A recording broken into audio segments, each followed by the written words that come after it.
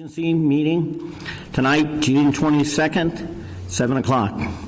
The City Council chambers will be open at 50% capacity.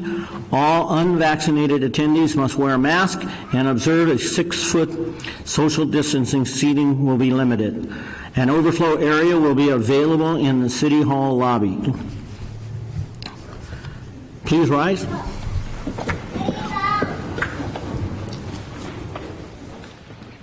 I pledge allegiance to the flag of the United States of America and to the republic for which it stands, one nation, under God, indivisible, with liberty and justice for all. Thank you.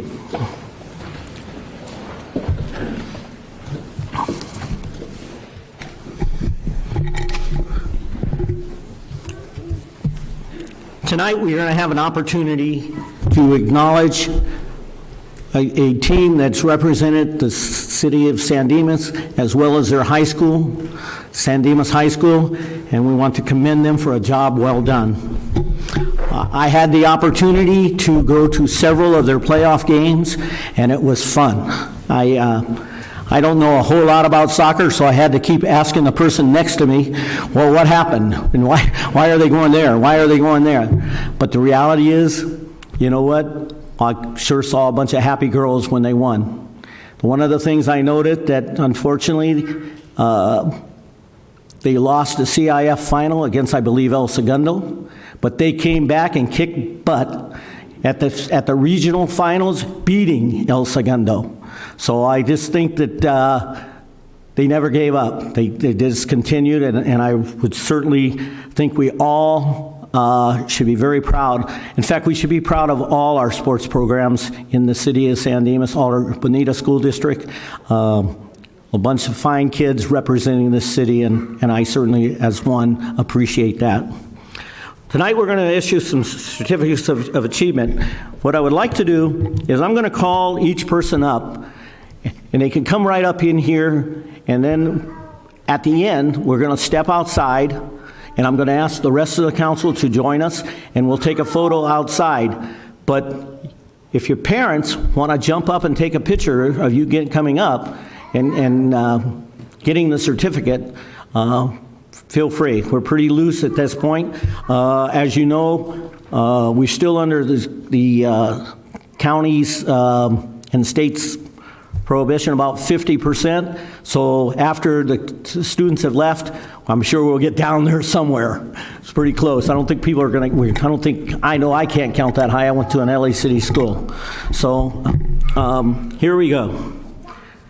One of the major coaches, Coach Josh A.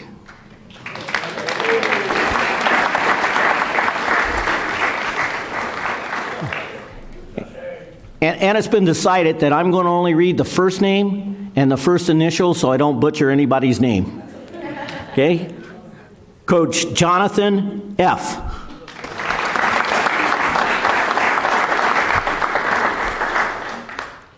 Coach Remy R.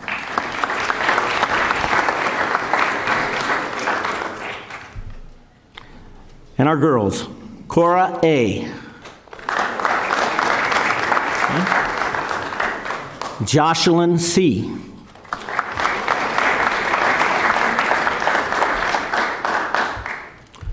Jordan C.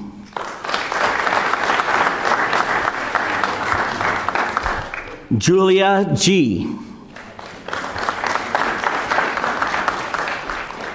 Amaya G.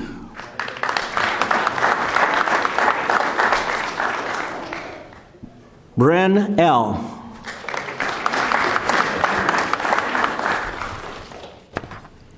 Allie L.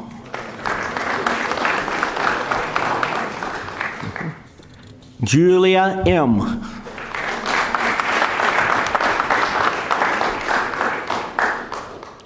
Riley M.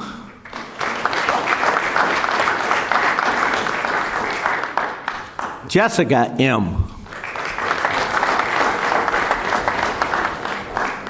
Madison M.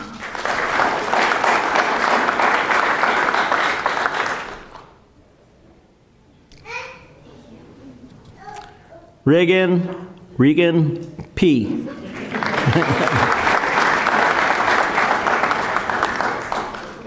Cynthia P.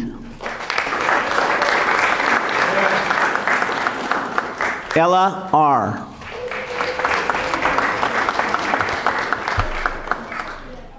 Alex R.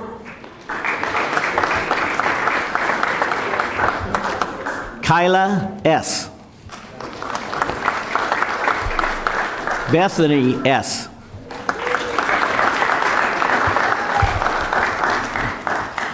The wall looks a little bare. Ryan Z. And I'm sure from listening to the coaches, I butchered a first name or two, too. So,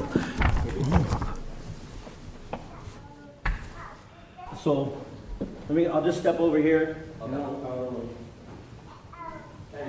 Shake the hand. Yes, definitely. Thank you so much. And then we're going to step outside and do this photo. And take about a 5-minute recess. Congratulations. Oh, there it is.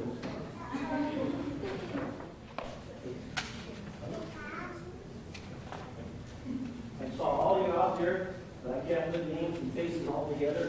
But I want you to know that I had a great time going out there and visiting with you guys, and I felt your pain when you lost El Segundo, but I also felt your joy when you came back. So if you want to step outside, I'm going to ask the rest of the council to join us, and we'll take the photo.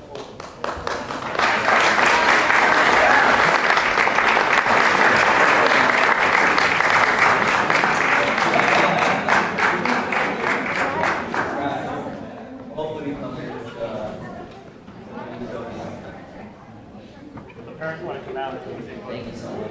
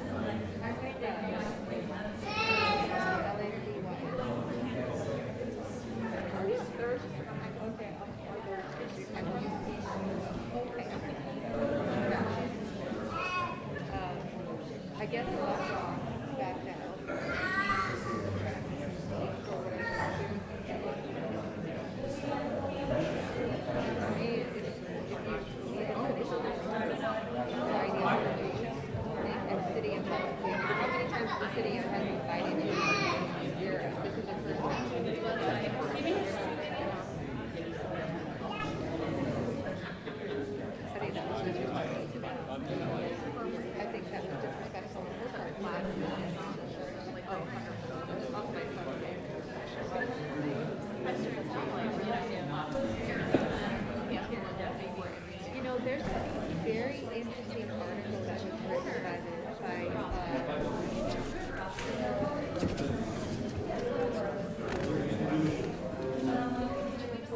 want to get his name correct. I think you were reading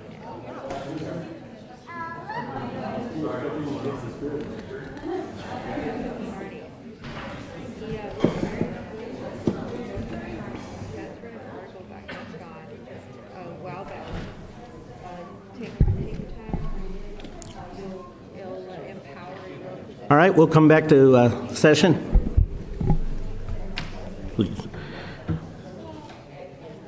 One other additional recognition is the San Gabriel Valley Regional Housing Trust. Would the representative of the trust come forward and make the presentation? Thank you. Mr. Mayor, I'd like to introduce Ms. Brielle Acevedo, that will be doing the trust presentation. Okay, I can get started or I can wait for slides. Thank you for having me.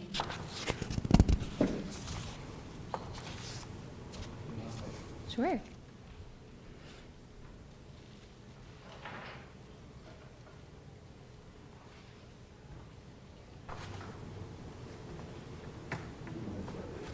Okay, perfect. Thank you. All right. Thank you, San Dimas City Council, for having me tonight. My name is Brielle Acevedo. I am the administrator of the San Gabriel Valley Regional Housing Trust. Vice Mayor of Claremont, Jed Liano, who is the chair of our board, started this initiative to go out to all of the cities in the San Gabriel Valley and let you know what the trust has been up to in its first year of operations. So the trust was formed in February of 2020 by Senate Bill 751, which was spearheaded by Senator Rubio. And since then, 23 cities have joined the trust. The trust is a joint powers authority between those cities and exists to fund affordable and homeless housing in the San Gabriel Valley. As you can see on the board, we are represented by a 9-member board of directors. 7 are elected officials, and 2 are housing and homelessness experts, which is defined as 5 years of regional housing experience in the San Gabriel Valley. Okay, next slide, please. So in our first year, we were very happy to have received a $1 million matching grant award from the state as part of the Local Housing Trust Fund program. So with that grant and the trust's matching funds, we were able to support the development of 71 units of affordable housing across 2 projects, one in Pomona and one in Claremont. And so the trust really sees its role as funding regional housing efforts. So these aren't just units for the cities of Claremont and Pomona, but the entire valley is strengthened by housing throughout the valley. So the next slide also helps speak to that. It's the San Gabriel Valley Project Pipeline. So the trust reached out to member cities to add projects to the pipeline and has identified 18 projects totaling over 1,000 units. Member cities are able to add a project to the pipeline by filling out the application on the trust's website, and only projects that have member city support can move forward. And the next slide shows those 18 projects I just mentioned, and we're really proud of the diversity of these projects. So they range in number of units, in the cities that they're located in, and the types of housing: permanent, temporary, and transitional housing. Okay, and then for our next slide, in addition to affordable housing, we are also working on innovative methods to address homelessness. So kicking off an emergency shelter pilot program utilizing tiny homes, working with 2 sites right now to provide 50 units of bridge housing for people that are experiencing homelessness in the San Gabriel Valley. These sites will be operational for a minimum of a year and will help to assist people that are experiencing homelessness in the San Gabriel Valley. And then also along that lines, on my next and final slide, other things the trust is working on: surplus land use study to help identify areas for development in the valley, creating an affordable housing incubator, which will be a space for cities to share best practices and learn from one another and bolster development in the valley, and a housing leadership academy that will help teach everyone what is affordable housing and bridge housing and all of these terms. What do they mean, and how can my city get involved, and how can we augment housing availability in the valley? And then also creating a San Gabriel Valley Land Trust. Land is the most expensive part of development and often the biggest hindrance to developing affordable housing. So these are all the things the trust is working on and has accomplished in our first year. I'm we thank you for your time tonight. I'm happy to answer any questions if that's appropriate, or feel free to send me an email and I can follow up with additional information. Thank you. Thank you. Yeah, Council, any questions? Thank you very much. Okay, perfect. We'll move on to the oral communications. Members of the audience are invited to address the City Council on any item on this agenda or not on this agenda. Public comments will not be taken during each individual agenda item, except for public hearing items. Comments on public hearing items will be heard when that item is scheduled for discussion. Under the provisions of the Brown Act, the legislative body is prohibited from engaging in discussion on any item not appearing on the posted agenda. However, your concerns may be referred to a staff member or set for discussion at a later date. Each speaker will be limited to 3 minutes. Do we have any speaker cards? We do have speaker cards. However, there were some emailed public comments that were sent to the public comment email address. The first was from Sean C., and his comments were directed to the district attorney item that is on the agenda, as well as the local, the local item, local control item on the agenda. Regina A. also sent in an email regarding the district attorney item on the agenda.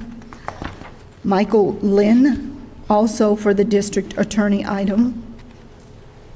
Amy J. email is for the local control item. And there is a letter from Gary Enderly with the San Dimas Heroes that was addressed to the city council. That was also provided to the city clerk. Copies of all of those have been given to the council. They've been posted on the website, and they will be made part of the permanent record. Thank you. The first speaker is Amanda Lee. Ms. Lee?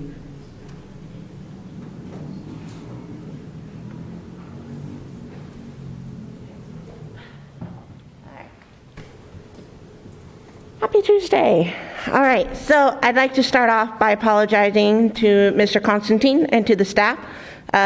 Previous meeting, I had been uninformed and didn't realize that one of the documents that was loaded online was actually a revision, and that was an error on my part.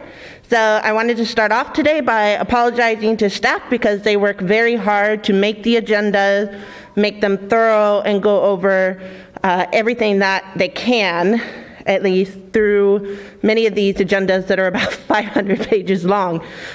So again, I do apologize for having come up here and stated that you had not provided that information when you did indeed do that.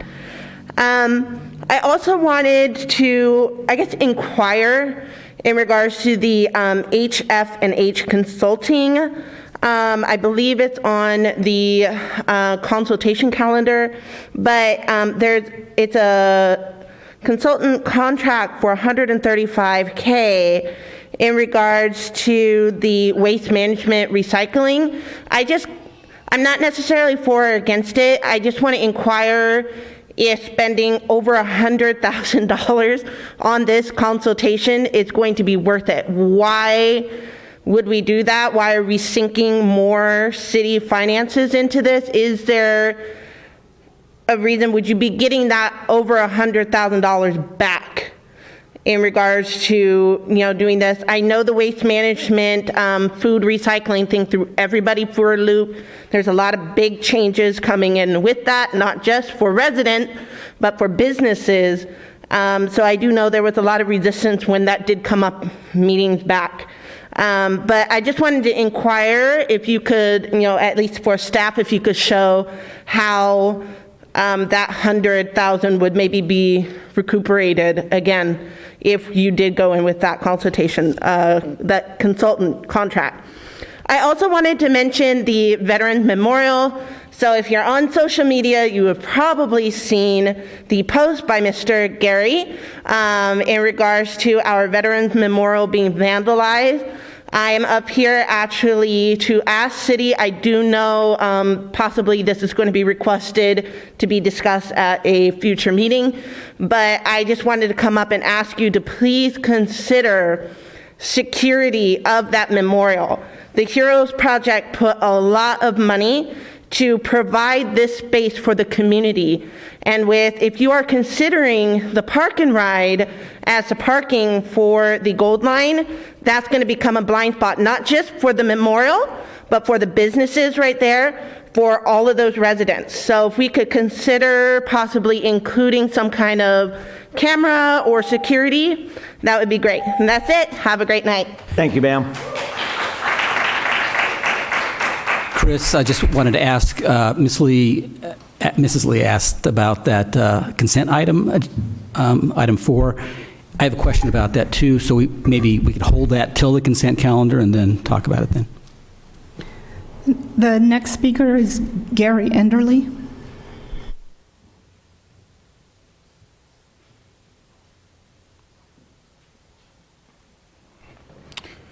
Good evening. All of you have already received an email from me in regards to the vandalism at Freedom Park and the Veterans Monument, so I won't repeat what I said there. Since then, I've had a meeting with the mayor and the city manager in regards to the potential for cameras and additional lighting, and I thought those conversations went real well.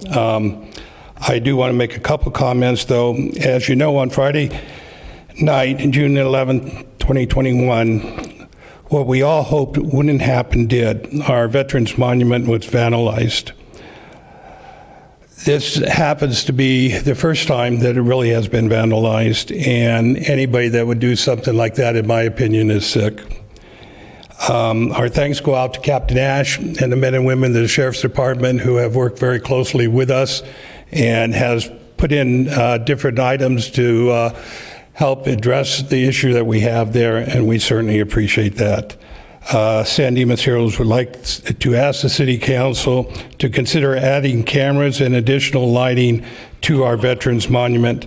The lighting is needed behind the walls to deter people from hiding there whenever reason that they may want to do that. That has been a real concern for us.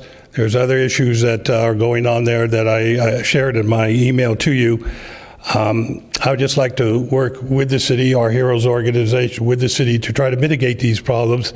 And I think the best way to do it initially is to get some cameras in there and get some additional lighting behind the wall. So I'd certainly like to ask the council to take a serious look at that, and hopefully at an upcoming meeting we can talk about that in more detail. Thank you. Thank you, sir.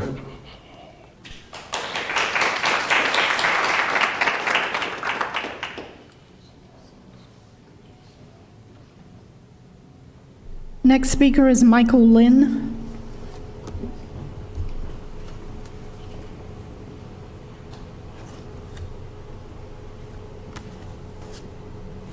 Hello, San Dimas City Council. Thank you for having me. I just want to thank you guys for also having this in person instead of the virtual stuff.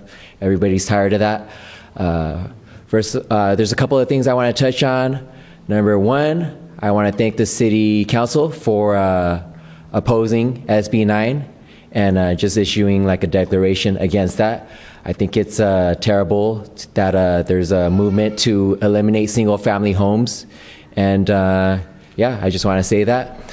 Secondly, I would like to urge the City of San Dimas to declare a vote of no confidence in LA County District Attorney George Gascon. He's a threat to all of LA County. His policies have already resulted in, dramatic spikes in crime, and he incentivizes crime by not prosecuting those who commit violent offenses, and that's just gonna, create encourage even further crime, and we don't want that. So if you guys could please vote no confidence in George Gascon, just as several other cities in LA County have, that would be wonderful. And my final topic is it's in relation to the vaccine, which is not a vaccine. I don't understand how there's even still a push to promote this injection that's experimental. It was never FDA approved, and the only reason why it's even being used on the population is because they were given emergency authorization, but it was never human tested. The human testing is actually right now on the population currently, and there's been a lot of harmful side effects. It's being covered up. The media is not talking about it. No one's talking about it. Doctors who try to whistleblow and talk about it, they're getting their license taken away, and it's really bad. So I would just so that we could, because the future is going to be bleak with all those vaccination problems. It's proven that there's a spike protein involved, and it's causing magnetism that's spreading to people's bodies. If you guys could look into that, it's actually being talked about by multiple reputable doctors, and it's going to cause serious consequences down the line. So I would like to encourage the city council to distance themselves from any type of propaganda to push the vaccine just for your own, benefit, but also for the benefit of the public. The best way to avoid any type of illness is to encourage proper health, exercising, eating healthy, vitamin C, vitamin D, zinc. All these are proven to, thank you guys very much. Thank you, sir. Next. Ryan S.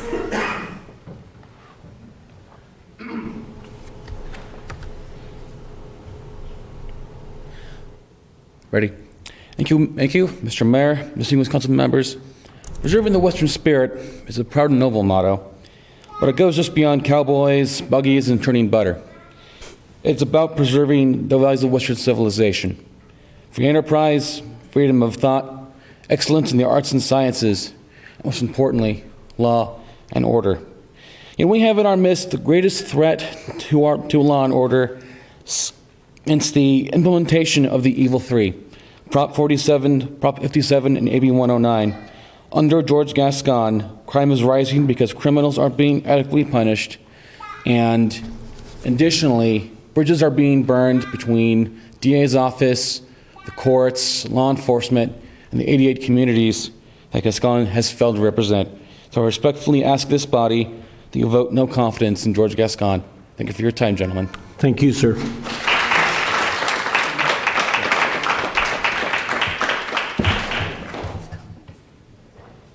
Moses Castillo. Excuse me. I'd like to remind the audience that the comments, any comments concerning the DA's race will be raised during the agenda item and not during the oral communications. So if you're going to talk about the DA's position, please hold off. We're going to move right into it as soon as we're finished with the oral communications. Thank you, sir.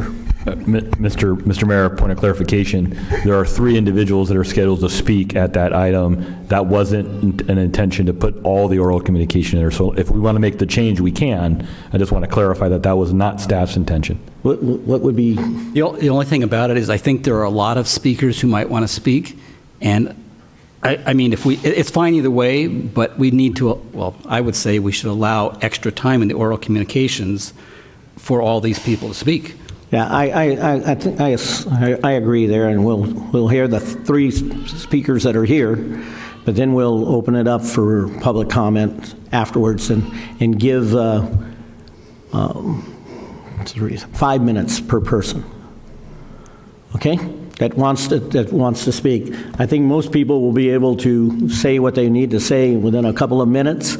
I would ask you to, think about what you're saying and time restraints of the council, but you can have up to 5 minutes. And this is coming right up after we do a consent calendar, which is really quick. And it might be good for the audience to hear the presenters, the three that Emmett talked about, and then make their comments in reaction to that. Well, Mr. Mayor, my name was called. I was going to talk about Mr. Gascon, but I could defer if you like. If you don't mind. I don't know. Thank you. Thank you. Mr. Mayor, then, out of fairness to the speakers who have spoke on that item, are we going to allow them additional time if they so Yes. choose? Yes. Okay, so they can speak again if they'd Yes. like? Okay. Okay. And my official timekeeper, city attorney, will let me know when. It's okay, next. The next speaker was Morgan, but she was also here to speak on the DA's item. So Okay. unless there's something else that completes all of the speaker cards that have been turned in. Anybody have another speaker card that wants to speak? Okay. We'll move to the consent calendar.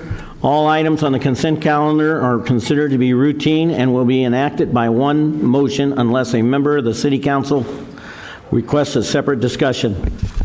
Just a quick clarification on item 4, which was that consulting agreement regarding organic recycling, $135,000. My question to add to Mrs. Lee's question was, is this already in the budget for 21-22, or are we allocating more money right now?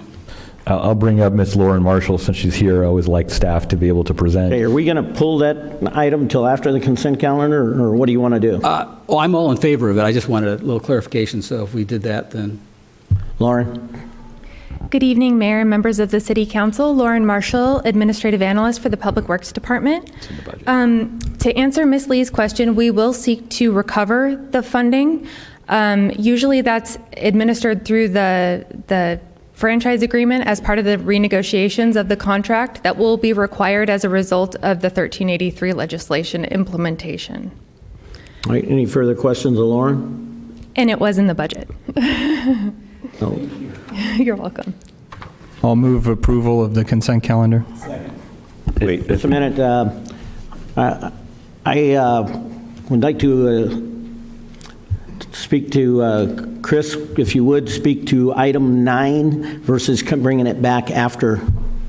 Correct. There's a government code section that requires us to read something orally prior to the action being taken on number 9, as it involves compensation increases for senior staff. There's also one correction, Mr. Mayor, on your outline for there is no ordinance to read. So when we approve the whole package, it's all done in one action. In compliance with Government Code Section 54953C3, the City Council shall first orally report a summary of the recommendation of any compensation and benefit changes to senior department management.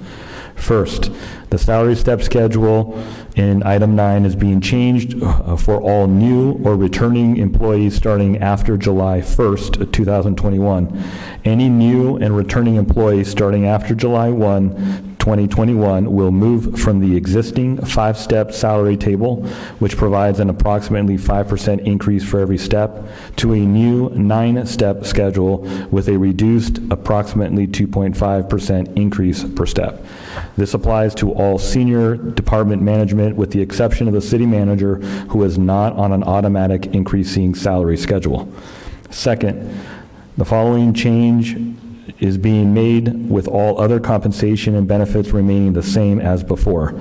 The City Council is proposing to revise the salary and benefit resolution to increase the Assistant City Manager, Administrative Services Director, Community Development Director, Parks and Recreation Director, and Public Works Director base salary ranges by the equivalent 2.2% cost of living adjustment, which is being provided to all staff through the salary and benefit resolution. The City Manager's compensation and benefits are not being changed with this action. So with that, I'll turn it back to you, Mr. Mayor. All right, any questions? Additionally, Mr. Mayor, I'd like to note for Councilmember Ebner that he should note his recusal on item number 7 due to the real property interest. Yes. So I'll recuse from 7. Okay. Okay, have a motion? So moved. And second. Except for item 7, I guess. Maybe Second. somebody else. Okay. All in favor? Aye. Aye. Councilman Ebner recuses himself from item 7. 7. Thanks. Thank you. The next item of business is the discussion and consideration of action related to the impacts from Los Angeles County District Attorney policies. Staff? Thank you, Mr. Mayor. The City Council requested at a previous meeting that a discussion item be brought forward regarding policies implemented by the current district attorney. What you will find in the staff report is a summary of various special directives implemented by the district attorney, as well as attachments with the details of those specific items. And we have invited 3 individuals to speak today, one from the LA District Attorney's Office, one from the LA Sheriff's Office, and the Deputy District Attorney who has experience implementing these policies. Unfortunately, approximately 2 hours ago, we received notification from the representative from the LA District Attorney's Office that they will not be able to attend this session, but are open to meeting with the council and staff at some other venue or time to discuss our concerns further. And so with this item, I'd like to introduce the 2 speakers that are here that have subject matter expertise to speak on the matter, and then to open it to public comment as the council desires and or questions from the City Council. And are those speakers limited to 5 minutes? Those 2 speakers can be. They can be, but they don't need to be. Okay, I think because of their traveling and the subject matter, I think we'll extend them, the courtesy go up to, 6 or 7, 8 minutes at the most. And so with that, we can introduce the first speaker, Mr. John Hatami, Deputy District Attorney.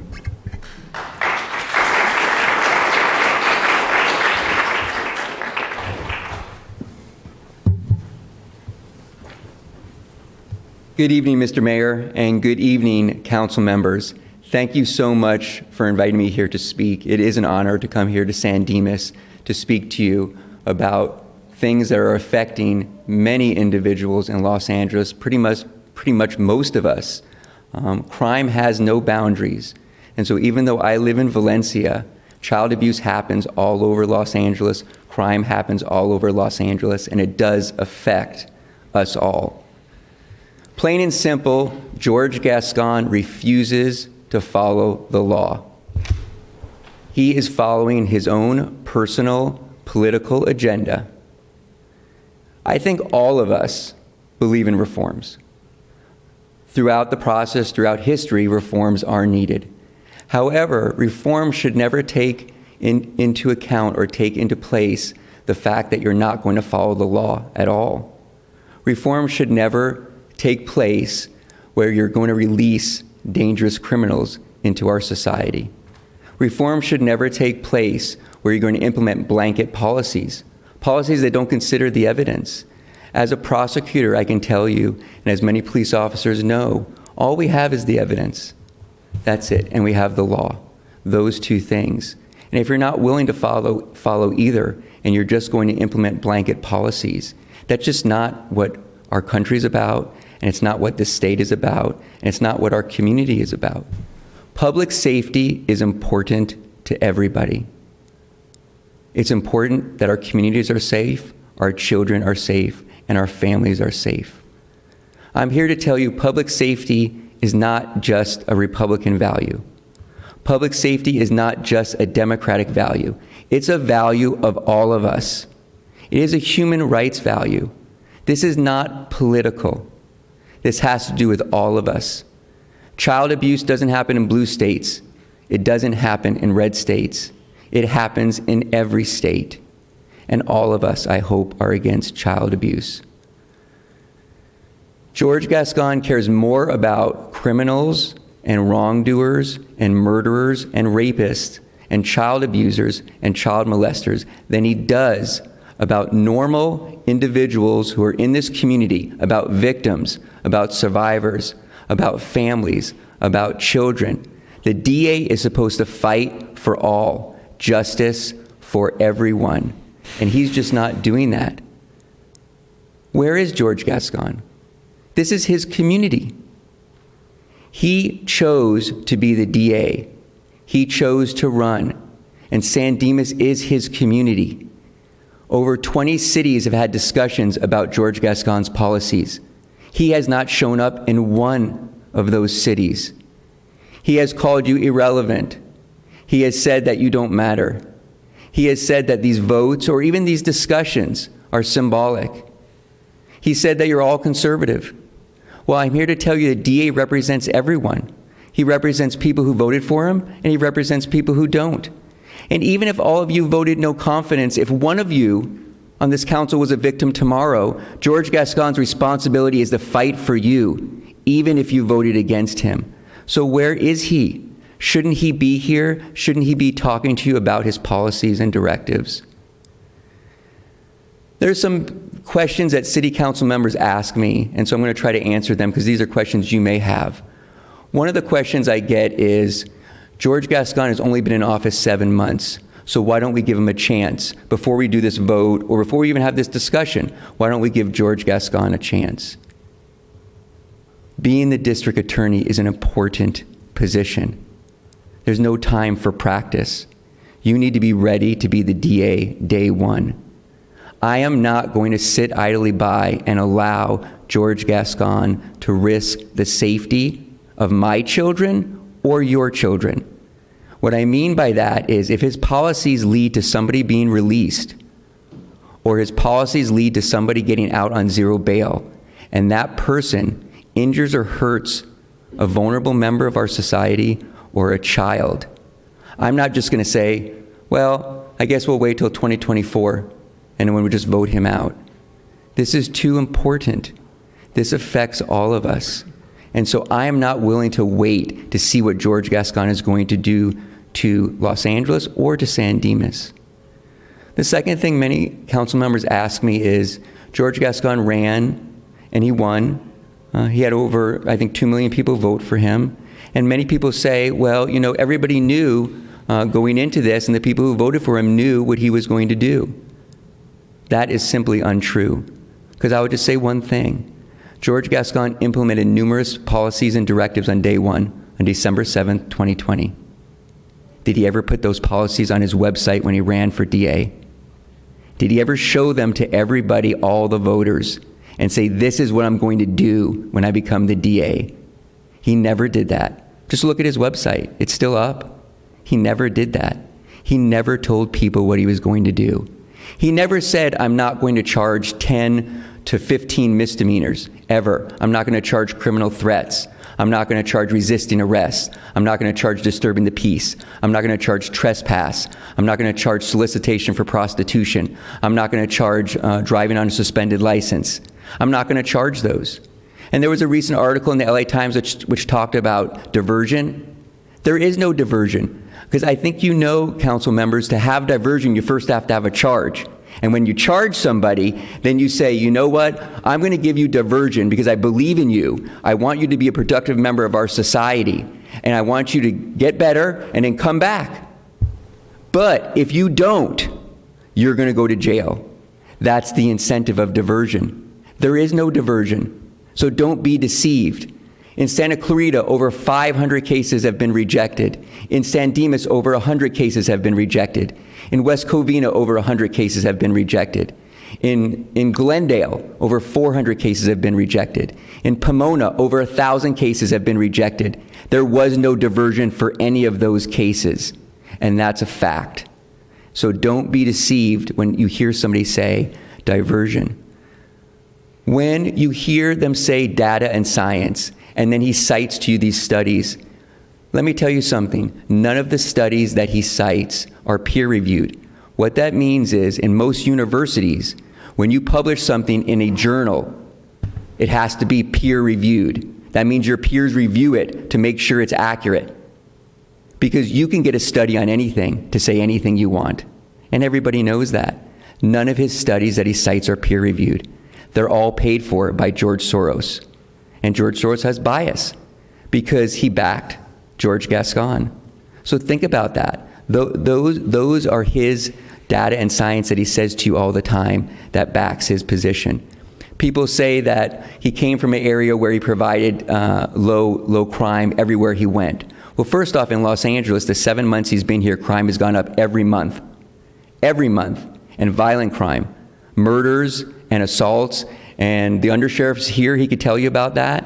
And most of the victims are people of color. Most of the victims are people of color. And in San Francisco, the mayor voted against him and the chief of police voted against him because crime rose in San Francisco too.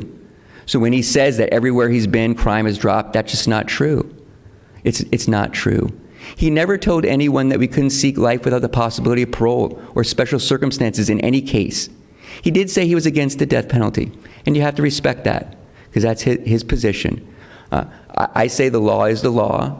However, you have to respect that. However, he never told anyone that couldn't seek special circumstances or life without the possibility of parole. That means if a police officer is murdered today, we will not seek special circumstance in that case. They are eligible for elder parole and could get out in 20 years. If a child is tortured and murdered, we will not seek special circumstances in that case. If somebody goes to a school and kills numerous children, we will not seek special circumstances in that case. If somebody is killed in a hate crime, we will not seek special circumstances in that case. For the first 2 weeks, George Gascon got rid of hate crimes. This was a person who was a DA for 8 years in San Francisco, and he didn't think hate crimes was important. We have a major uptick in hate crimes, and the undersheriff can talk to you about that. Who gets rid of hate crimes as soon as he becomes a DA? And who doesn't allow the hate crime special circumstance in any murder? And he never told anyone that. He never told DAs that we couldn't go to parole hearings, ever, on any case. Let me tell you, in parole hearings, there's a thing called a risk assessment, and basically it's something that parole came up with that tells you, hey, this person, if they're released, they're going to commit more crime. Their risk is high. Do you know George Gascon in his policy says even if the risk assessment is high, we still can't go there and oppose. Even if the risk assessment is high, we still can't go to a parole hearing as a DA and oppose parole. That just doesn't make any sense. That's not public safety. That doesn't help anyone. I can sit here and talk to you about a lot of things that he's done, decimating the hardcore gang unit when we have a major uptick in gang crimes. The district attorney investigators, many of their units are now short-staffed or gone. Individuals that were going out trying to deal with AB 109 violators or PC 290 sex restraint violators, they're gone. That unit is gone, and he's gotten rid of that unit too. And so there's so many things that he's done that I think affects the safety and well-being of the people in San Dimas. And so I just want to leave you with, I live in Valencia, so it's kind of far from San Dimas.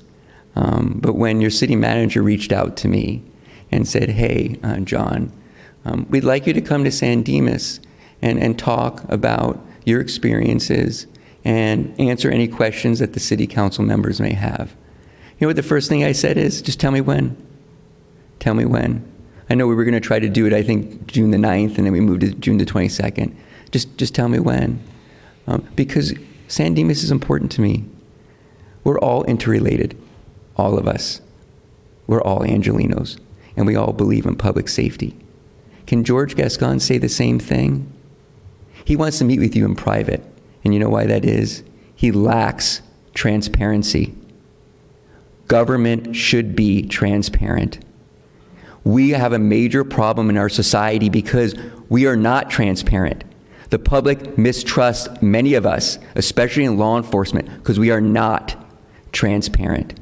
I work for you.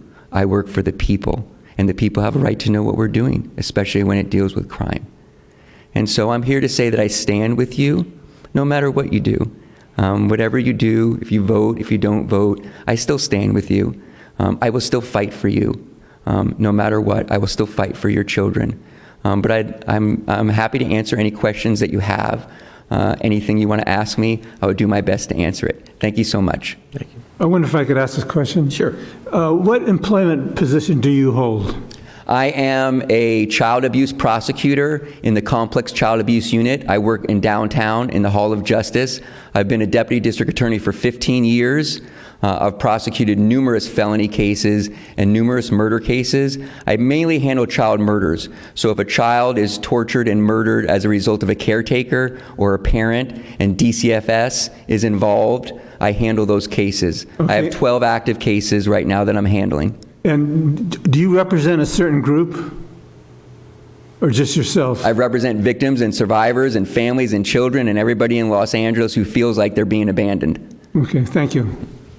Any further questions? Just one question. So a lot of there's a lot of talk about mental illness and, criminals who have mental illness. So there's probably some truth to people like that needing some kind of different care. I'm not even saying they should be out of prison, but maybe they need some kind of special care with prison, except for the life sentences.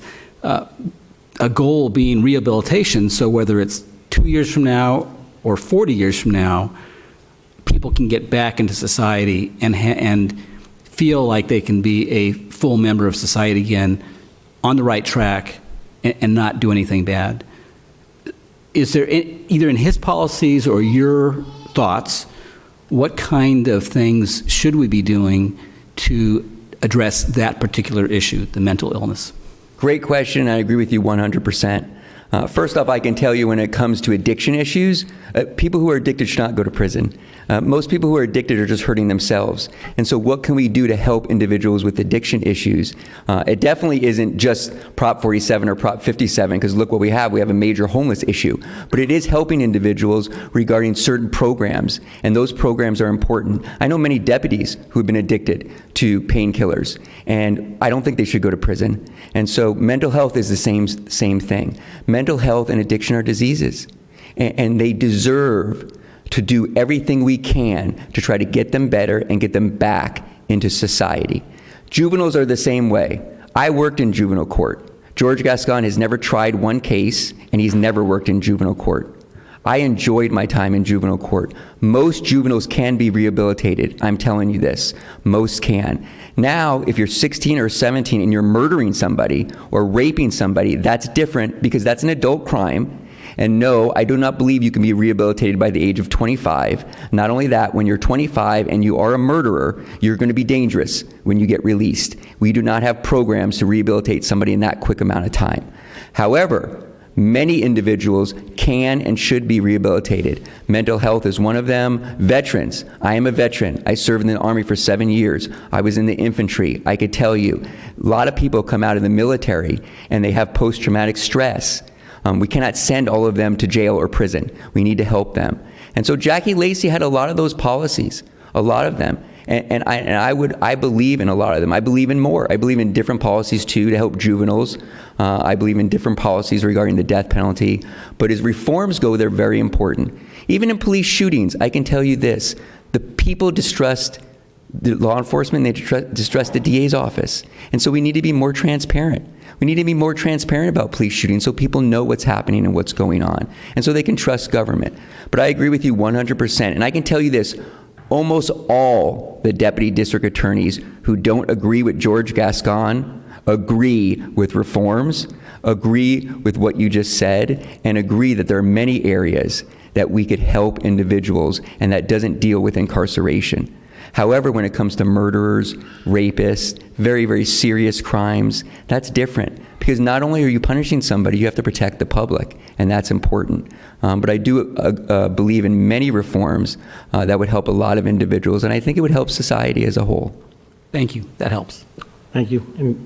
Any Jonathan, thank you first off for coming to visit with us and to speak with us and your experience, what you're sharing. From your interactions with other deputy DAs, and we've heard stories or seen in the media instances where judges are choosing to try to uphold the law when the DA is not. So from your lens and your interactions and your experience, have you seen those instances wherein the court is taking action to advocate for victims when the DA, I guess, may not be representing the people? I have. You know, what we need to understand is we have an adversarial system. And that doesn't mean we're fighting each other. That means you have a prosecutor on one side, you have a defense attorney on the other side, and then you have a judge in the middle who's making decisions. The prosecutor is representing the people, but also making sure the Constitution is followed. The defense attorney represents the defendant, and they do everything they can to help the defendant. We now have a system where the prosecutor and the defense attorney have become one, and the only person left to hold the line is a judge. That's very difficult for judges. Now, on cases that have already been filed, so I have some of those cases, George Gascon had ordered us to dismiss special circumstances, charges, allegations, things that we went into court and proved, either a preliminary hearing or a grand jury. A judge said, no, that's unethical and it's illegal, you can't do that. And so all of these old cases, George Gascon hasn't been able to kick these special circumstances. He tried, and a lot of judges were fighting back, and then we won a court case. The problem is all the new cases. Every single new case where there's a very serious and heinous murder, George Gascon is not charging special circumstances. And there's nothing a judge can do about it, because the DA has the power to charge. A judge can't do that. So on all the old cases, the judge is holding the line. The judge is making sure that the rules are followed. Numerous times, I can tell you, the DA wanted to hire somebody and pay him $1.5 million just to prosecute police, but that person was also a defense attorney. And anybody who knows anything about being a prosecutor knows you can't be a prosecutor and a defense attorney. That's unethical. I guess George Gascon didn't know that because he doesn't have any experience, but it's unethical. You can't do that. It's a violation of your duty to your client. The duty of a defense attorney to a client is the utmost. And so a judge stopped that. So judges have been doing their part and holding the line, but the problem is on new cases, they can't charge. The problem also is that now you've messed up the system. The system wasn't built for that, and you're putting judges in a situation where it's becoming difficult. And some individuals, including the speaker you were going to have come here today, actually went out on social media and said any judge who does the right thing, we should vote them out at the next election. And so now judges are under a lot of pressure also, and it's just not fair. It shouldn't be happening. Thank you. Thank you. Eric? So one thing that I think the public feels is really palpable impact of policies such as these is recidivism and just the continued revolving door of criminal justice and crime just continuing on and on. I don't know that I've seen yet any breakdown of what these policies have had or what impact they've had on recidivism. Is that something that you happen to know offhand? I would say 7 months may not be long enough to really get all that data and come up with something. I would be suspect if somebody was able to come up with something in just 7 months. I can tell you this, that, and the undersheriff can tell you this, that the crime rate in Los Angeles from January until the most recent, I believe it's May or June, is skyrocketed, especially murders, assaults with firearms, and we don't charge most firearm allegations.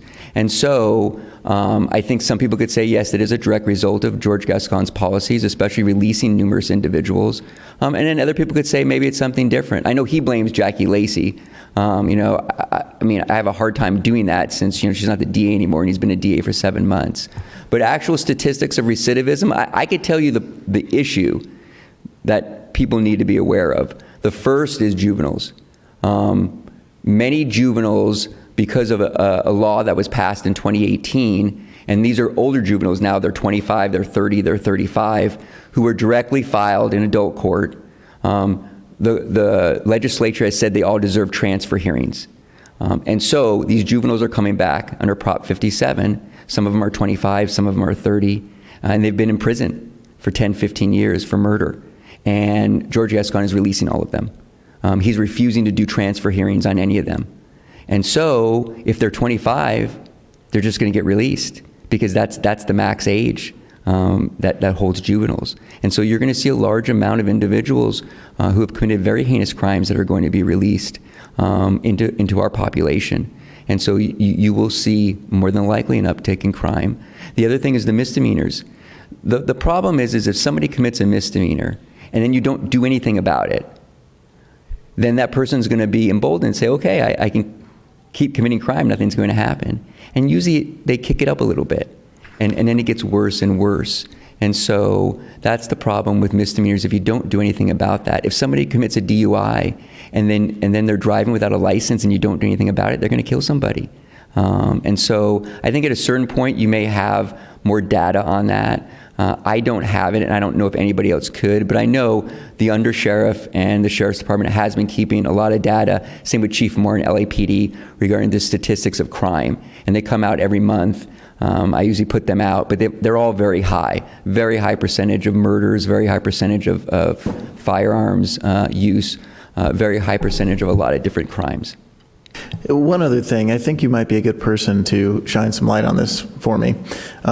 When the shooting of Aiden Leos happened on the 55 freeway in Orange County, everybody was heartbroken, obviously, that something like that would happen. However, there was almost a sense of relief that I felt when I was talking with people about that. And that was that, thankfully, if it were to happen, at least it happened in Orange County, where it'll be prosecuted appropriately.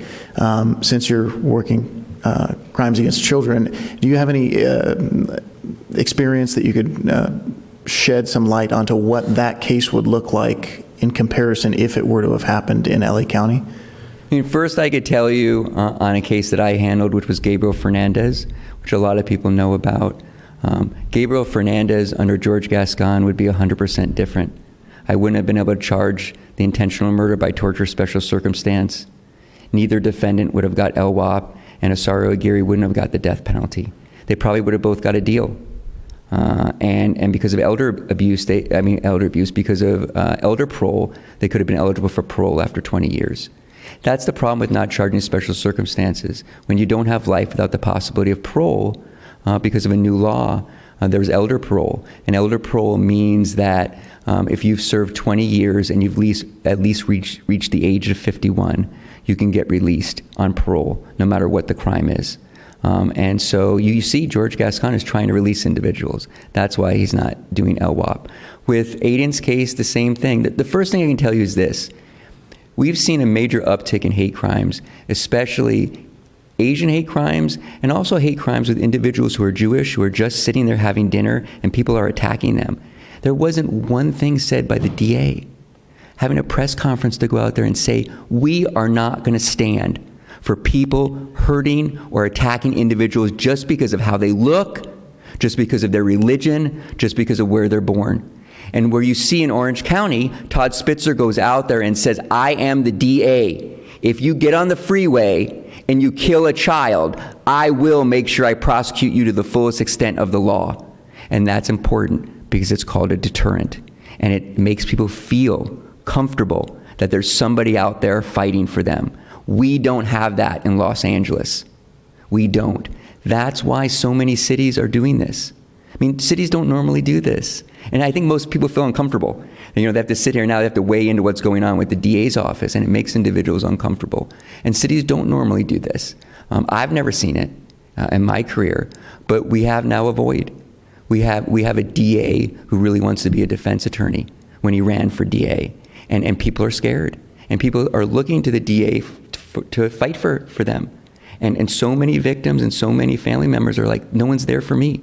And so, yeah, I mean, I can tell you in Aiden's case and in other cases where we don't have a strong DA, and because of the blanket policy on major cases like that, and we don't have that many of them, but we do have them, on major cases like that, he's not going to prosecute it to the fullest extent of the law. And that's pretty sad. Jonathan, as it relates to the pretrial release policy, it seems, just in my experience or observation, that DAs or the DA's office tends to get the most time served by the pretrial population. And so it seems like a lot of people who are wrapped up in some sort of justice-related issue will sit pretrial for a period of time through prelim or whatever the case may be, and then subsequently at some point a deal may or may not be struck, and the judge would just say, okay, well, time served, and subsequently release that person. So as it relates to this special directive 2006, the pretrial release policy, Is that impacting that population to your knowledge? And if so, how? And how is that impacting the DA's ability to be able to do their job as it relates to that, the deputy DA's job? I can tell you that many cases are being settled and disposed, and it's against the prosecutor's judgment. It's just been taken out of their hands, and many individuals are getting deals. Many individuals are being released on zero bail. I can tell you on murder cases, I've never had to argue bail on murder cases. I have to argue bail now on all my murder cases, and they want to all be released, murderers. And so I have to sit there and prepare, a motion and get ready to argue why somebody who murdered somebody, and in my case it's a child, why they shouldn't be released. His policies have really impacted, I think, what our mission is, or what we believe our mission is, and it's handcuffed a lot of DAs. A lot of DAs are afraid. They're afraid to speak out and to say anything because they think they're going to get in trouble. Something bad's going to happen. I think everything's been thrown up in the air in the DA's office, and so every policy that you read has completely changed how we do things in the district attorney's office. Completely changed it, from the filing of cases to the pretrial, to the settling of cases, to actually going to trial. All of that has changed. So many cases also have now been settled without the prosecutor. There's been numerous cases where there was deals made and the prosecutor didn't even have a say in that. And so that's really something unusual that's never happened. And so yes, I can tell you that there's been a lot more deals and things that happen. And there's a complete lack of transparency. They hire public defenders as DAs. They don't tell us who they're hiring. Many of the new individuals who are being hired don't even go through the normal background check. It used to be a background check that the DA investigators did. Now they're using a private company to do that. They promote individuals who have never tried one case. They do all sorts of things, and it's such a lack of transparency. We just don't know what's even going on. Me personally, I've never even met the DA. He's never even come down to my office. And most people in management, they say, hey, this is my vision. This is what I want to get accomplished. Hey, there's 900 DAs. You all have good experience. Let me sit down and talk to you about my vision and tell me what you think about it. What do you think is good? What do you think is bad? What can we do better? He never did that. Can you imagine that? Like, there's 900 DAs, and they all have experience. And he never sat down with any of them and said, here's my vision. This is what I want to get accomplished. What do you think? How can you help me? He's never sat down and said, let me look at your cases, John. Tell me about the facts of this case or the facts of that case. And because I'm going to impose these directives, so I'd like to know the facts. I'd like to know the evidence in the case. Tell me about that. I've never seen a DA like that. The prior DA, evidence and the law mattered. That's all that mattered. Proving cases beyond a reasonable doubt, that's what mattered. Now mostly what matters is politics. And it's really sad. Thank you, John. I could probably spend hours here. But I think most of my colleagues have asked all the appropriate questions, and I appreciate it. I just have one question that you just addressed. Backroom deals being made with no prosecutor involved. Are we saying the DA's senior staff are participating in these things? Or how does that come about without having a prosecutor? How come a judge will allow that?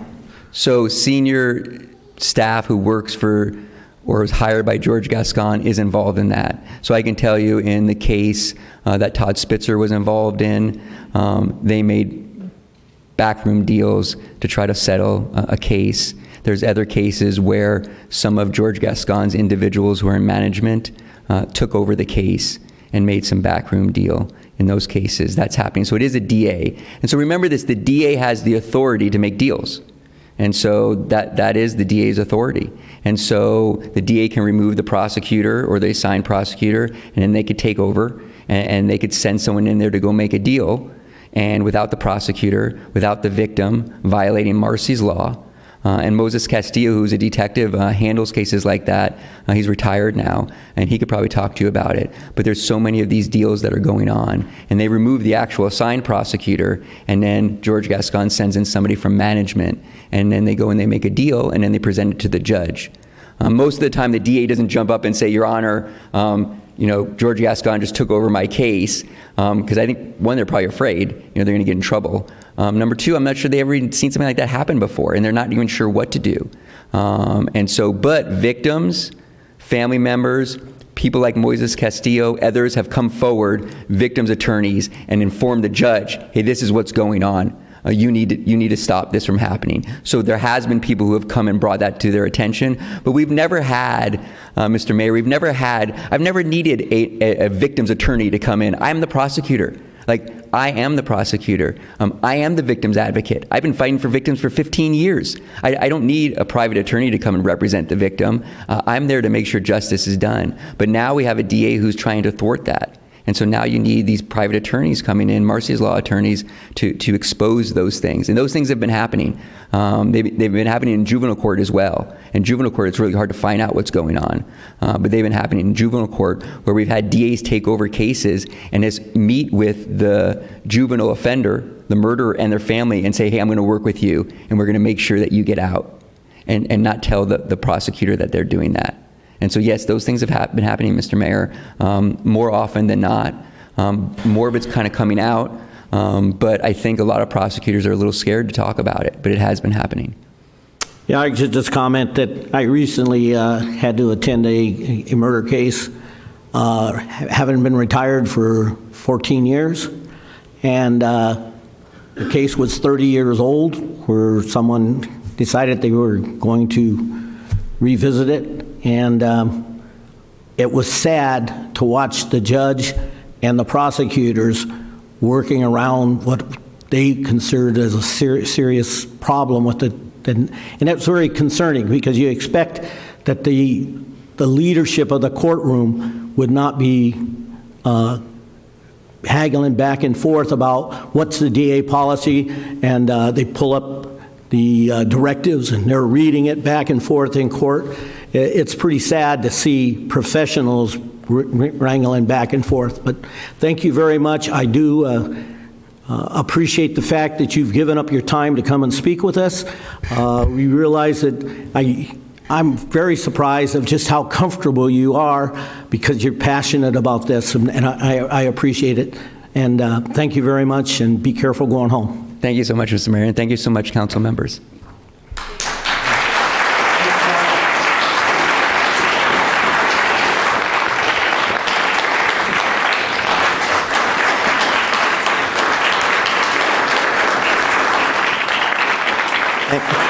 Thank you. We'll bring it back to the 8.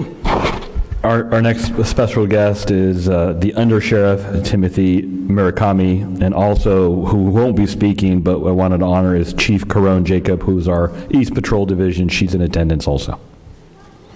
So, Mr. Murakami.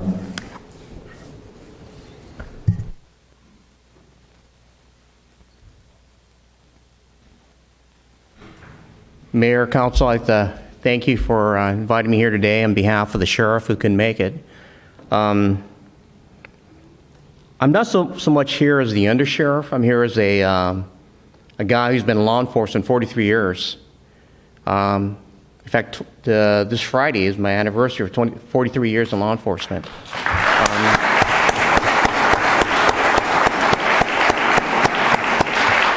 And I'm not here to give political speeches or any kind of position for or against the current DA, but I do have concerns about what's going on. I believe that he believes he's doing the right thing, but my experience tells me otherwise. Like even when they talk about the non-prosecution of misdemeanor crimes. Well, I know San Dimas, and San Dimas is a safe city, and you guys are concerned about quality of life. Well, quality of life a lot of times involves misdemeanor crimes.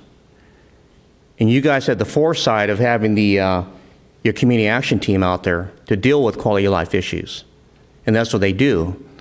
But if you have a process where they go out there and arrest vandals, trespassers, petty thefts, and all the DA does, it doesn't prosecute them, then you're just wasting their time. So you're taking that person off the street for the amount of time it takes to book them and give them a ticket, and they're out. They're going to do it again. In fact, I was looking at, I think it was Twitter, and I believe in Glendora, involving Glendora and some sheriff stations, they arrested a guy 3 times within a 1-day period for auto theft. Because he stole a car, got out, stole a car, got out, stole a car. So we're going to have a major problem coming our way. We saw that with Prop 47, where I know when I was a captain of industry, we had a guy there, we arrested 50-something times for crimes, and they actually calculated the amount that he stole. You know, kept it under $900 because he didn't want to cross the threshold to a felony. And a couple times, since he's not good at math, he went over the top and he got him for a felony. But it happens, and what happens is that in order to maintain the city the way it is now, you need enforcement. Like you even talk about the vandalism of the memorial.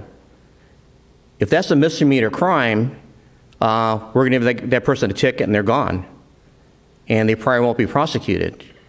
You know, maybe you'll get them civilly, but there'll be no penalty. And like Mr. Tommy said too, as you don't enforce laws, the criminals become emboldened. I know there's a lot of people in this room that are parents. It's like raising your child. If you gave no penalties for what they've done, what kind of child are you going to raise? It's going to be an out-of-control child. And the whole process of what we're looking at is not being punitive, but being corrective. We want to be able to use the legal system to correct behavior. Like Mr. Tommy said, there's some people that are bad and should never get out because they're bad people. But there's a large percentage of the population that's need to be redirected. And if I didn't believe in the ability to redeem people, then I'd be wasting my time. So, but we have to give these people the ability to, or the incentive to change. Whether it's through law enforcement or even in church ministry, when I hear somebody's changed, first question I ask why. And if there's no why, then I kind of doubt the change. I think it's probably fake. So a lot of times too, what happened is that when Mr. Tommy talked about diversion, we use the criminal system as an incentive. We'll arrest you, we'll take your case, we'll set it aside, and we'll put you into a program. If you succeed, we get rid of the case, and there's no criminal prosecution. You're free to go on, you're a reborn again man. But if you fail, then you may have the full weight of prosecution come against you. But it's an incentive, it's not a punishment per se. So we want to have people basically behave better, but you need to incentivize it.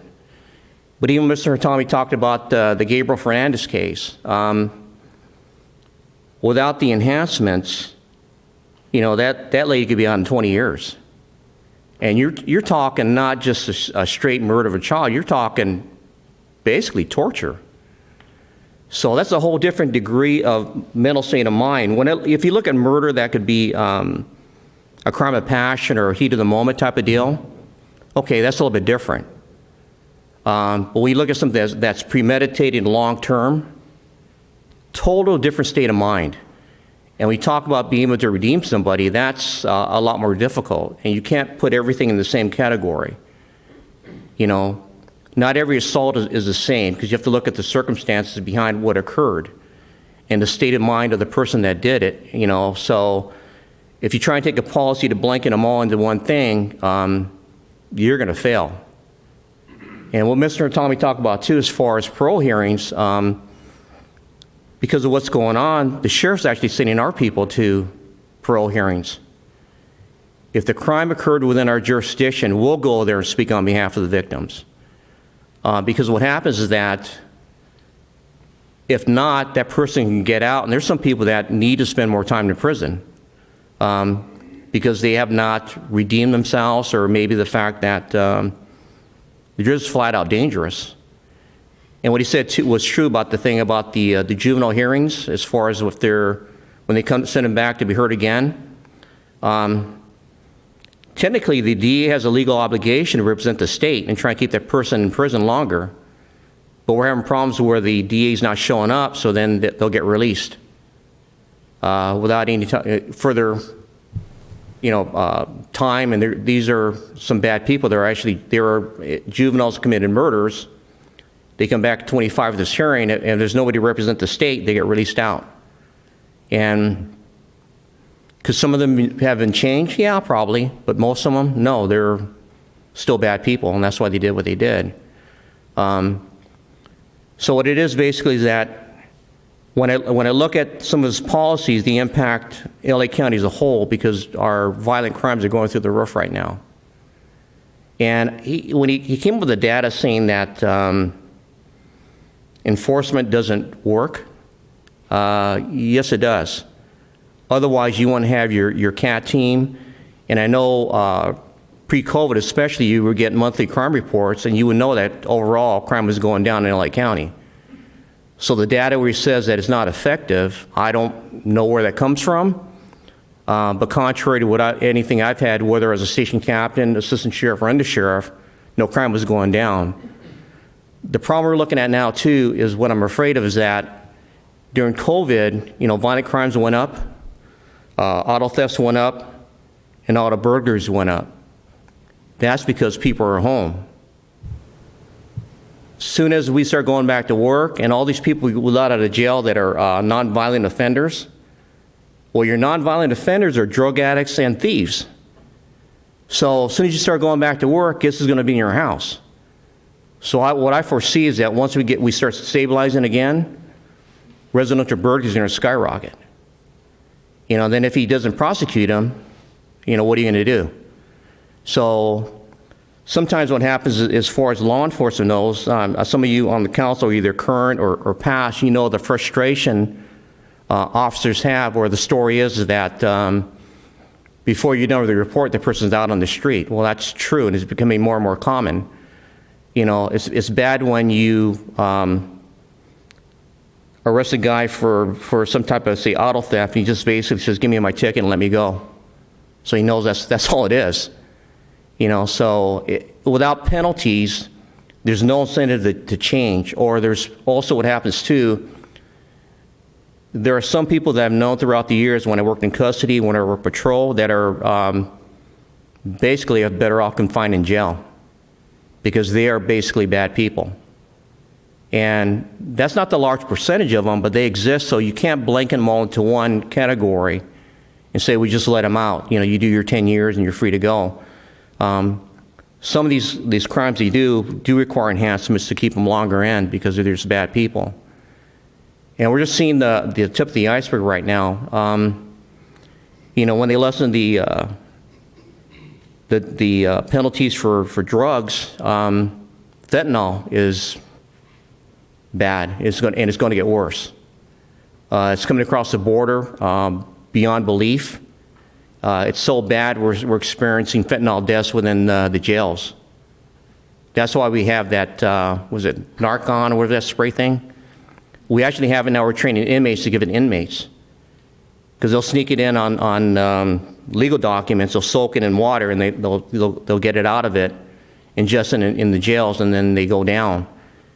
And unless they get that Narcan, they're going to die. And what's going to happen is that more and more of our kids are going to be getting what they call spice, artificial marijuana, synthetic marijuana, but it's laced with fentanyl. So we're going to start seeing more and more deaths from that. So we need to be aggressive in going after these people because if we don't, it's going to harm our community, harm our youth. And what happens is that, again, I think San Dimas has drawn the line in the sand as far as what you believe as far as your community safety. And I believe that's what you stand for. You guys have all stood for that. And that, again, it comes down to the quality of life of your community. Would I love to live in this community? Sure, because it's a good place to live. It always has been. Do you have a city council that cares about the community? Yeah, you do. But you need to keep that in order, and a lot has to do with investing in law enforcement, investing in quality of life, and that's what you guys do. You believe in that, the American tenets of peace and safety in your home. So and that's why we're speaking right now. I said I have nothing personal against the district attorney, but what he's doing is basically harming the community. And is, like I said, I don't think that's his intent, but that's what he believes. But it goes contrary to everything that I've learned over the years, that there's a point in time when you do have to get people out and give them a chance. I mean, I was heavily invested, or still am, with youth programs, trying to keep youth out of problems, rather than dealing at the tail end. I know you do that here too with a lot of your community programs you give your kids because you want to keep them out of trouble. Yeah, we could fix them after a while. It's better to deal with it on the front end. But I would rather invest $100,000 in keeping a kid out of a problem than $100,000 trying to get a guy that's a gangster that's in for felony assault, back on the right track. Where's your better investment? But that's pretty much what I believe, and I think it's true. And again, like I said, I'm not here to make any political statements, but I'm just saying that, we need to keep this community safe and stand for law and order and fairness. And if you have any questions for me, I'd be more than happy to answer them. Thank you, sir. Questions? Mr. Murakami, I'll just ask a question. One, thank you for being here. Two is, in the last probably 12 months or so, but really in the last 6, and I think the public has seen it in the station, in their social media posts, which I think is awesome, but the station here in this community, seeing more guns and dope coming out of this area, I think, than I've ever seen, at least in my short tenure here on council. Is it your belief or thoughts, or what are your thoughts on that, and do you think there's a nexus between enforcement and these policies and the uptick that seems anecdotally to be occurring here? Well, I think because of the lack of prosecution, people are more amped to carry guns, than they did in the past, and they're more amped to use them than they did in the past. Because before a gang member shoots somebody, there's a gang enhancement for being a gang member and using a weapon. You start removing that, unless it's the penalty. So, people say that the fear of penalty doesn't serve as a deterrent, but it does, and that's county-wide. We're seeing drug arrests spike up. We're taking more and more guns off the streets, and gang violence is spiking up. And again, San Dimas itself, I don't believe has a gang problem, but you're surrounded by areas which do, and you have to be worried about the crossover as they come through San Dimas. And one of my fears too is not so much a gang member shooting a gang member, that's a life for a life. But what happens even worse is that they start shooting innocent bystanders get hit. So there's always that risk to everybody. But again, like I said, everything is connected to the rise in crime, and we need to, like again, if you, some of you guys already know the thing about the broken window theory. If you don't take care of the smaller things, they grow into bigger things. And that's where the misdemeanor quality of life crimes come to play. You guys are on them. That's why your city's clean. If you start letting it go, start not worried about tagging, not worried about this, worried about that, San Dimas, which is a beautiful city now, will turn into a dump. And you guys are here because you know what? You guys take care of your city. That's why it looks the way it looks. I want to go down your roadway. It's not like a roller coaster ride. It's actually, nice roads. And again, when I look at your buildings, they're all beautiful. It's because you guys but it takes a concerted effort of the council. It takes a concerted effort of the community too. The fact that your community takes ownership too. They don't tolerate this stuff. But again, if the DA does not support you, then everything's going to start falling apart. So, if nothing else, maybe you can encourage him to fulfill his duties, I guess. One other question, sir, just because I know some people in the audience probably were curious. Can you speak a little bit about CCWs, and is there truth that they are being issued? As I know there are many people in this community that are curious about that and interested in applying. I wish you had brought that up because my office does them. Sorry, sir. I'm just kidding. What happens is that because of what's going on now too, the sheriff has lessened the threshold for CCWs. We still do a thorough background on people, on the live scan, all the stuff like that. But as far as under previous sheriffs, you pretty much need to have a death threat documented with a report in order to get a CCW. Now, if you show just cause, if you get, like a lot of times we're given to business people, real estate agents, code enforcement, people that are exposed to sometimes, as long as you articulate some kind of a risk and you're a citizen of good standing, we'll issue a CCW. So I think so far this year, we've probably given out maybe 1,000. Wow. Or I think past sheriffs maybe have given out maybe 100 or 200. And it's going to rise, but it's because of the fact, again, because of the way things are going. Like I said, if you have a business person articulates, I work early in the morning, late at night, I do the bank deposit, or somebody with jewelry, or real estate agents that go out and show property on their own, they could put in for a CC, or counsel people. It'd be a valid reason to get it, because I know some people are mean to you. So no, everybody loves you. But what happens is that, as long as you can articulate some type of reasonable threat, we'll issue CCWs. Thank you, sir. Sure. There's no doubt that Ryan knew what your office handled. I had no idea, sir. I give him some of his job assignments, so he's paying me back now. Any further questions? I just have a couple of things that, and it's really on a broad scope. I know that, read in the newspaper, been told by Ryan, told by other folks, that the sheriff has taken an interest in the homeless issues in the city of Los Angeles, down in the Venice Beach area. And my question to that is that if he's doing that and you're sending deputies or investigators out to parole hearings based on the fact that they're under your jurisdiction, are you doing anything with the city of Los Angeles, because it is a part of the LA County? Or do you know if Chief Moore is sending investigators to parole hearings or anything like that? Do you have any idea? As far as I know, we're the only department sending people to parole hearings. I don't believe LAPD is doing that, but the difference between the sheriff and the LA chief of police is the sheriff's an elected official, so he can make his own decisions, where the chief of police of LA is under the direction of the mayor. And that's why, too, as far as Venice Beach, that's why it was allowed to get to the state that it's in. And all the reports I get back are, it's horrific. Even when one of the city council members was out there, some lady tried to stab him with a knife. And another person out there with a press conference here, somebody's trying to whack him with a chair. And you got people with multi-million-dollar condos that can't even step out of their houses.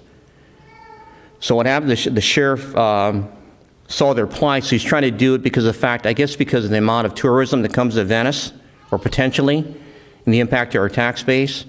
He wanted to help them out. So we actually are not down there doing strict enforcement. We sent our host team down there. So they're out there just talking to them, befriending them, and gaining their trust. And eventually we're starting to get people to voluntarily move out. But what I'm hearing now from our reports is that now that we've gone down there and kind of contacted people, I heard LA City's going to put up, I think, $5 million to clean them out.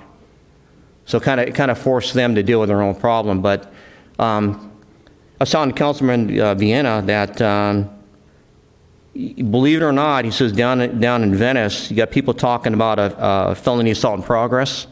They hit 911. ETA of a unit was 45 minutes, which is crazy. They're so overwhelmed in what they do. You're looking at a 45-minute arrival time for a unit for a stabbing in progress. So that's what the sheriff saw and heard, and that's why he went down there to help them out. So I think what happens when LA City takes over their own, we'll pull out. Just that he's the sheriff of the entire county, so we do have the authority to go into the city and do what we got to do, even though sometimes we don't. Because we have our own issues to deal with. So. Super. I appreciate your time, and I appreciate your people, and it's nice to see the command staff here in support of this hearing anyway. But thank you very much, and please thank Sheriff Villanueva for having you come. Thank you. All right, well, thank you. Right.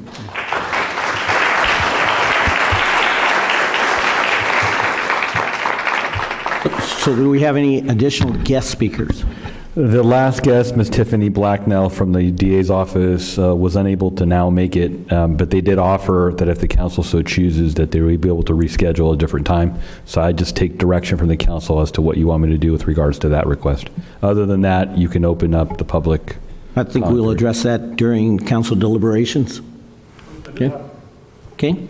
Then we'll reopen the public hearing. First off, I'd like to, before we open it up, anyone who has spoken prior to the 3 minutes, if we could have those people come up first, and then we can go from there, okay? Anybody who spoke previously to this matter, the 3 minutes, want to grab a couple extra minutes? All right, thank you. Then we'll take the next person.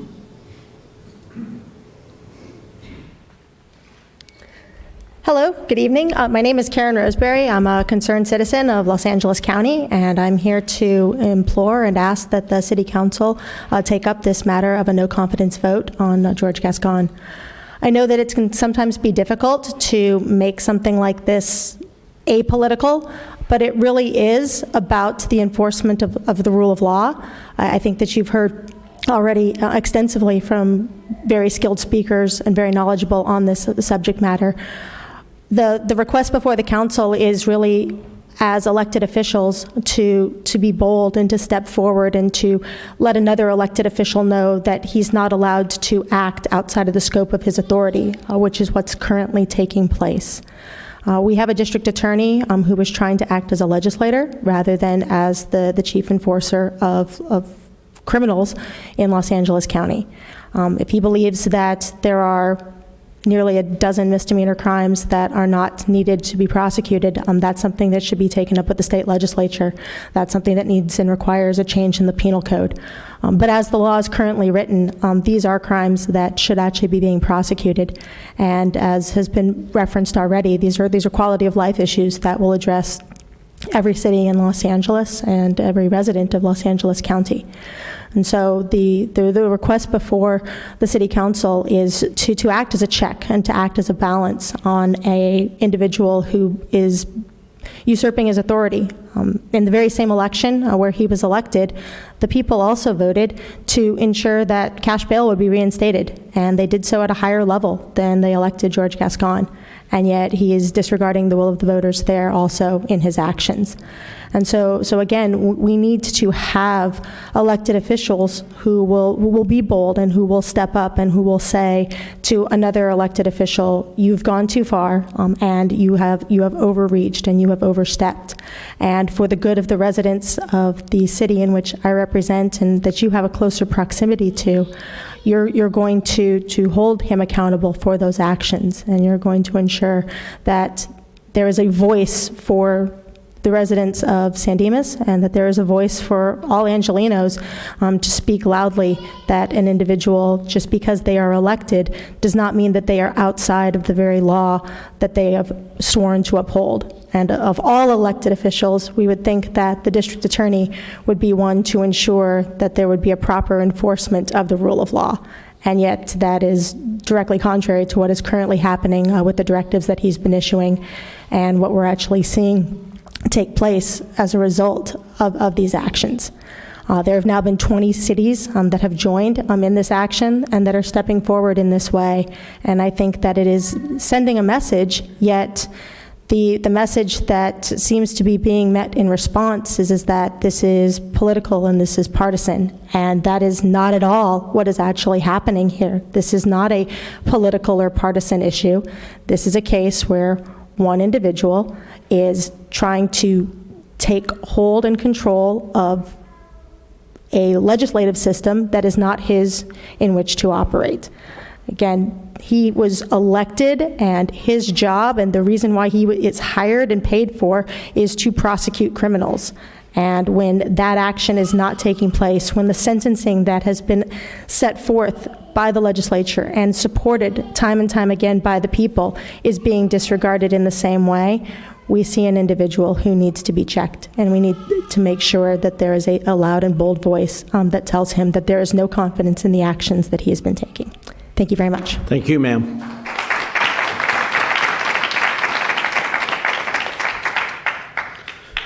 Good evening, Mr. Mayor and City Council members. My name is Moses Castillo. I'm a LA County stakeholder. I'm also a Marcy's Law representative, which means that we advocate for victims' Bill of Rights that's in our California Constitution. Our law firm joined many other former prosecutors that are in private practice, and we became known as Marcy's Law attorneys and representatives. We've been doing that pro bono, free of charge. That's because George Gascon has stripped away the ability of a prosecutor to fiercely advocate for their victims. I've seen in courtrooms where a defense attorney tells the judge, "Your Honor, I align myself with George Gascon and his policies and directives." I've never heard that in my 30-plus years of LAPD. I retired from LAPD investigating crimes against children and sex crimes, crimes of physical abuse, sex abuse, and murder. So I've seen it all. As a matter of fact, I have a few cases still pending with John Hatami, and I've already told him that I'm coming back to prosecute those cases because I'm not going to let Gascon drop the ball on my victims. George Gascon, let me bring it home to you. In March of this year, Jean Edgar, one of your residents, 66 years old, out walking her dog, was brutally murdered by being stabbed numerous times. I don't want to give you the number, but it was a lot. And her dog was also murdered, being stabbed multiple times. In that particular case, George Gascon did not allow the special allegations to be charged: the use of a gun, the use of a knife, and the murder of the commission of a robbery. And that is going to make a huge impact in the outcome of this case. Her life matters. The victims that are impacted by these crimes matter. I urge you that not only you be bold and vote of no confidence, send them a letter directly and tell them, get your act together. And if you do invite them to have that one-on-one with you, ask them, well, talk about those backdoor deals that your Ms. Blacknell was part of, where she tried to do a 7-year backdoor deal for a murder. 7 years. And that went beyond the assigned prosecutor. It went up to Mario Trujillo and the executive team. Those are the kind of things, the shenanigans that George Gascon is doing. And right now, the morale in the DA's office is so low. I get phone calls day in, day out, almost 24/7, that things are happening that you just don't even want to believe it's happening. But the morale is so low. Even the clerical staff, the civilian staff, they're feeling demoralized, especially the ones that advocate for victims, that work as victim advocates. They're being impacted, and they're doing the best they can. That's how we get wind of some of these cases, is because somebody says, hey, can you please help this family? Because we can't. The case in Pomona, June 1st, 16-year-old boy was murdered at the hands of his stepmom and his biological father. Initially, his office did not charge the father with torture or murder. That came afterwards. But initially, he was released on OR. And then when he was charged with murder and torture, the prosecutor had to come in and say, Your Honor, can you please reduce the bail from $2 million to an amount that the defendant can afford? You heard me right. It was the prosecution saying that, not the defense attorney, the prosecutor. We've lost our true justice system if we continue to allow George Gascon. So I urge you to make it very loud and clear that you have no faith in Mr. Gascon, no confidence. Thank you. Thank you, sir.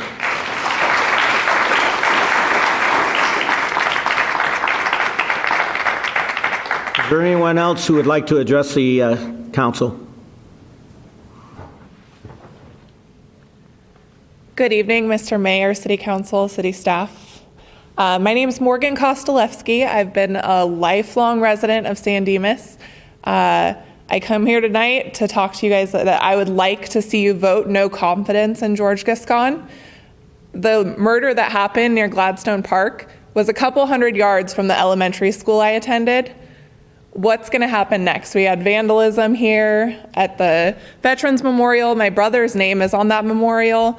It's near and dear to a lot of the residents' heart. How are we going to prosecute that if we have a DA that's not willing to make crime illegal?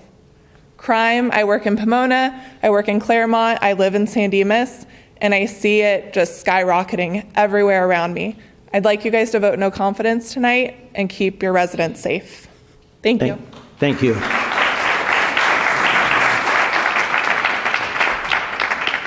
Anyone else like to speak for the council? Seeing none, I'll bring it back to the council. Comments? Well, I'll start, I suppose.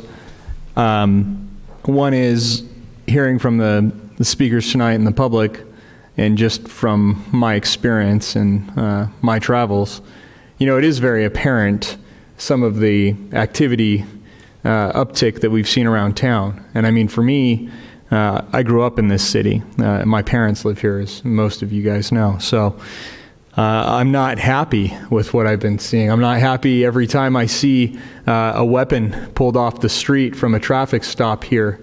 I'm happy our deputies are doing the work. Don't get me wrong on that. But at the same token, we've had to invest in the flock camera system to assist, to provide more tools for enforcement. But to what end? I mean, that was, I think, one of the points made tonight, right? To what end? I mean, we pull a stolen vehicle, and then what? Last in fall, I know I joked with the mayor, and I talked to the city attorney about creating a criminal civil or city prosecutor's office to be able to look at prosecuting our quality of life crimes just because of the policies that the district attorney was professing to represent. And when you look at the staff report and you actually look, there are San Dimas Municipal Code violations, drinking in public, disorderly conduct, park hours, all that have been rejected cases. What's funny to me is, and I don't know where these violations occurred, but Pioneer Park, for example, we know has just been inundated with vandalism. Not just, I mean, we've invested in cameras to put in there, and we're still seeing vandalism occur. And I imagine when law enforcement's going out there and trying to enforce park hours, when I'm guessing some of these things are occurring is during the closed hours that the park should be closed, we're still seeing those things. So these municipal codes that the council enacted many moons ago in many different ways are tools to be able to help our people, our law enforcement, keep that high quality of life and the character of this community and its values intact.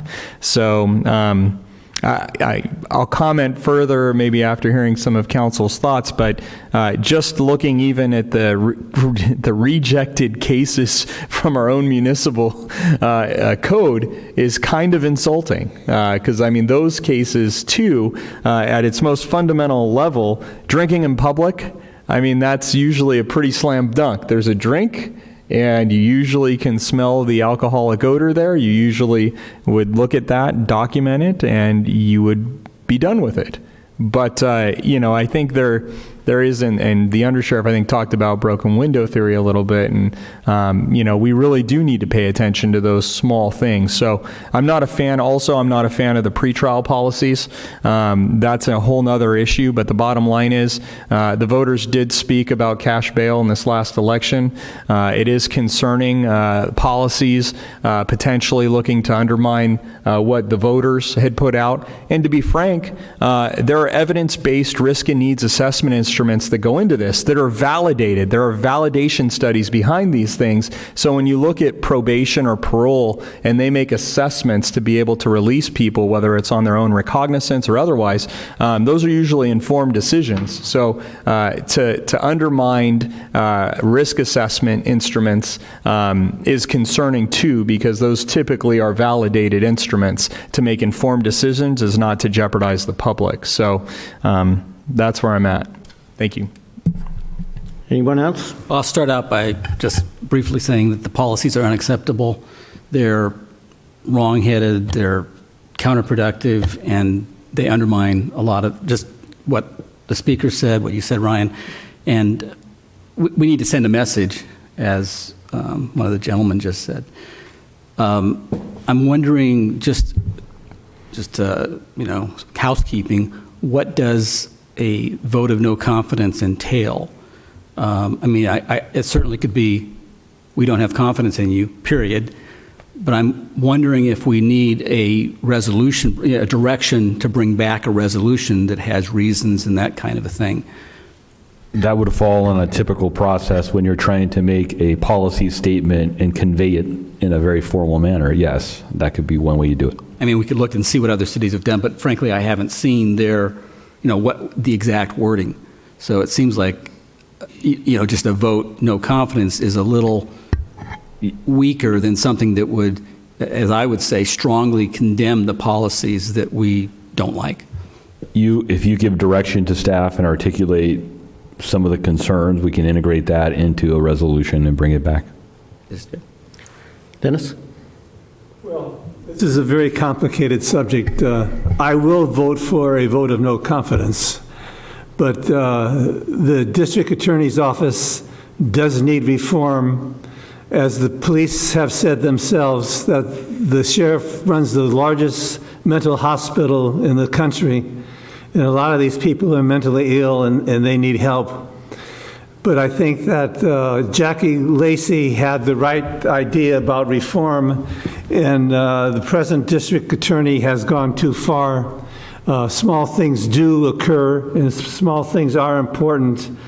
And I don't like to see graffiti, and I don't like to see people destroying property, and to just tell these people, well, no, you shouldn't do it is not enough, and that's about what is happening. So even though I do believe in reform, and there should be reform, I think the present district attorney, his stance is just one of, I can, just by talking to people, make it so they're not going to do this again, and that isn't always true. There are such a thing as bad people. I don't think most people are bad, and most people that commit crimes, a lot of them can be reformed, but there are bad people, and they have to be punished. So that's why I will vote in favor of this. I'm assuming there'll be a resolution of no confidence. Eric? I will say as well that I think that everyone was kind of taken aback when Jackie Lacey was unseated. I don't know that there was many people that were upset about the job that she was doing. I think it was at the very least effective, and it was doing the best under the circumstances that she's given in the era of Prop 47, 57, AB 109, which all negatively impact crime in our community. So to have the continued erosion of public safety by having a DA come in, and in addition to those pieces of legislation that compromise our public safety, enact these policies that further erode public safety and endanger everyday citizens, it's very disheartening. I will say that I absolutely agree with the undersheriff in that I'm a residential burglary detective. That's what I do. And my caseload has not been all that great. I have a lot of thefts, not a lot of residential burglaries, and I am absolutely certain, as he is, that when things start getting back open, people start going back to work in person, there will be an absolute avalanche of residential burglaries. The brazen nature of the crimes that I've seen, even during COVID times when people are home, are alarming. So I can't even imagine what it's going to look like when everybody returns back to work and is no longer home during the day to protect their home. It's going to be a trying time, I think. And the other thing that I'll I'll say is that I was absolutely embarrassed and kind of ashamed to be a LA County resident when the shooting of Aiden Leos on the 55 freeway was being discussed and was an issue. And among those many conversations that I was having with people, that was the sentiment was, thankfully this happened in Orange County.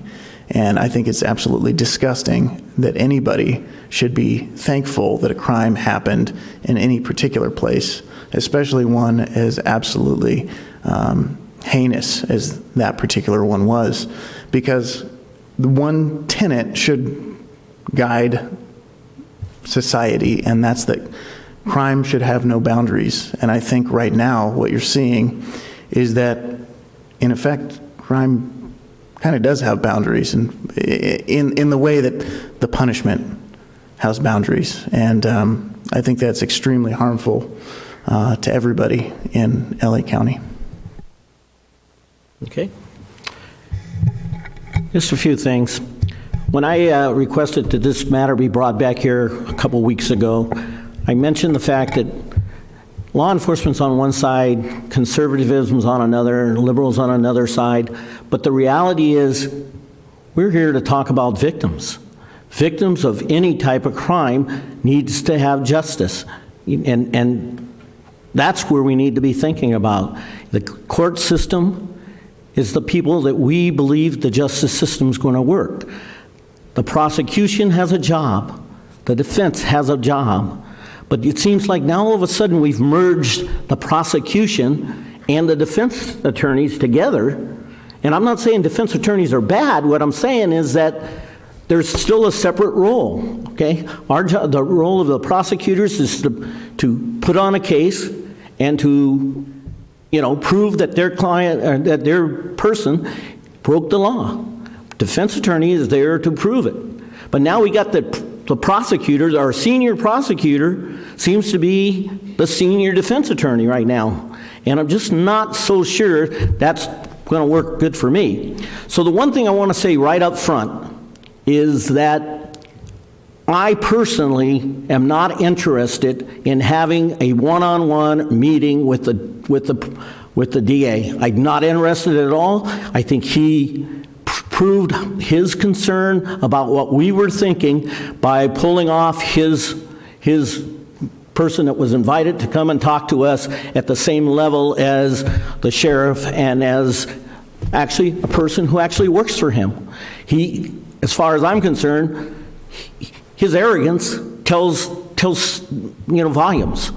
Okay, and I can tell you, I'm probably the only guy in this room, with the exception of Moses, that can remember working for Gascon. Even though I did not work for him personally, I worked for him under the guise of him being an assistant chief for LAPD, and he hasn't changed. He's always been this type of person that just thinks I'm the only guy that knows what's going on. And I'm sorry, I'm actually embarrassed to say that he represented the LAPD for such a long time. And I can also say that when he left to go to Mesa, Arizona, the world was happy, or at least the LAPD world was happy, okay? Then, all of a sudden, Chief Bratton got ready to leave and retire, and people started to worry that George might come back. No, the reality was people kind of started fluttering around, and George took the job up in San Francisco, and then immediately Bratton retired. So I don't know what there was any coincidence to that, but I'm just saying, in my experience with him, he hasn't changed. And when I'm talking to our deputies, and they're not filing, they can't file cases. And when I'm talking to lots and lots of people I know through LAPD, in fact, some very personal friends of mine and relatives, the reality is they're frustrated. And we need to send this message, that we're not happy, and be it resolution of no confidence. That's what I'm supportive of, and I'll finish with that and bring it back to the rest of the council. I'll say I agree with everything you said, Mayor. It's funny. in law enforcement, when you're out on training, there's a saying usually that is said, no victim, no crime. And, usually go to a call for service. And, now the issue is you have a victim, but are you really going to have a crime that's going to be prosecuted, that there's going to be justice?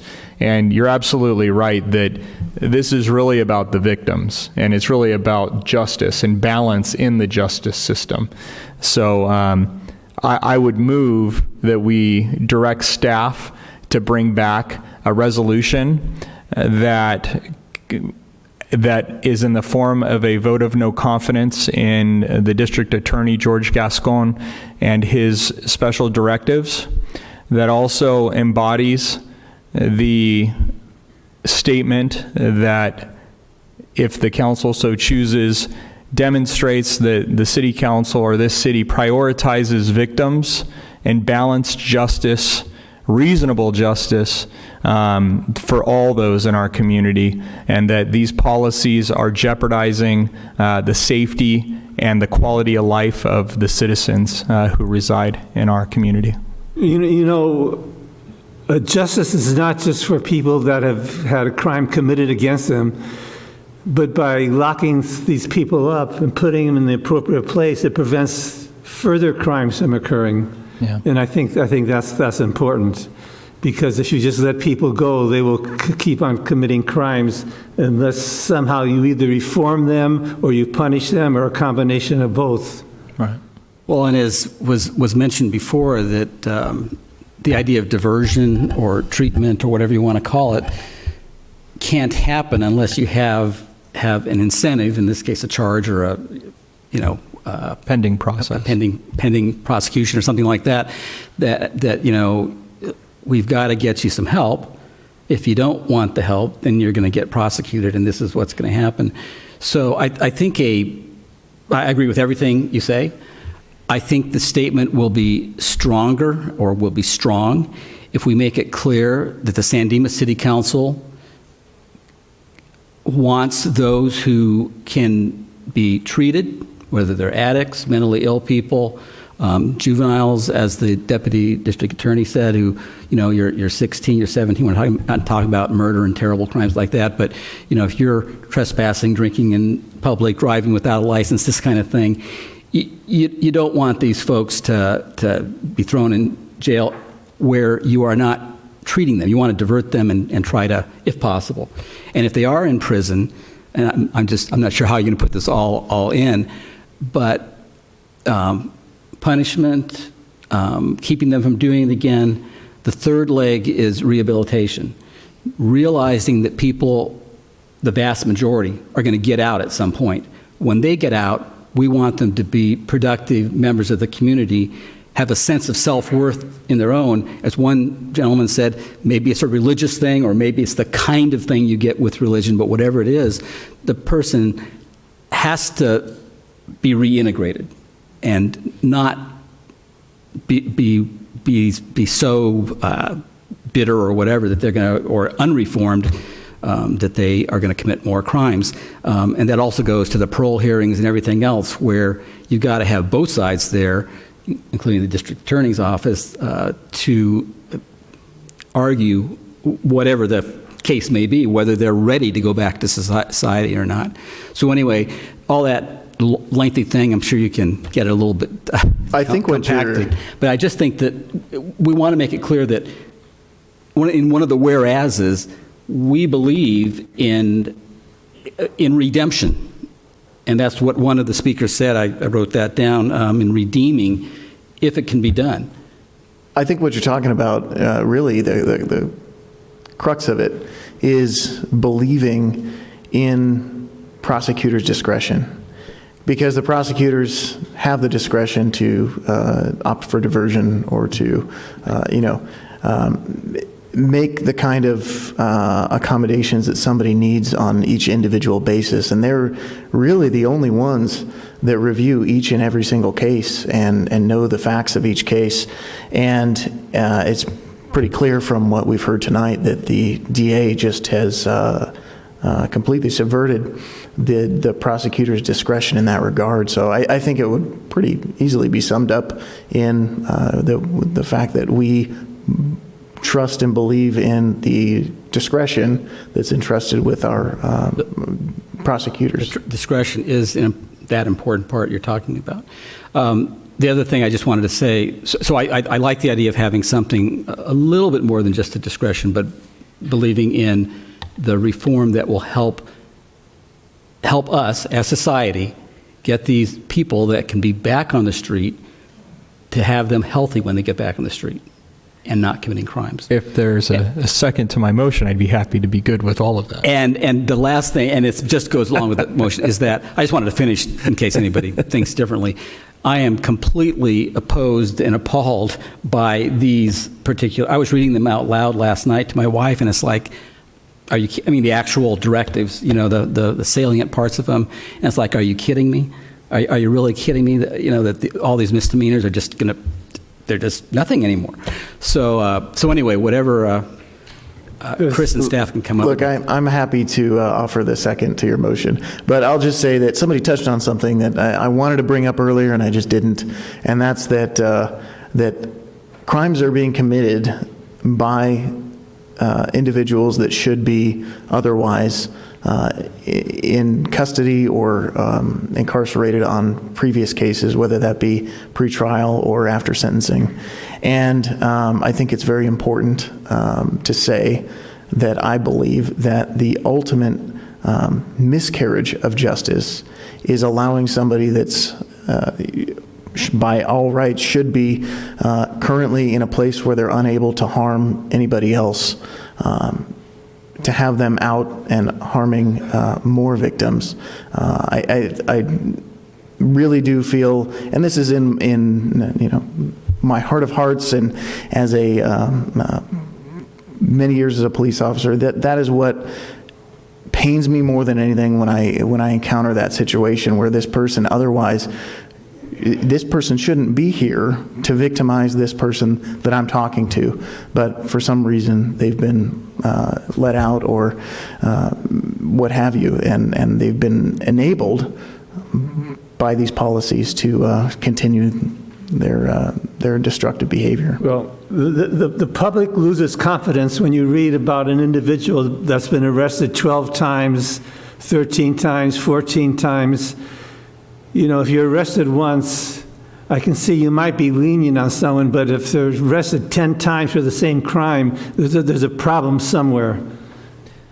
It's interesting reading. And I'll second your motion also. Thank you. It is interesting reading the DA's statement that he views his approach to his duties as a public health issue, not a criminal justice issue.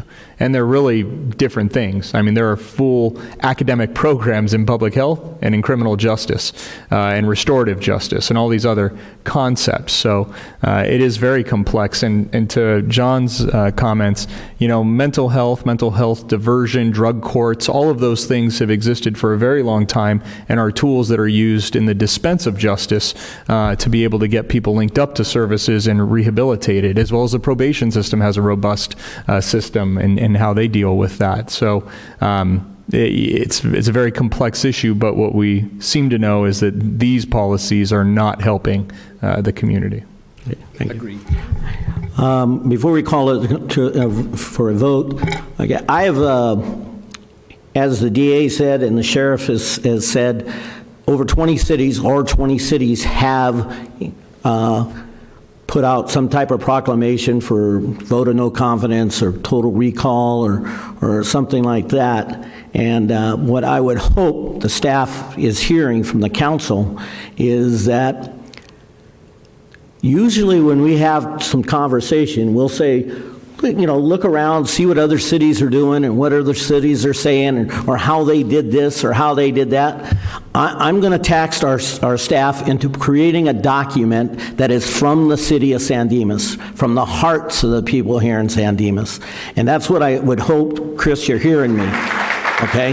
Because I think people deserve that. The people we represent deserve the combined thoughts of what what we're, and I realize there's going to be a line here and a paragraph there, but the reality is this needs to be forceful enough to know that Deputy or District Attorney Gascon knows we're not happy, and if this doesn't seem to work, we'll move on to the next letter or the next declaration or next proclamation, and I think we all know what that next level is, and I'm willing to go there. It means we're not looking at Public Health Department anymore. We're looking at a city prosecutor's office. So, all right, any further questions? I think we got the direction loud and clear that from the items we were typing feverishly to ensure we captured it, but we'll look at the video again. We'll make sure that it's tailored to the specific nature of our concerns, and I think the undersheriff related to that as he was well-versed in all the discussions of our quality of life, and that the crimes that really impact us are exactly in the area that the district attorney is reducing prosecution against. I think prior to us making a vote, I just want to say, I want to thank the entire community that has reached out into this matter and made their voices heard.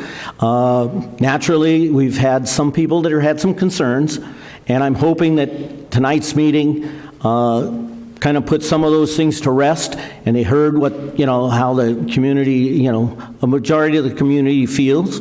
We're a law enforcement, we're a law-abiding community that just wants fairness to both the residents and to the victims. So with that, I'll call for a vote. All in favor? Aye. All opposed? Hearing none, the motion passes 5-0. Thank you very much.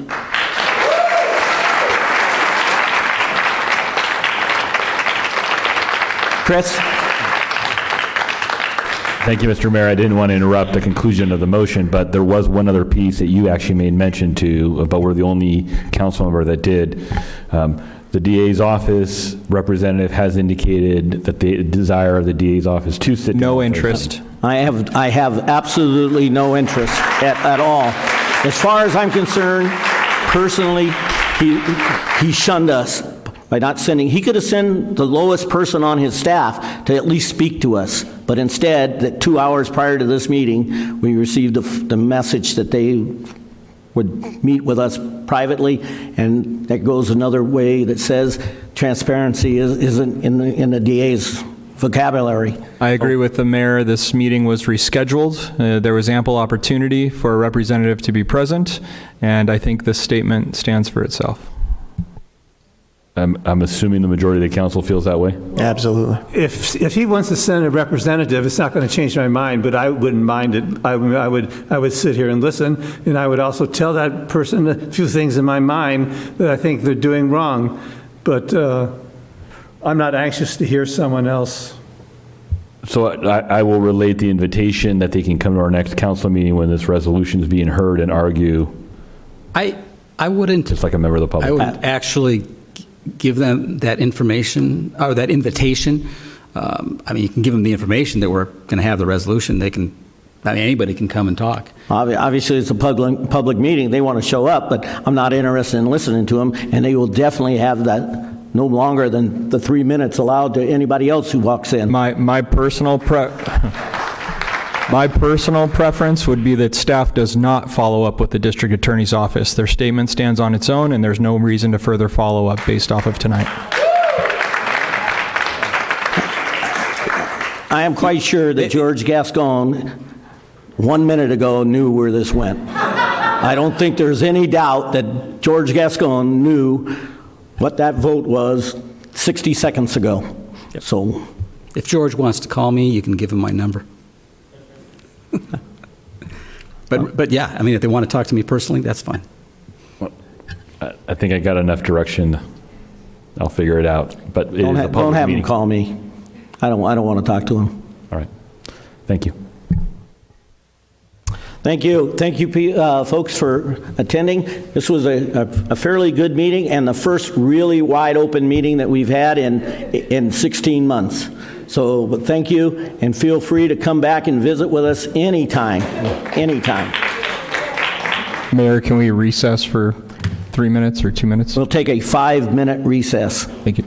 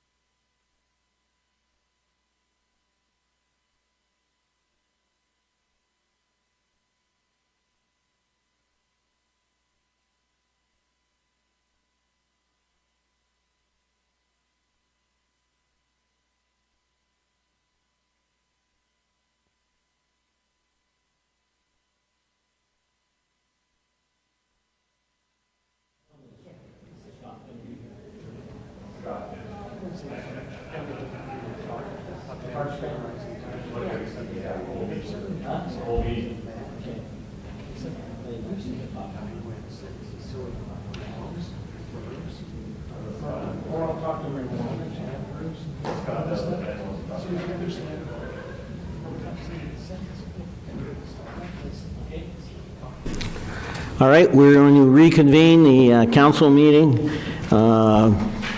with under other business, item number 2, review and approve resolution 2021-41, adopting revisions to fiscal year 2021-22 budget policy. Staff. Thank you, Mr. Mayor. At the last meeting, the council approved the resolution that approved the operating capital improvement program budget, as well as for the first time approving what will eventually become a comprehensive set of budget policies. Now, we streamlined it and only presented a limited number of policies to start moving in the direction of what I hope would be more of a strategic budgeting approach to how we operate, define priorities, and proceed. In California, there is no legal requirement that a California city have a budget. There are some requirements defining authorization to expend funds. If you're exceeding your revenue in terms of debt, you need to get a vote of the people. Federal requirements with grants and whatnot that have certain levels of authority, and a budget typically is the tool that's used to accomplish all those requirements. But a budget really becomes what is an expression of the city's policies. And for many years, that budget had been line item budgets, lowest level, very streamlined, in my terminology, as little as possible to get the job done and move on, and let's get to the real business. And so a budget would become that document you approved, you put on the shelf, and then we never really look to it again because we'll deal with that when the new budget comes out next year. But I believe what you've been seeing in California and the United States is the way we utilize that budget has transformed. The city of Baltimore, Maryland, albeit a far larger city than us, has been on the cutting edge of how they utilize the budget to accomplish the goals of, what are we trying to do with the money, resources, staff, and assets that we have, more than how many more widgets should we have. We're going to be talking about how do those widgets make the quality of life of the community better, and we care about that goal of how is our life better, and staff, you figure out how many widgets need to be in there and at what cost for us to approve to be able to accomplish that goal. And that's where I'm hoping we try to move. Part of that conversation centers around some of our most expensive pieces of cost, which are our assets, our capital assets. And so in defining a more strategic approach, we really need to take a look at our capital assets, and when we decide to buy something, understand that we need to maintain it, and that at some point in time, it's going to incur a cost that has an impact on our budget, and it's not an annual impact per se, but it could be a dramatic impact on our budget at some point in the future. And so the council at the last meeting appropriated $1 million from the city's fund balance, general fund balance, to Fund 12, which was our infrastructure fund. And so what we're presenting today, and I'll go through the PowerPoint, which has the crux of the discussion, is a request to act to create a new fund, which would be on the next slide shown as Fund 100 Capital Assets Reserve. That capital assets reserve would still be a part of our fund balance. We're just reallocating how the money is utilized. When you look to the general fund balance, under GASB 54, there are 5 categories of fund balance. The highest level being permanently restricted, which is money that's in our fund balance that you absolutely cannot expend. Things like somebody gave us $1 million and it's permanently to be used, the interest was permanently to be used for something, but the principal has to be held forever. Well, that $1 million would be in our fund balance, but it would be showed as permanently restricted, which means you can't count on it to spend it on some kind of purchase, a building, a car, or anything like that. You can only count on the income that comes off of that. And that wouldn't go to the fund balance anyways. Then you have lower levels, some of them being committed and assigned, the difference being council taking an action by policy or municipal code to restrict those funds, or at a higher level, some legal restriction at a state or federal level. And then you get to the lowest level, which is unassigned, which is completely unrestricted. When we set the goal of 70% of the general fund balance, I wasn't a part of those conversations, but the way we calculate that is a number of elements in the fund balance, not just the lowest level of unassigned. The city's unassigned fund balance is not 70%. The dollar amount we have held in the bank that should be available to expend for something that we haven't pre-designated is below 70%. And that's not a problem. It's just at some point we're going to have to define what that fund balance should look like. And when we do define it, I intend this fund to be a part of that fund balance. So when we have this discussion about money over the next year that we start to push towards this fund, it doesn't mean it will reduce the percentage of our fund balance. It just means we're going to start designating money for specific things. And I want to talk. Is this like a savings account? Yes. Okay, that's basically what it is, right? Yes, he just gave the whole presentation for me. That's perfect. No, I mean, so I can understand it. Yes, so what the capital reserve fund really is, the goal is to start accumulating funds to pay for significant expenditures we have for our existing capital assets. Some of it would be pre-funding a replacement, like a vehicle, the dump truck that we authorized in the budget for next year. Let's say 10 years from now will need to be replaced. So if we assume for a moment we intend to keep on replacing the dump truck, we know that 10 years from now we're most likely going to have to buy a new dump truck. And we will know at that time the cost of the dump truck will be more than it was this year when we bought it. So if we know that's going to happen, do you wait until 10 years and find the big pile of money to pay for it? Or do we say, knowing that we're going to have to pay for that, let's pay a little bit every year till we get there and know that once I set that money aside annually, it's locked in, it's away. I don't have to worry about figuring out what program do I cut, what pot do I take it from to pay the big bill 10 years from now. When we have to do rehabilitation, let's say on a building like this one, we're not replacing City Hall, but there are things that have to be replaced. Roofs, carpets, HVACs, a whole bunch of different things. Those would be considered rehabilitation, where we're not replacing the building, we're just rehabilitating the asset to bring it back to a higher level condition. On the next slide, it outlines the philosophy of this fund. I'm a firm believer, and you'll see there's some similarities to this that you'll see in other entities like HOAs that are required under state law to identify what assets they need to rehabilitate or replace, set a budget target for it, and that informs the assessment that's placed on the homeowners that have a condo or a townhouse so that they could fully fund those improvements. This is very similar. The philosophy is that once the city buys a capital asset, we should properly maintain it and replace it if we were going to continue to use it. I mean, that's obvious. I buy a car, I know I'm going to probably replace the car unless miraculously I never need to use a car because Uber does everything for cheaper than a car and therefore I don't need a car. We figure we're going to need to replace the car. We need to know the true cost of maintaining that asset. It's not enough that when I buy a building like City Hall to say, great, check the box, we bought it, and now forget about the true cost of ownership of the building. We need to know what the real cost is. We need to know what it is annually, and we need to know it over the life that we have City Hall, and then plan for those costs. Where we know that there's some significant future expenditure, like the roof on City Hall, we know that's going to be something we're going to have to incur in the future. We should plan for it and budget for it as early as possible in a way that we don't have to incur a spike somewhere. You know, along the way, the roof is a 30-year roof, let's say, and we figure at 30 years you're going to replace it. But in reality, we know a roof could last longer than that if properly maintained. Where we incur leaks, we may plug those leaks to extend the life of the roof. But we have to, from prudence perspective, at least budget as if in 30 years we're replacing it. And if we can extend the life longer, great. That means should have the money and should have more of the money available for that future replacement, so that when we get to the point to say, you know what, we really have to replace this council, we're not asking you to appropriate new money from revenue that year or from the general fund's unrestricted, unassigned fund balance. We've already had it set apart. All we're going to ask is move it into the account that's going to spend it and go ahead and replace that roof. And so we should generally be looking at, when we have funds available, we need to support the current assets we have before we start thinking about the new shiny asset we need to buy tomorrow. It doesn't mean we will not buy anything new until we've taken care of all our current assets, but we just have to focus and be cognizant that we've already used the city's credit card to buy something.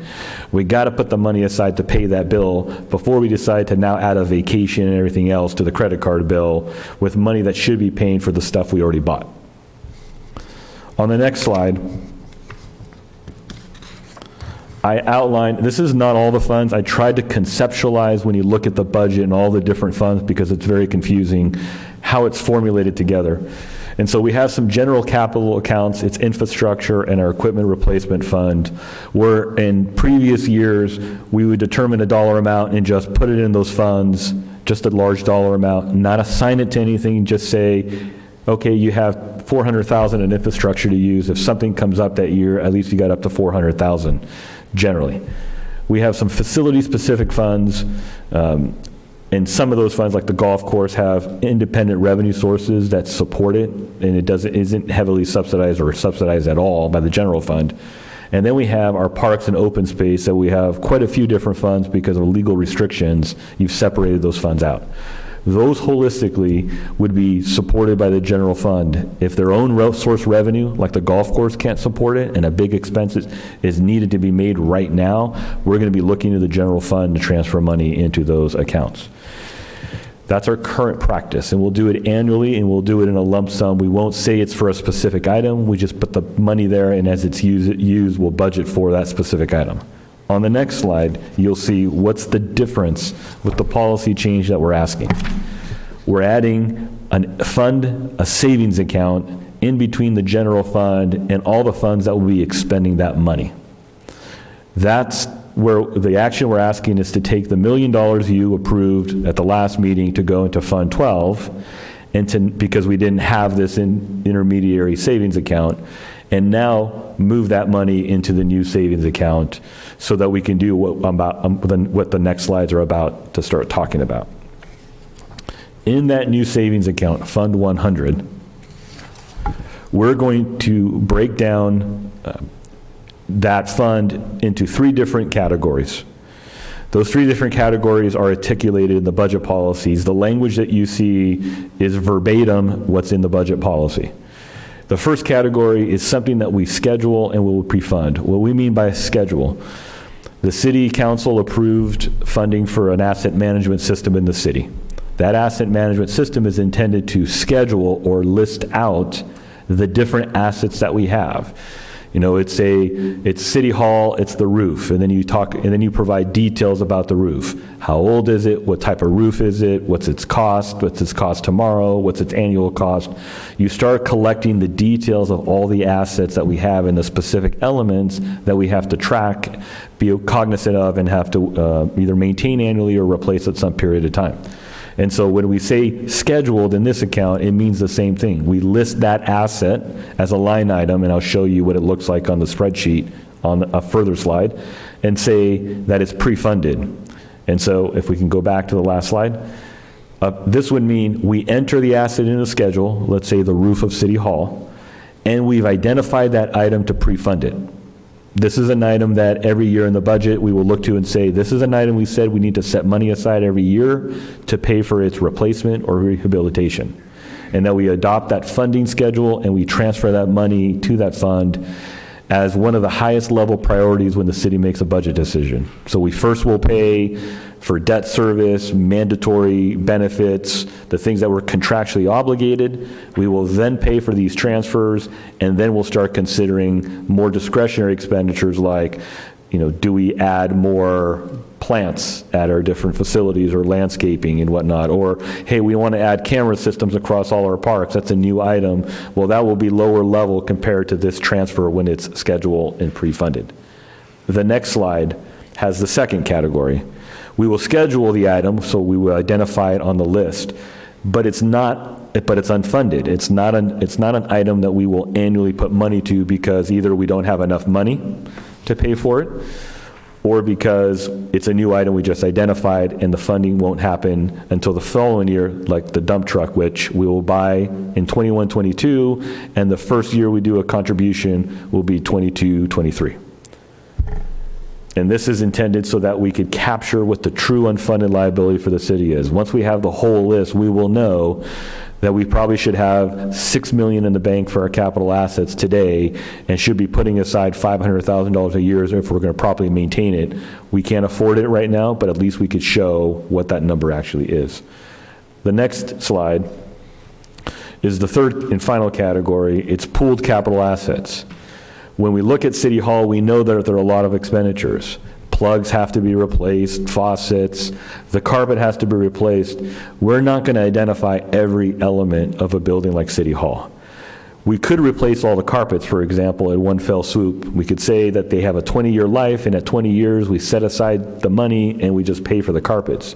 The reality is, when you look at the carpets, every part of the building is utilized differently.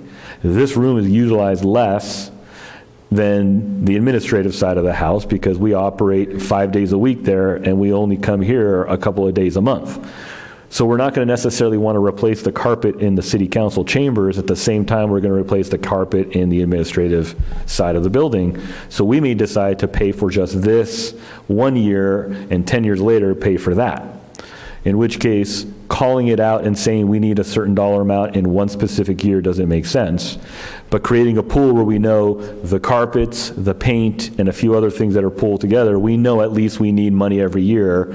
If you set the right balance and the right amount annually, all those expenses should be taken care of, and you don't have to come asking out of the general fund for some new expense that is unanticipated because we've already anticipated. On the next slide is a requirement that we will maintain an asset management schedule. This operationalizes the city's asset management system, and that we will provide such detail and levels of all our assets that would go into Fund 100 in that schedule system. And then the next slide, our last slide, is the real technical data of what, okay, tell me the specifics of what it looks like in this fund. What we have here is, the scheduled pre-funded. First is the roof of City Hall that I mentioned, that our roof is 11 years, and these are not the actual numbers. I provided for just examples, so if Brad Stewart's in the audience, there he is. Don't kill me, these are not going to be the right ones. But here we see City Hall currently is 11 years. It has a life expectancy, the roof has a life expectancy of 30 years, which means in 2040 we should be replacing it. We calculate what the future cost is in 2040. And so that's an estimate. We don't know if it's going to be exact. It may be a little low, it may be a little high, but we say it's $1.2 million in year 2040. Well, we should know that if we got to year 2040 and we came to the council and said, oh, we need to replace the roof, I need you to give us $1.2 million on a general fund budget that then would probably be 30 million, 35 million, that's a really big ask that we're going to be cutting programs and reducing other things to pay for it. So we want to plan for it. So current reserve balance would be how much do we have sitting in this account that's allocated in our savings account to allocated for the roof. Right now we have 0. So the remaining liability we have is 1.2 million. Today, what should I have in that bank account, in that savings account, is the red box that shows $440,000. So if we were funding the roof equally for the 30 years of its life, we should be sitting on $440,000 right now. The next column says our annual annual contribution required. How much do I need to be setting aside every year if I was funding it every year for 30 years? That's $40,000. And so we're in essence saying that if we scheduled the roof and said we will pre-fund it, we would allocate $40,000 every year in the budget from the start and forget about this until the time we actually had to replace it, or if we found that the numbers were way off. The last two columns just compare how much have we funded versus how much life is remaining, so that the number should be about equal or exactly equal, and if they're off, you can tell, are we above or are we below? The next column is the scheduled assets, the HVAC for City Hall, but that it's unfunded. So our intention here is not that we would be contributing that $14,000 every year, but we now at least know we should have $154,000 in the bank and $14,000 a year, but we haven't put any money in there, but we at least know what it is. The last column is that pool column for the carpets, the paint, the other smaller items. It's just an annual amount. We should be putting $35,000 aside for that. So then you get to the total and you realize when you list out all our assets in these three categories, this account right now for all those assets that we've already bought and need to maintain or replace, we should have $594,000 in the bank, and we should be contributing $89,000. And we can, and this is, let's say, just City Hall. We can do that for all our different facilities and assets and know what the true number is to know, and to demonstrate to the public how far off are we from being able to properly take care of this. And if we're really far off, if we were to properly take care of this, how does that impact all our other programs and services, public safety, parks and recreation programming, to be able to accomplish that?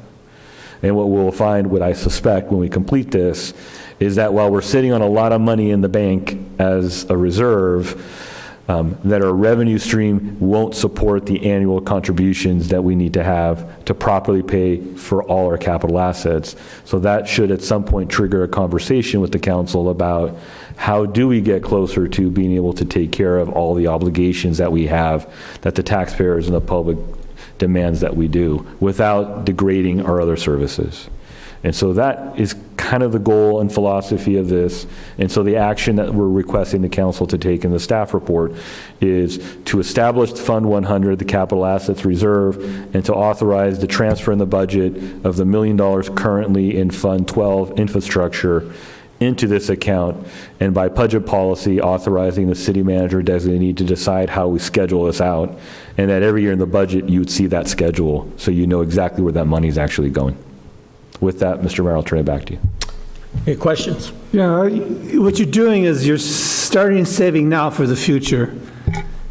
And the money that's in the Fund 100, that would be considered part of your reserve then?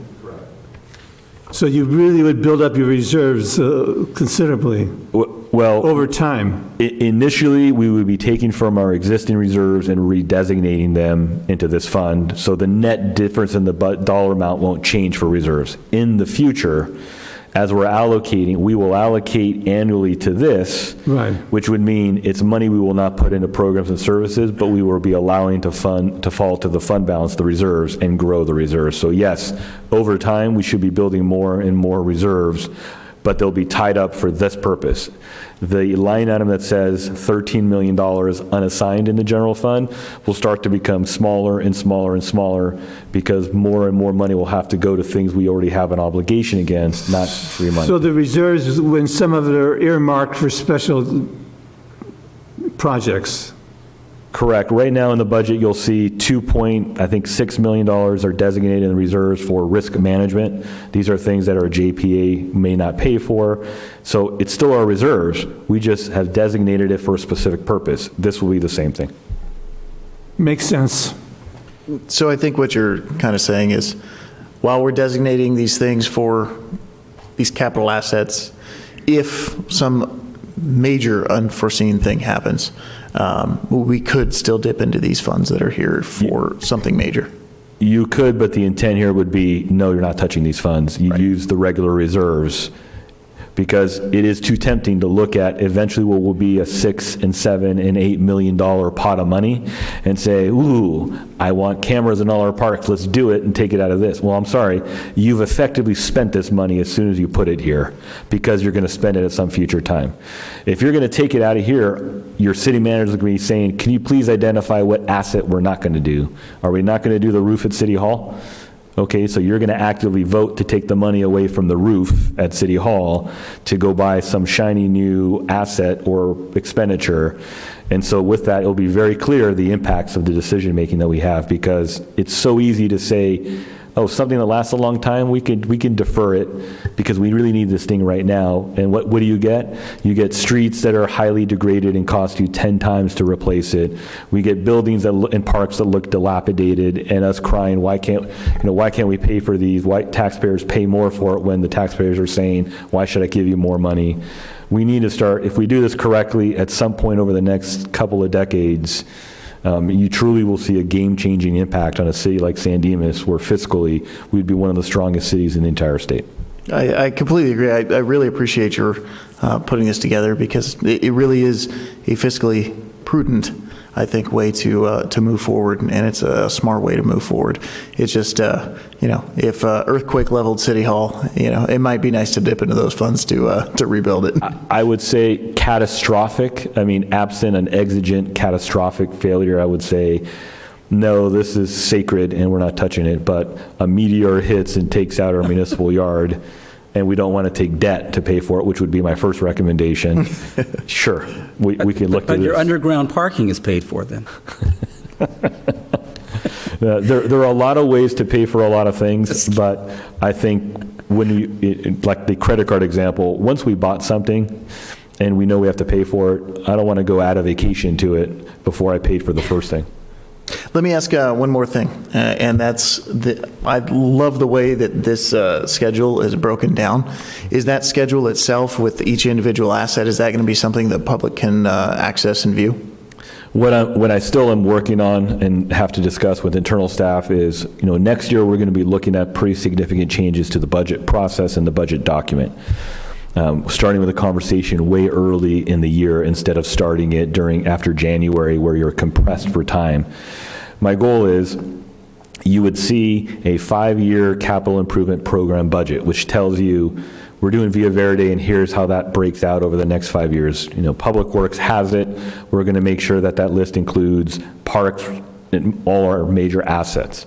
You will then have a second list, which is this list, an asset schedule list, and then a third list, which would be unfunded or requested capital priorities, so that at least we know when a big item comes forward and you know what, we want a new park at the following location.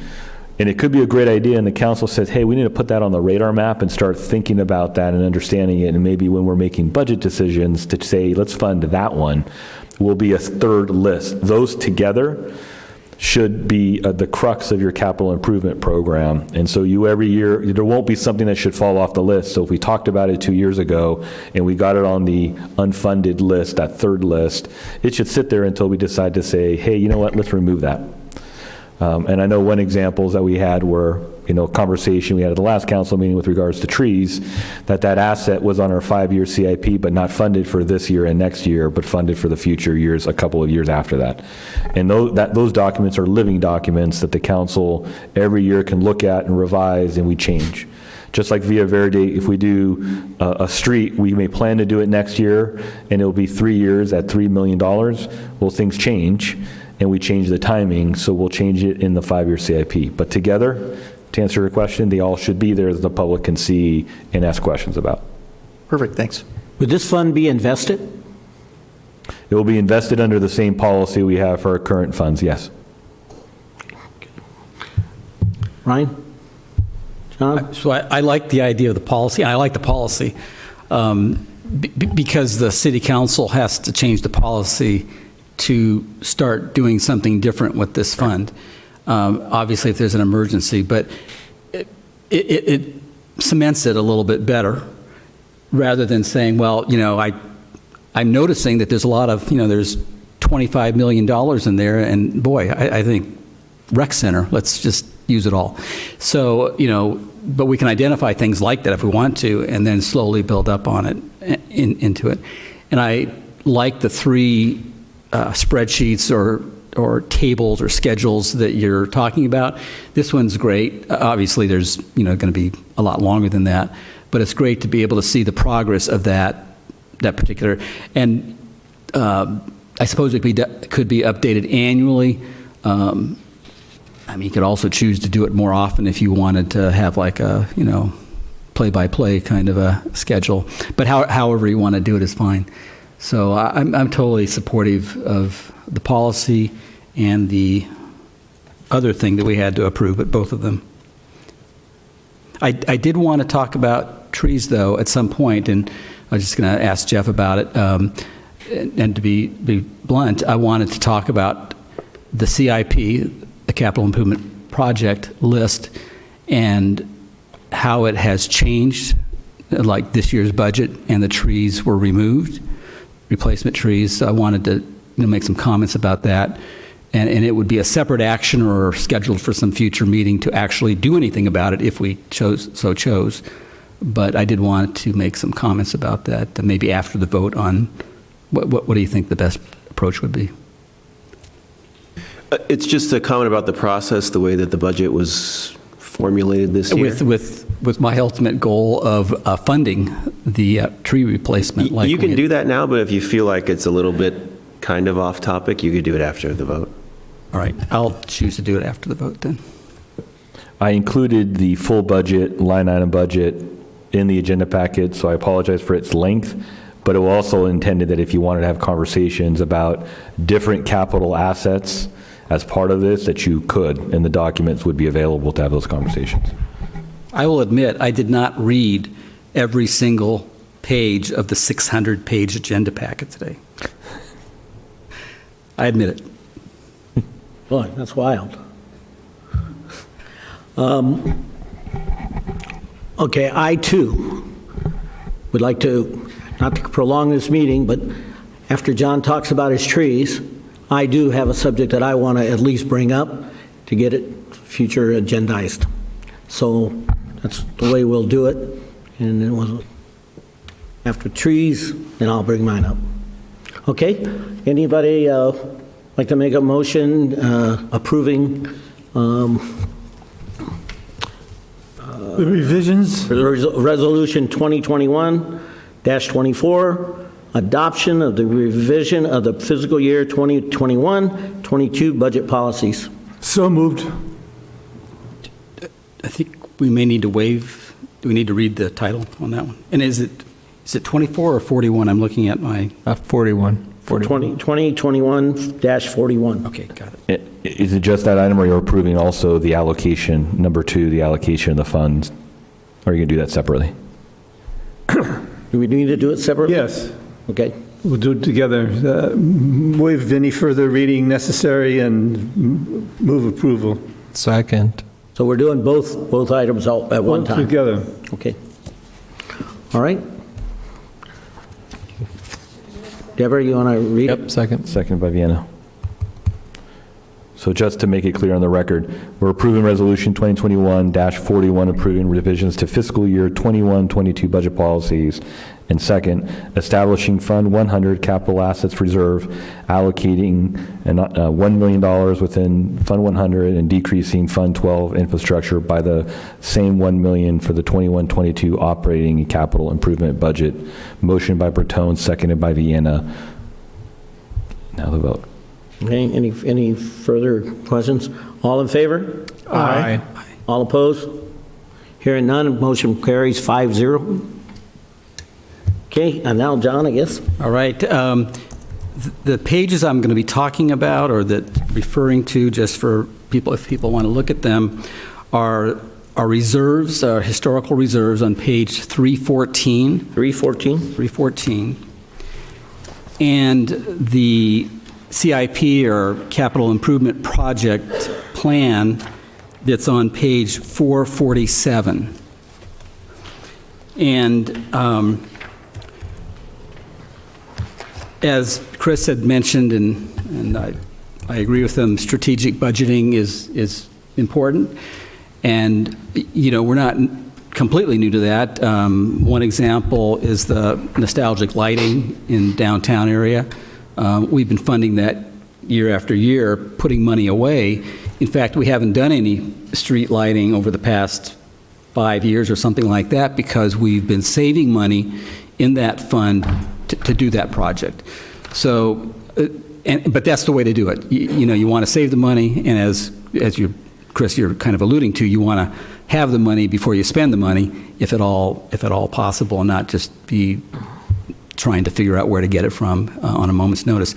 So that's why I like the CIP list, and I'm recalling that we've had that for at least a couple years in the past. It's basically a 5-year from now list. And in last year for sure, but I think it was the year before, we don't have it in front of us, we allocated a certain amount for urban forest renewal. As we discussed and heard from the Parks and Recreation Department, the city of San Dimas is actually losing a net loss in the number of trees that we have, that the city actually is responsible for. So we agreed to fund that replanting, and it was $100,000 a year. Others might correct me. The first year might have been $150,000. I'm not sure, but let's just say it was $100,000 a year. This year, the city council was not given a chance to, or for whatever reason, for circumstances beyond our control, we were not able to have that discussion early in the budget session about how to, what kind of projects we wanted. And I agree with Chris in having the strategic budget and the big buckets of stuff being in there, but as many have alluded to, and we might talk about cameras at some point at Veterans Park, we might talk about the Via Verde walking path, we might talk about trees. The council, this council anyway, is interested in knowing and wanting to have that kind of strategic look forward on what we want to do. So it was pretty late in the process when, and the council, Parks and Recreation Commission, because they weren't meeting, had no knowledge, or at least I didn't, that the CIP was being modified. Now, the CIP is a living document, but if you look on that page 447, you'll see that, as Chris just mentioned, that 21-22 you won't find tree replacement. 22-23 you don't find tree replacement. You do find it in the budget that will start 2 years from now, that there's $100,000 for trees, and then it goes on from there. The thing is that we have a gap now. Not only are we losing all these trees, but we were funding them to a certain amount, and I think it was $100,000, and we were anticipating that.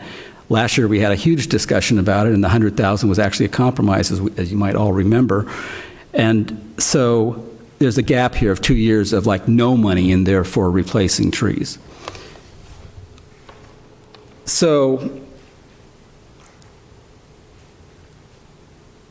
and that's about all the comments I have to make, except that what I would like to do is put it back in the CIP.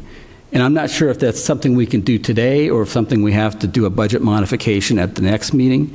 But my premise, or the argument for that, is that, number one, it would fund the tree replacement, which we need to do. But secondly, if you look on page 314, you'll see that the reserves that we are anticipating this year, the budgeted reserves, are $20,382,126, which amounts to 79.44% of the, is that the general fund, or however we figure that out? So let's just call it 79.44%. I would propose that we make those reserves $20,282,126. The reserves, instead of being 79.44%, would be 79.05%. A pretty small reduction in what our reserves are. In other words, we can afford it. And I think that having consistency in what we're doing with the urban forest is a good idea. And to have it completely drop off the face of the earth for 2 whole years is not, talking about wise planning and prudent planning, this is something we need to continue funding. Even the $100,000 is a bare minimum, and it's like running in place. It's not like we're, increasing the number of trees in the city, but the net number. But the net number is actually going to probably be about the same, maybe a little bit of an improvement. But so those are my thoughts on that subject. John, yeah, go ahead. Again, and my mind, a little older mind, so I might have forgotten something. But I really don't remember us saying that we were going to budget $100,000 a year for that next 2 years, because I remember we did budget $100,000, but I didn't realize that anyone here thought that we were authorizing 2 years in a row. Well, Ed, so good point, because, yeah, our memories, who can remember everything? And you're right. Like I said, I don't remember what happened 2 years ago. I thought it was in that. But the CIP is a 5-year plan, and it keeps advancing every year for 5 years. And so that gives you an indication in the CIP of every year of what we intend to do for this year and 4 years down the line. So maybe if we are able to have this discussion at the next meeting, or I'm patient, we could wait till the second meeting in July, even in August, but maybe we could have the discussion and staff can dig up the CIP from 2 years ago, from last year, and see if that money is in there. I believe it was in there, and I believe that for a good reason, the Parks and Recreation Department, trying to save money, found a big number and said, let's just take out the $100,000 so we can meet the budget. And, but the thing is, that's fine in a certain way. We entrust the city manager, who entrusts the directors, and they have the discussion, and then they bring the budget back. But this city council in years past, and still I think, is very interested in these details, whether it's cameras for Veterans Park, Freedom Park and Veterans Monument, or whether it's trees, nostalgic lighting, a bulldozer, whatever. I think we like the idea of knowing where we are on these things, and that's my point. Okay. There'll be a discussion at some point. Okay, thank you. All right. When we're talking about maybe reallocating $100,000, I think that at some point today, I'm going to be asking to agendize the camera situation over a large period of time. We need to discuss the bigger picture. Okay, right now, I've spent the better part of the last 2 weeks talking with people about camera system at Freedom Park. I spent today touring Pioneer Park, looking at where all the cameras are and talking to them, and then talking the rest of the afternoon about cameras, of which a great part of the community is concerned about and wants to do it. So I'm asking that we agendize, I'm going to be asking that we agendize that issue during the, if I can get a second on that during councilman remarks. I would like to reach out, look at that, and certain parts of that are going to require X amount of dollars, and it needs to be prioritize what parks are, probably be a good idea to finish the camera system at Pioneer Park, because that is a park that is pretty close to done. And obviously, there's lots of people in the community interested in the the Freedom Park thing, to the point that, like I said, I spent probably a good 6-7 hours today talking with people concerning that. And like I said, I took Chris out, and I took the sheriff's captain and his deputies and walked those parks.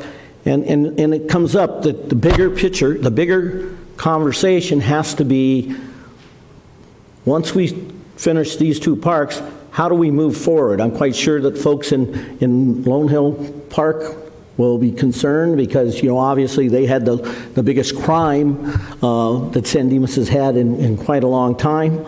But each one of the parks, Pioneer Parks, and obviously now Freedom Park, has had some vandalism that people are concerned about, because even though the vandalism at Freedom Park was only so much, as we all know and people in this country know, any kind of vandalism to a memorial like that people fought for and died for, that's sacred. So that's something I think we need to talk about, and I would ask that at some point we get a second to move it forward to a bigger conversation. I support the mayor's wish to have that discussion. I do think, just in the short time I've been on council, there was a murder in Pioneer Park since I've been elected, and then there was a murder in Lone Hill Park since I've been elected. That's crazy. I mean, I think the public safety piece of it is something we have to discuss. But I also, on I agree with a broader discussion in terms of council priorities. I think that has to be had in all of it, the trees, everything else, as John kind of talked about.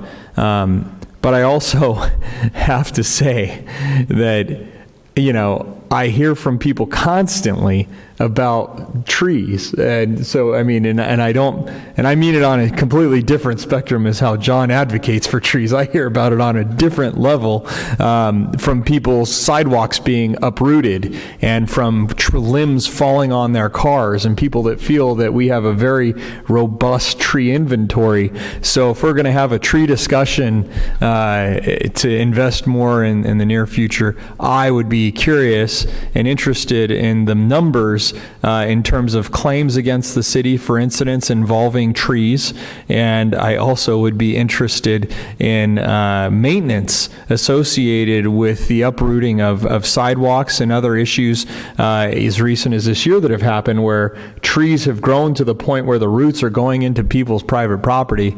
And that's something in terms of the money portion of this that I think is often omitted. And I think we should be looking at those considerations when we think about all of our little projects, the ancillary things that kind of come up with it. Not to say I can't get along with trees. I'm just saying we need to look at the overall piece of it as it relates to decisions for capital improvements and priority overall for what we do. Because the other concern I have, and I think Chris alluded to it, is the just last election there was Measure SD, looking at a sales tax increase in the community.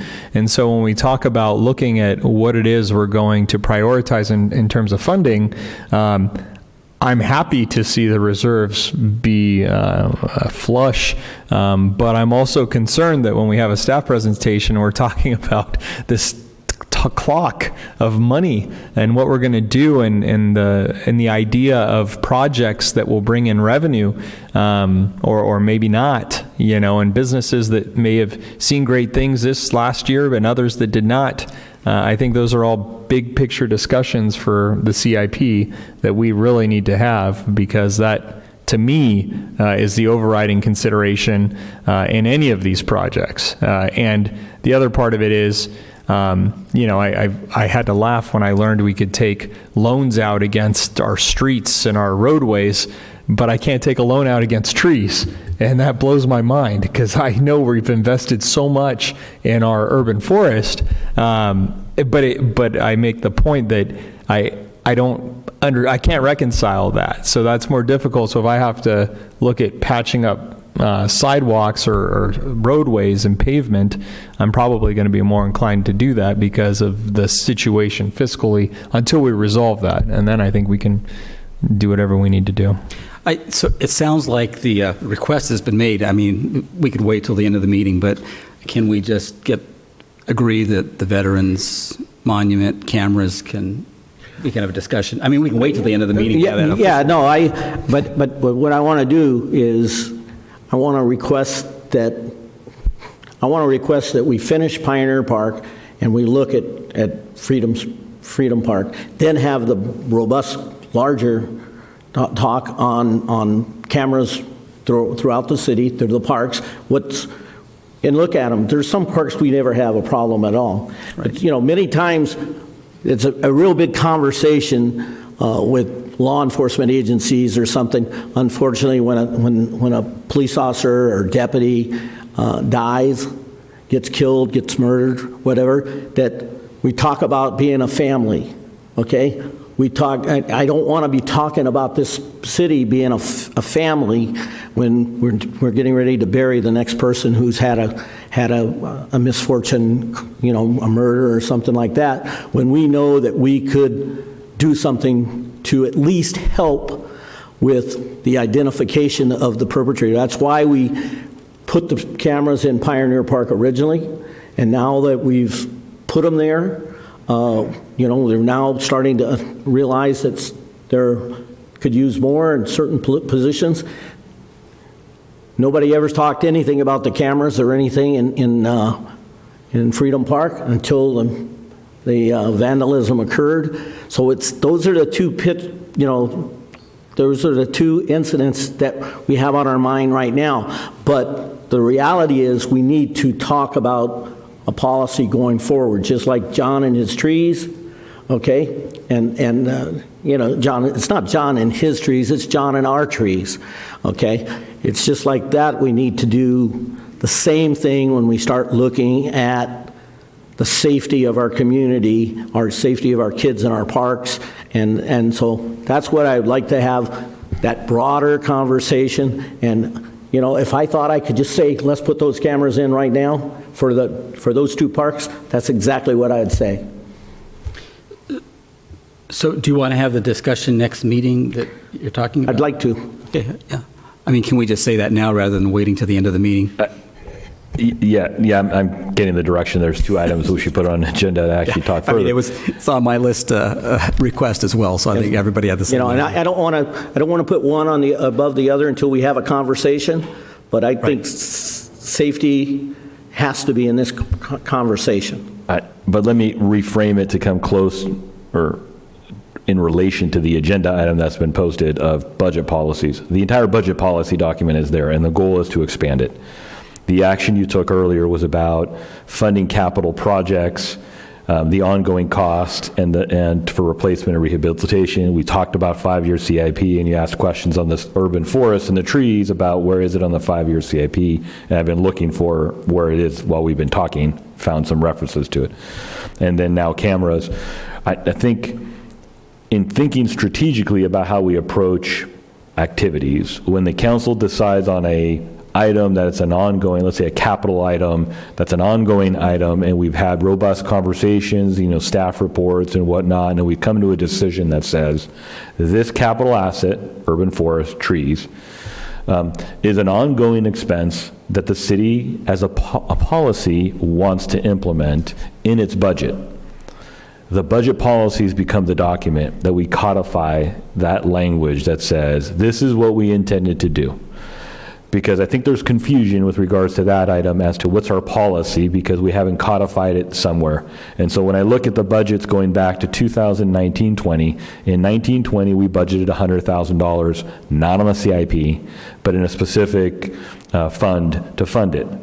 The following year, 2021, we budgeted $100,000 in Fund 12, and then have that on the CIP, which presumes we're going to continue to fund $100,000 every year going forward. But that same CIP includes a $10 million expenditure for the rec center redesign, not this year we're walking into, but the year after. And I think it's pretty clear, based on our revenues and fund balance, we're probably not going to be doing a $10 million project for the rec center to the following fiscal year after next, just because we have it on our 5-year CIP. We're really going to have to think about the priorities. And so what we need to get to is, when you've defined what you wanted, we've evaluated it, what are we trying to accomplish? Let's codify that in budget policy so that when a 5-year CIP is adjusted, formulated, staff have the budget policies that can inform it. And so we can talk about the two projects you mentioned, cameras and urban forest, but I would like to have the conversation at a higher level. The urban forest one is a little easier. We've defined in 2021's budget, there's a budget page about urban forest that articulates $100,000. It has a box that says, is this one time or ongoing? And it's ongoing. So my presumption is the council already decided this is an ongoing expense that I could see. It doesn't mean that we don't stop that, like in the current budget we approved, because of the deficit that we're seeing, but we should call that out and have the conversation and see if that's what the council wants to do, not just because we're recommending it. In terms of the cameras, it is such a complex conversation. In my conversations today with the individual that we met with, just put cameras up, we'll be fine. Sure, we can do that. We can do it cheaply, we can do it very expensively, but we do it without any context whatsoever on what we're trying to accomplish as a city. We put cameras in Pioneer Park for a specific reason. We didn't define a policy. There's no budget policy, there's no practice. We installed it to deal with a problem.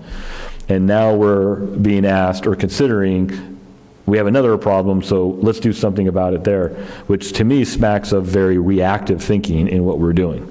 And so what mistakes could we come across? Whatever solution we come up with may be more expensive and inefficient, and when we start to piecemeal it together, we got a checkerboard system for cameras, for example, that we can't manage citywide. And then we're going to incur additional expense trying to rewind the decisions we made to have some holistic system. So it's prudent to have the conversation, but in the context of what are you trying to accomplish citywide? And once we define this is what we're trying to accomplish, prioritizing the specific areas that were mentioned, these are the first ones we should address in implementing this policy.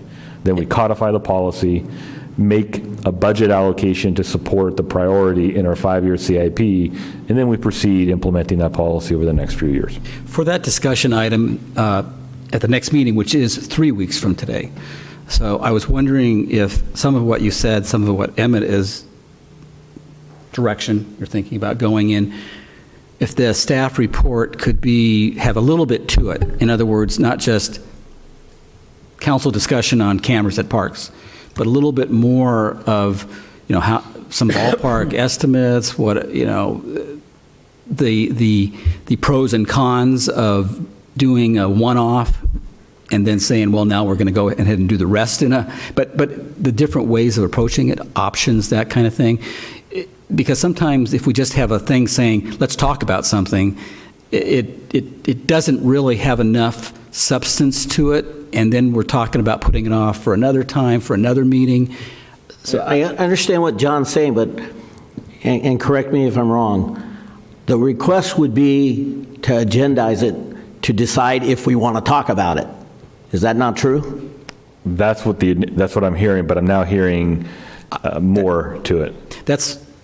Well, I'm just saying the way our procedure's been is that somebody from the council requested an item be agendized, a second from someone, and then we bring it back 2 weeks from now, okay? And then we talk about it and come up with that conclusion or what we want to do. Then we tell the staff what we want to see, then they come back with a staff report.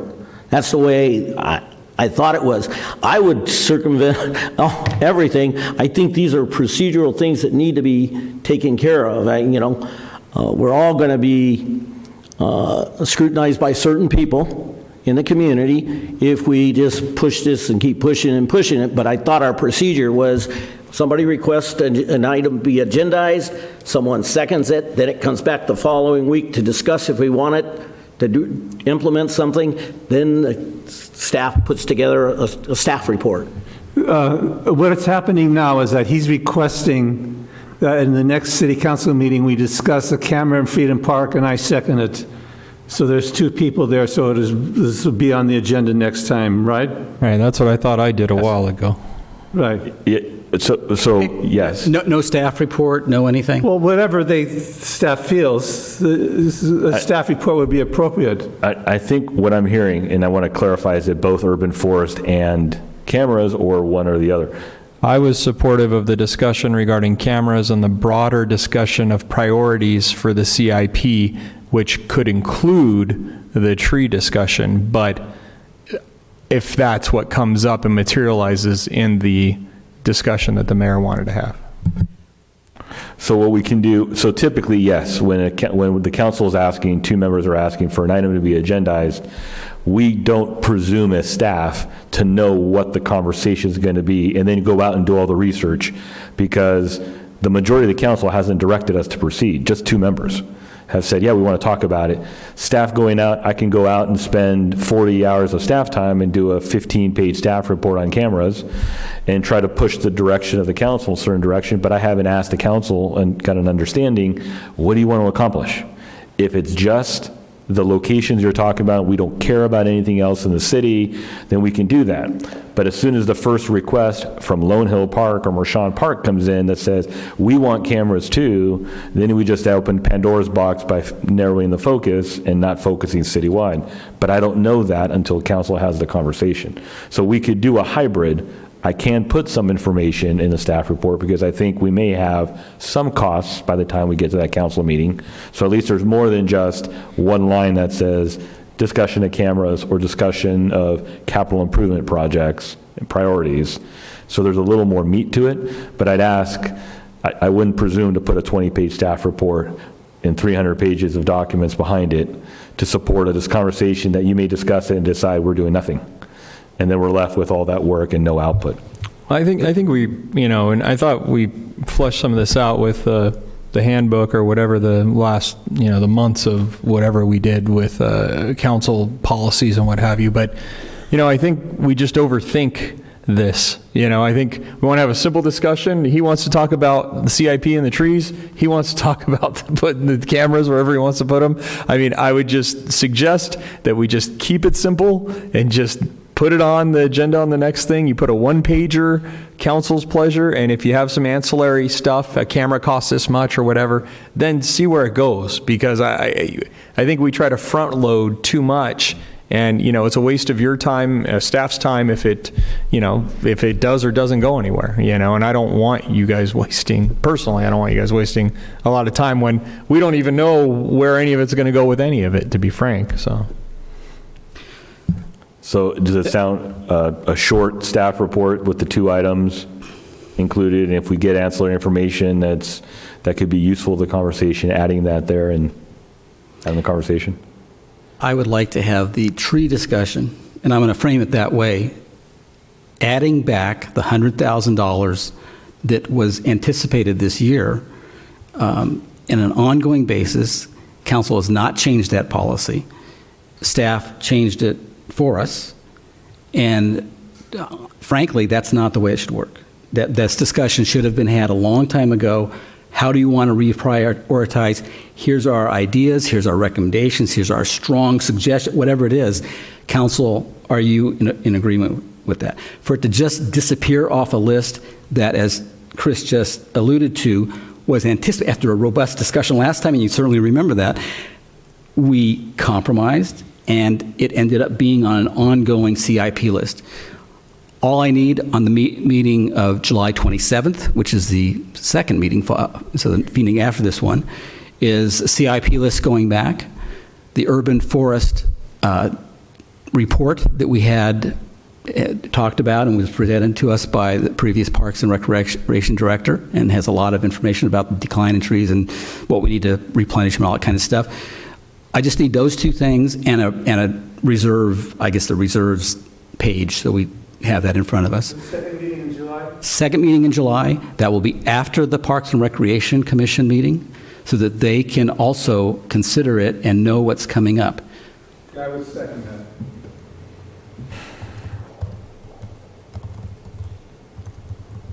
Thank you. So can I reframe it, what I heard, to make sure I got this correctly? So at the next meeting, which would be the first meeting in July, we will bring forward a very short staff report on discussion of cameras. On the second meeting, we'll bring forward a staff report that includes, for the urban forest, that includes the CIP list, the urban forest report, a reserve balances, and consideration of budgeting $100,000 for the 21-22 budget for discussion.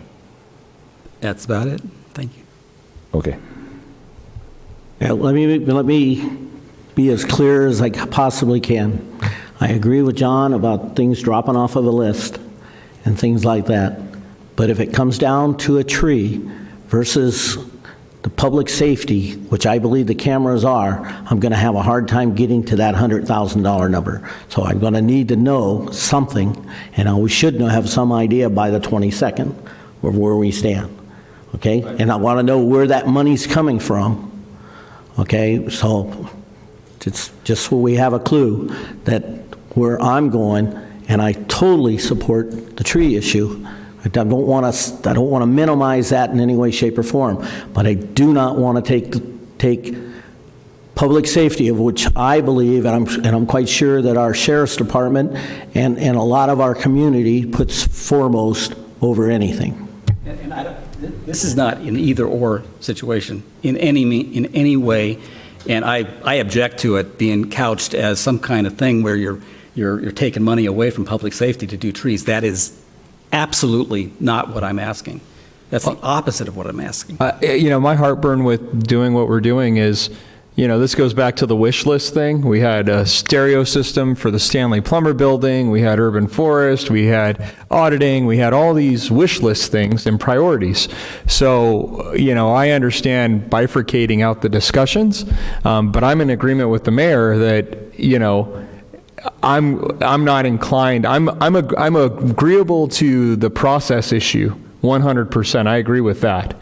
I'm not agreeable, most likely, to the funding issue in light of the other priorities that we should be considering. So that's why I'm struggling with two separate reports, because ultimately, when you look at it, if we bifurcate those discussions as we've chosen to do, I think it's challenging, because it is going to come down to a question of priority.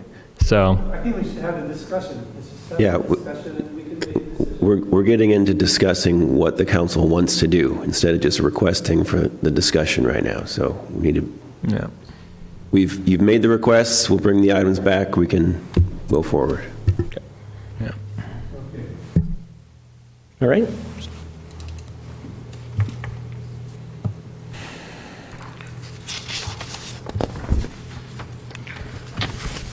All right, everybody clear where we're going? That's about as clear as mud. So, okay. The next item number 3, appointing mayor pro tem and determining the length of term. Staff?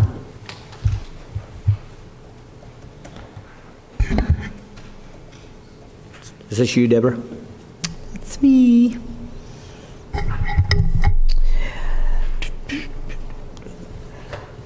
In 2008, the City Council voted to change the terms served as mayor pro tem from 4 years to 1 year, with an appointment in April.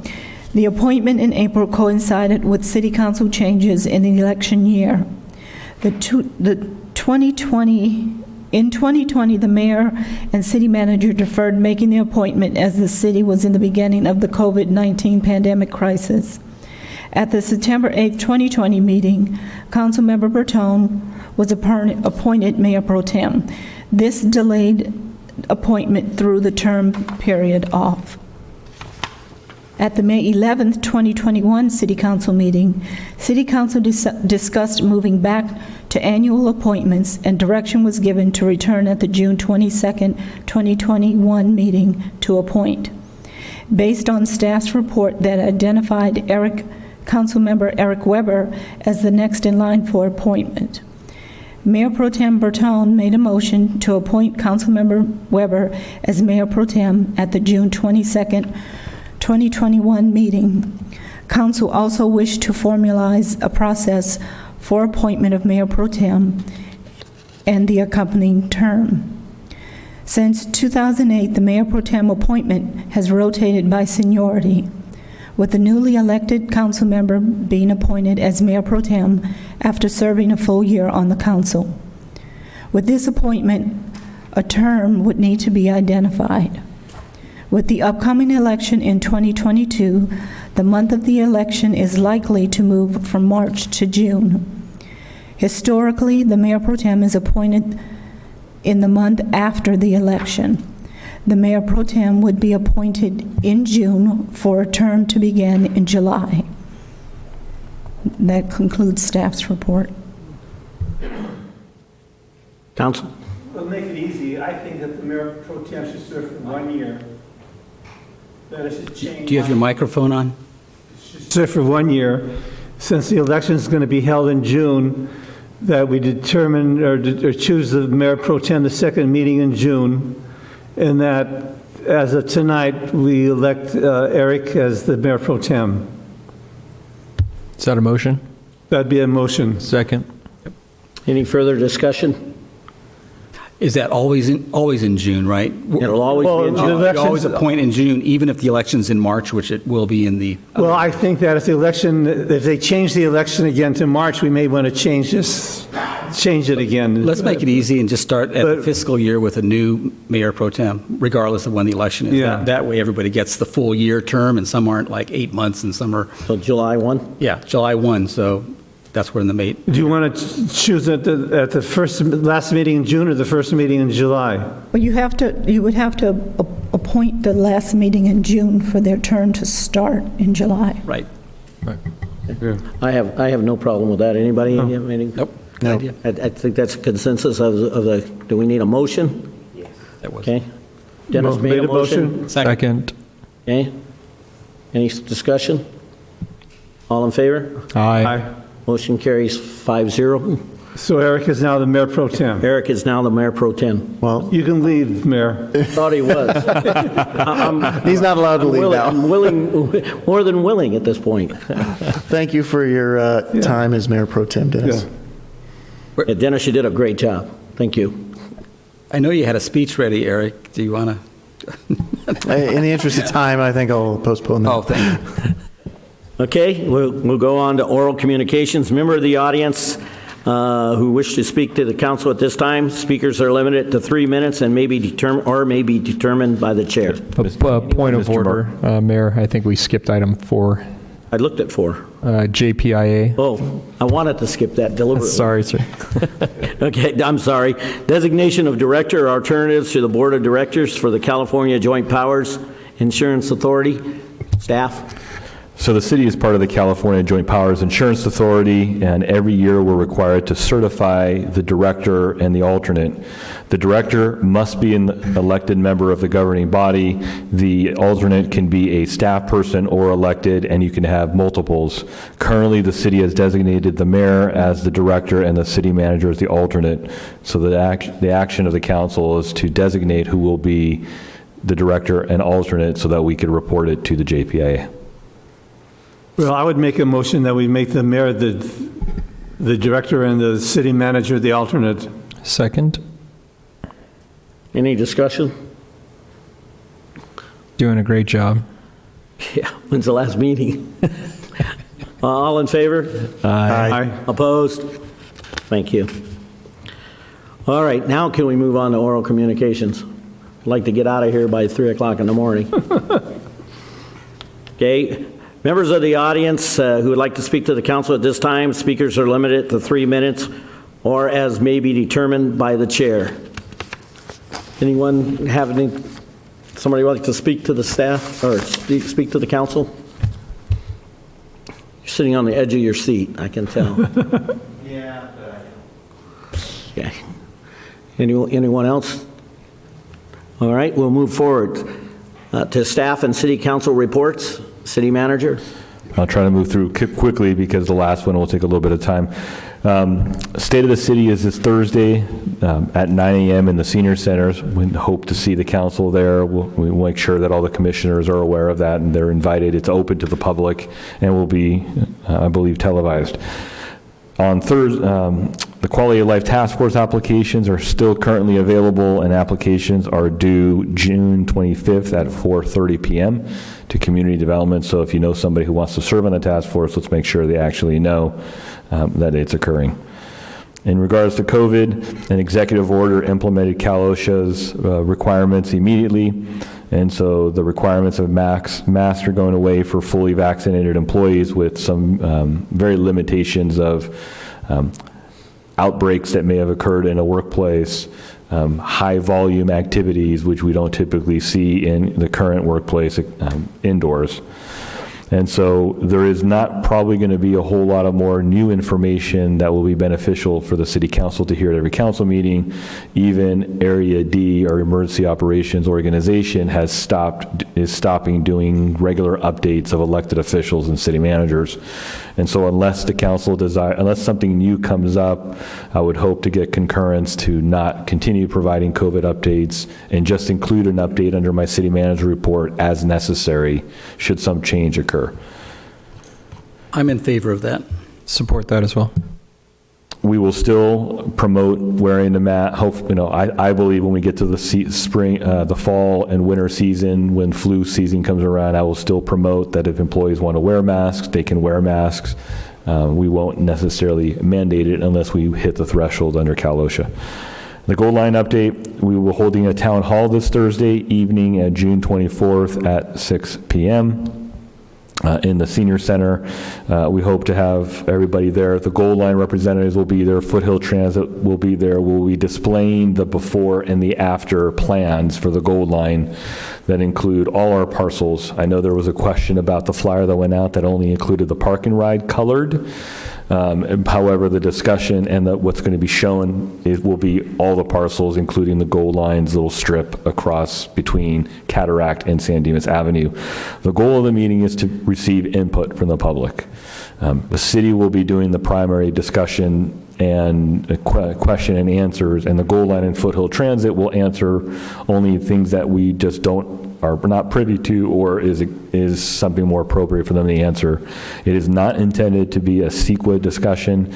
It's more intended to receive information so that as the city works with the Gold Line on the purchase and the actual agreements, we can negotiate and ensure those are considered in that discussion. Can you give the time again and the place for the audience? This Thursday, June 24th at 6 p.m.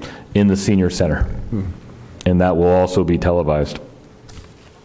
SB 9, on Wednesday, June 9th, the Local Government Committee heard the item, passed it, and then re-referred it back to the Assembly's Housing and Community Development Committee, so we'll see what kind of action they'll take. Unfortunately, they didn't gut and amend the whole thing to eliminate the significant pain pills that the council's made very clear they're not supportive of, so we'll have to continue monitoring that and see where it goes. The last aspect of this, we've been working feverishly over the last 2 months to do a new deployment and the council had approved a contract with GoGov to implement an application that staff has been taking the lead. Mr. John Lee has been leading this project with a team of staff persons, and the application will be called for the public My San Dimas. It's our customer service request module that's intended to change the way we approach receiving information about requests and responding with a focus on being more customer friendly and more responsive to their needs. 2 months is very fast for a deployment, and would you believe, even when we started the beta testing for city staff, residents started using the application and actually getting stuff fixed in a way that you even saw comments that said, wow, that was so fast, I just did it, and 12 hours later it was actually fixed. So we have high hopes for this application, and what we want to do is show you how it works. You know, I'm looking forward to seeing this, but I would ask that the staff be prepared to go through this process, this program, at the next meeting, in the beginning of the meeting, go completely through it again so that the public that's went to bed an hour ago has an opportunity to see it. Because I guarantee you, we don't have the same viewership that we had 3 hours ago. No, the reason for the presentation today was only because it's going live tomorrow. If the council so chooses, for the sake of time, we could defer this to the next meeting. No, I'd like to see it now, but I think that we should just go through it twice so the people that went to bed has an opportunity to realize it. Sure. Well, and I would suggest that John might be able to make a little YouTube video and post it on the website, a little tutorial or 3 minutes or whatever it takes to do it. Something doesn't have to be too slick, just, get it out on the website, a little how to do it. That is fantastic, and I would task Mr. John Lee to do that. So John, take it over.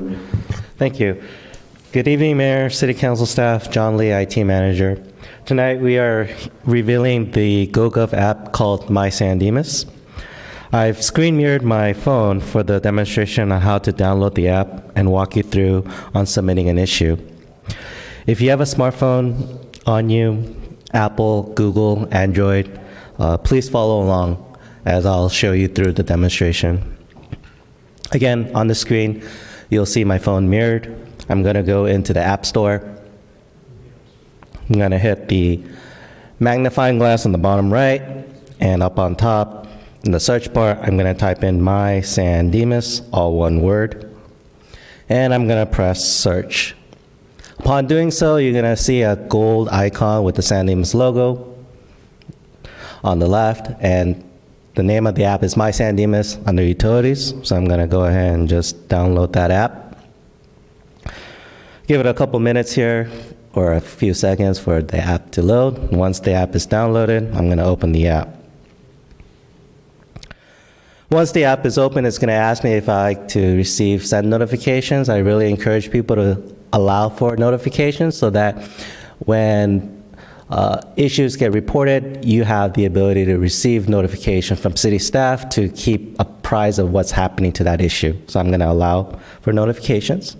And this is the main page of My San Dimas app. As you can see, we have the picture of the water fountain behind, and then you have the blue bar that says Start Request. Underneath the blue bar Start Request, we have shortcut icons that provide additional information directly from the city's website. These are just shortcuts directly taken from the city's website. So for example, if you have if you want to know information about business license, you can tap on business license and you'd be able to, it will take you to the city's website to get more information about business license. But for today's demonstration, I'm going to show you the steps of how to submit a request. So I want to submit a request regarding a pothole because that's really horrible for your car, so I'm going to go to the blue bar and start request. Because it's my first time doing this, it's going to ask you to sign up for the app. All you need is your name, email, and a password, and that gives you the ability to sign in, be able to, again, receive notification, and keep track of the activities that are happening. So I'm going to sign up for the first time. So my name is John Lee. Look at that, your first name was already filled out. My email address at sandimasca.gov. And I'm just going to create a quick password here for my sake. And I sign up. So it's creating an account. Cool. So easy.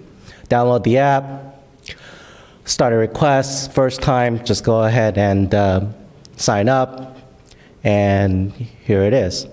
So this page is Choose Your Topic page. We have a wide variety of topics that staff has brainstormed to identify some of the common issues that could be reportable.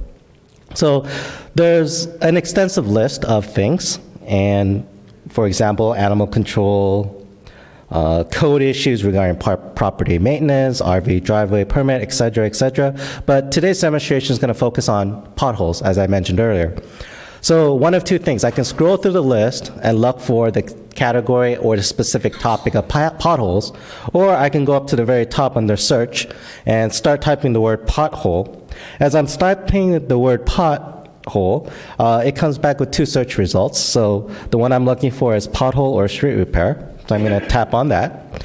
So now it takes me to the page to report street problems or request street repairs. Please submit a request and your information will be forwarded to the Public Works Department. So that's exactly what I want to do. So I'm going to make a request.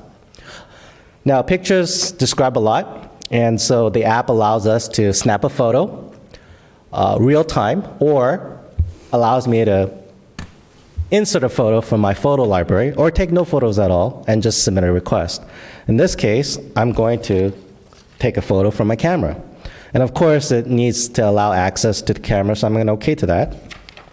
So for today's illustration, I've taken a picture of a horrible pothole. So if you can just imagine me that I'm out in the street and I'm snapping a picture of the pothole. Okay, picture taken. Use this photo. Okay, now it's asking me if I wanted to use my location on my phone GPS, which is great because then I don't have to worry about punching in the location of where the pothole is. So I'm going to say allow while using the app. So there's the photo that you see. Now, I can take multiple pictures as I like, so I'm going to go take another picture from a different angle. Okay, so that's that. And then the second option is a photo library, as I mentioned. So if I wanted to access my photo library, I'm going to allow access to all photos. And I'm going to locate that pothole that I took earlier, which is that guy right there. And I'm going to say done. And so now that's becomes my third photo. So once I'm done adding the photos, upper top right corner, tap on next.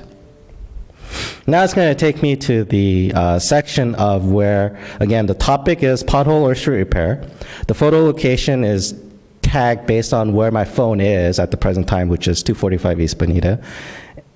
And also, as you can see, the red asterisk right there is a required field because we really want to know where the puddle is located so we can go address the issue. And the description, so I have the option to put something in or not because there is no asterisk, but in this case, I'm going to be helpful, and I'm going to say on Bonita, west side. And it's going to also ask me for the time of incident. Again, required field. Upon tapping on time of incident, it gives you a 12-hour, it gives you a clock. So I'm going to say it happened at 10:55. Click OK. Date of incident, another required field. Gives me a calendar. I'm going to say it happened yesterday, Monday, June 21st. Click OK. My contact information is already here because I already signed into the app earlier when I signed up. So I'm going to go back. And lastly is to submit request by pushing the blue button. Request submitted. It says, thank you for your submission. Your request number is 0115. And then I can also track the status and send additional inquiries on this request to the track request applet on the main screen. So I just realized, oh, I forgot to add additional description. No problem, really easy to do. On the top left-hand corner, you'll see 3 lines, also known as hamburger. Tap on that. I can go to my track request, and I see, aha, that's the request that I just submitted. And I'm going to go ahead and add a comment saying, oops, it's east side of Bonita. And I'm going to post that comment. And it keeps a track of all the requests and notes that's provided on this request. And that's it. That's all you have to do. And then once staff receives this issue ticket, staff will work on it. And once staff completes it and or has a question with this issue or ticket, you would be notified as well because you've signed up for the app on status. And I have my team from the back working on the back-end stuff real quick to show you how easy it is for you to get a notification on the app to show that the ticket has been cleared and or it needs additional information. Oh, there it is. Look at that. It says message for you about the issue on pothole on street repair that you submitted. So I go in there and it tells me, Public Works Department, thank you for reporting your concern. The pothole has been scheduled to repair it on 6/24. Easy. So it's a two-way dialogue communication between the person reporting it, keeping them apprised of what's going on, as well as making sure staff follows through with the request and vice versa.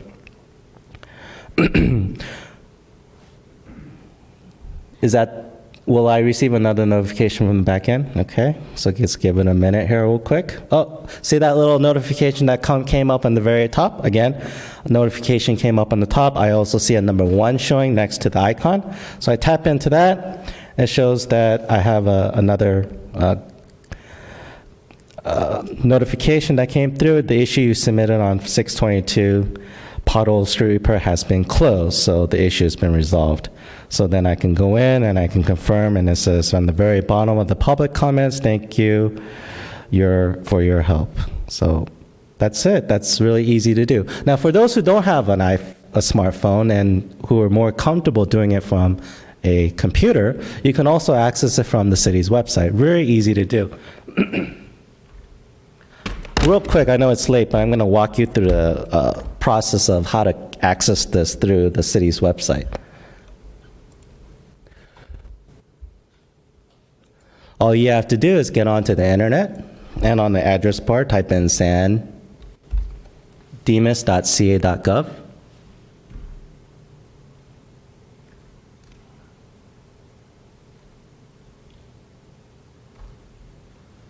Let me ask you a silly question. Is this under Chrome or? Doesn't matter. It could be Chrome or Edge or Safari. As long as you get onto the internet somewhere and get to the city's website of sandimas.ca.gov, it'll navigate you to the website. Yes. This is our homepage of the city website. We already have posted an icon called My San Dimas down below, as well as city news of the launch of My San Dimas.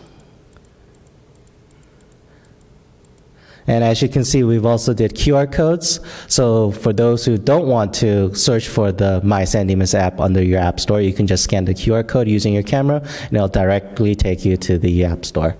So I'm going to go to the My San Dimas icon there, right there. And again, this is the website version of My San Dimas.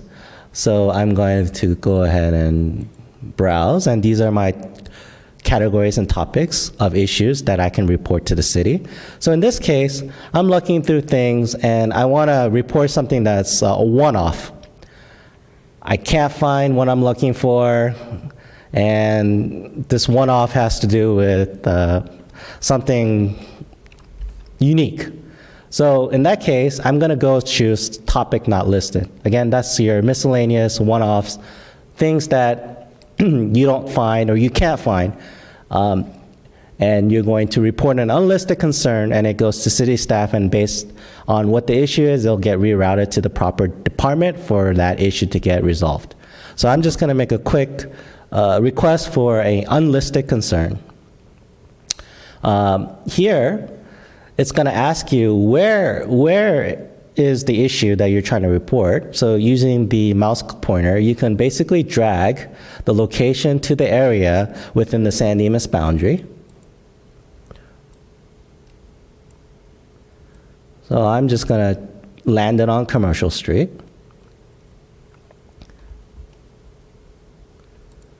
And then I'm going to mention the date, mention the time.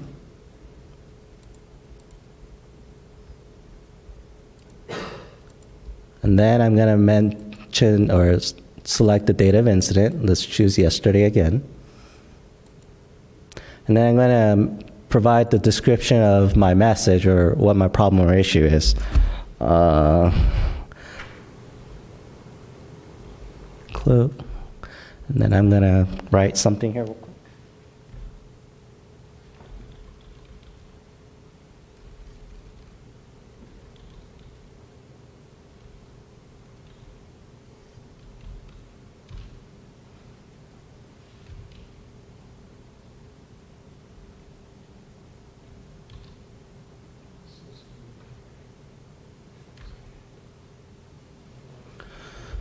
So my message was City Hall closed 7/4.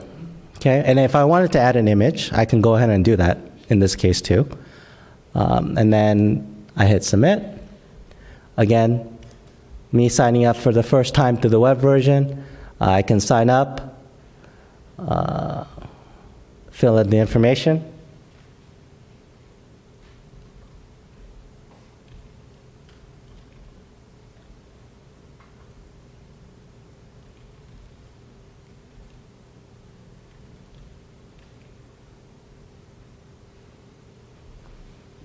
And then most of these stuff are not field required, so I'm just going to go ahead and just provide my email and my name because those are the requirement. The other things are not required but optional, so I'm just going to go ahead and submit it. And it shows that the issue has been submitted, and here's the request number. Now for this, when you do receive notifications, you'll receive your notification via email, so you can keep that dialogue going between staff on this particular issue via email, because you'll get pinged when a comment or a note gets updated to the system.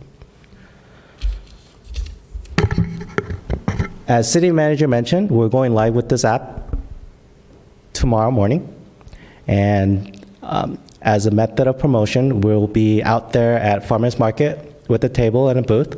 So we'll be ready to promote, advertise, and share My San Dimas app with the community along with the Farmers Market patron. I just wanted to say that this was a collaborative approach by all the departments, as this was a citywide project.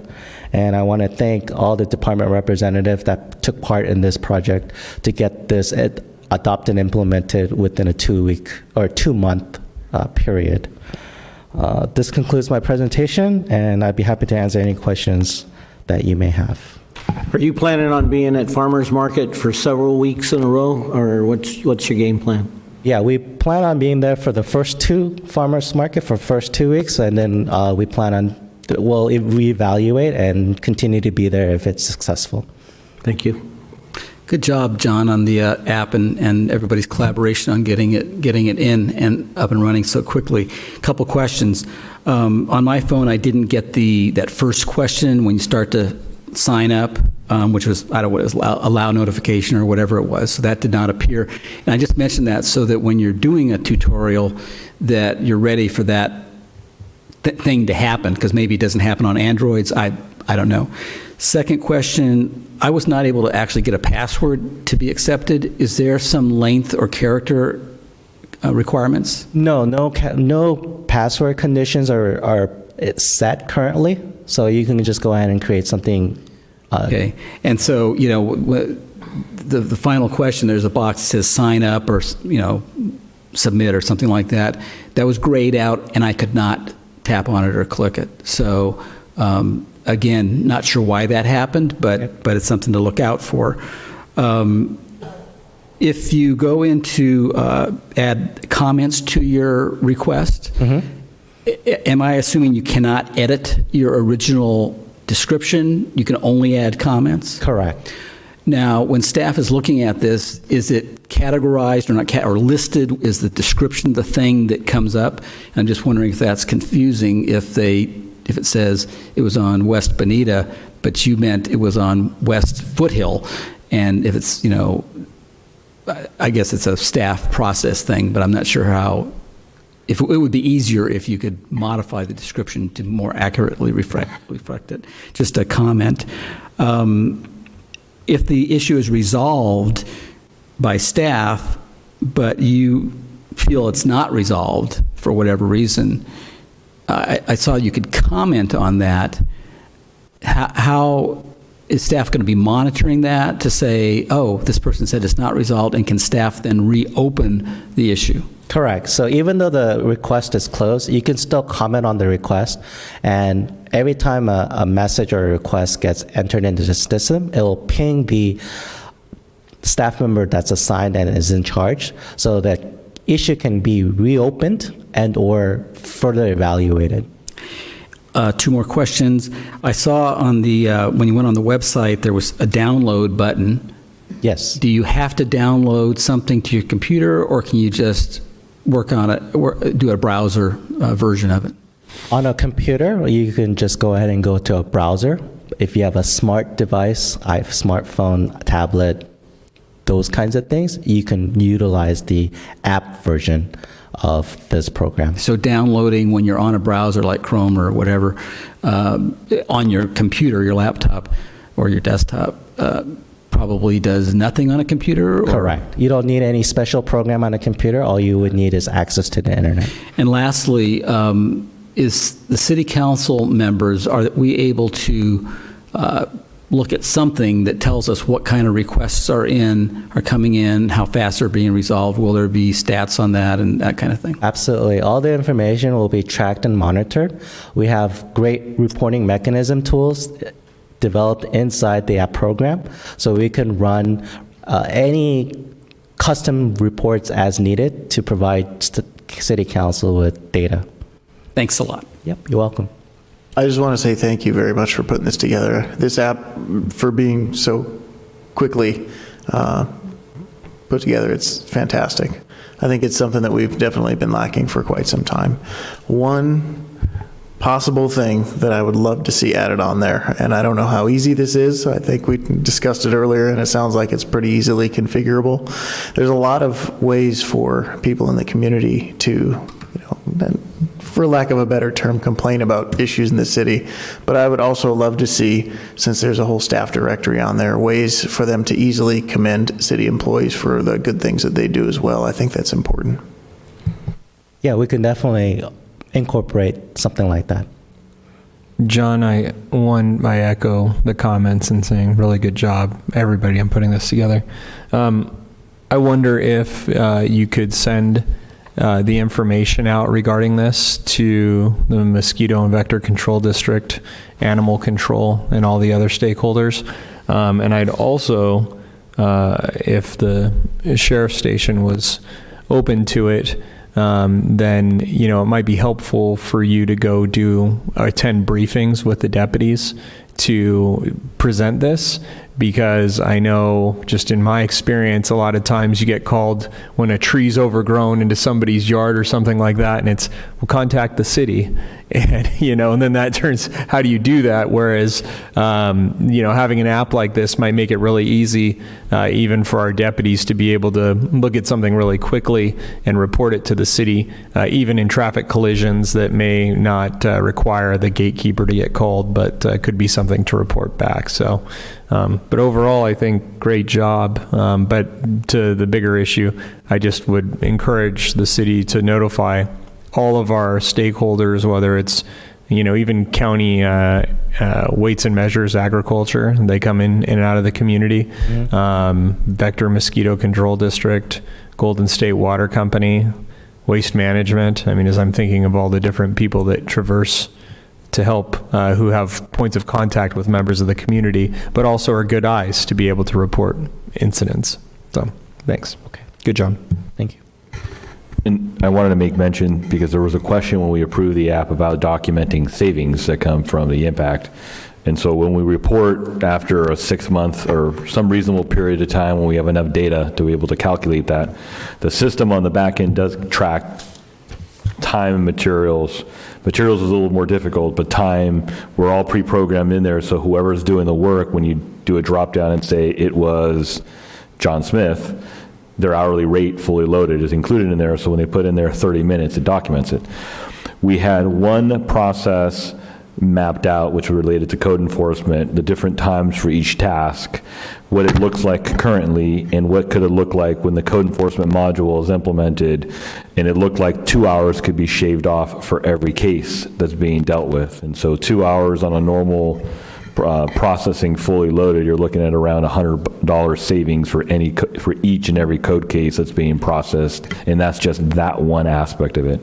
So I figure as we get closer to reporting to the council, we'll be able to demonstrate to the public that for less than $25,000 for an app that we were able to deploy in 2 months, the savings will far exceed that in terms of monetary value. But what's not monetary, that's even more important, is the public's perception and feeling of responsiveness by the city.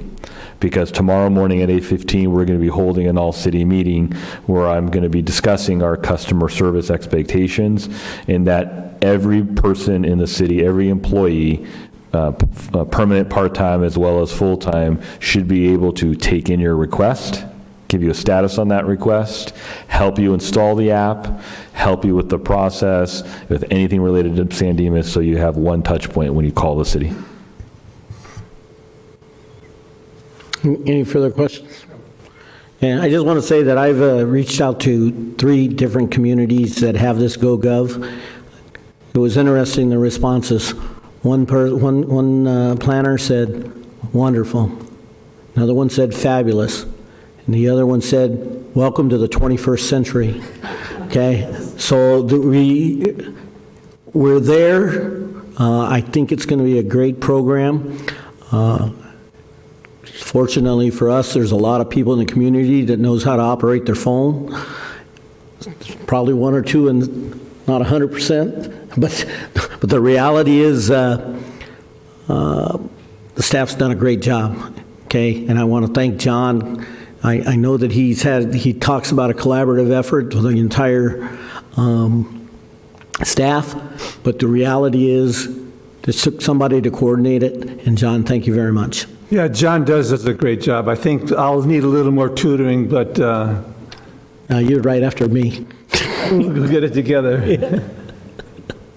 So, but thanks, John, and I would repeat, I would like to see this presentation at the next council meeting when people are still awake. Okay? I know that's a burden, but the reality is I think it's important. Okay? And unless somebody else doesn't want to have it, No, I think you have to show the public what we have, and I think that would be a good time to do it. I think that works fine. Did you miss SB 9 or did I miss SB 9? No, I wrapped that into the whole update. It's going to the Assembly's Housing and Community Development Committee. Yeah. Okay, City Attorney?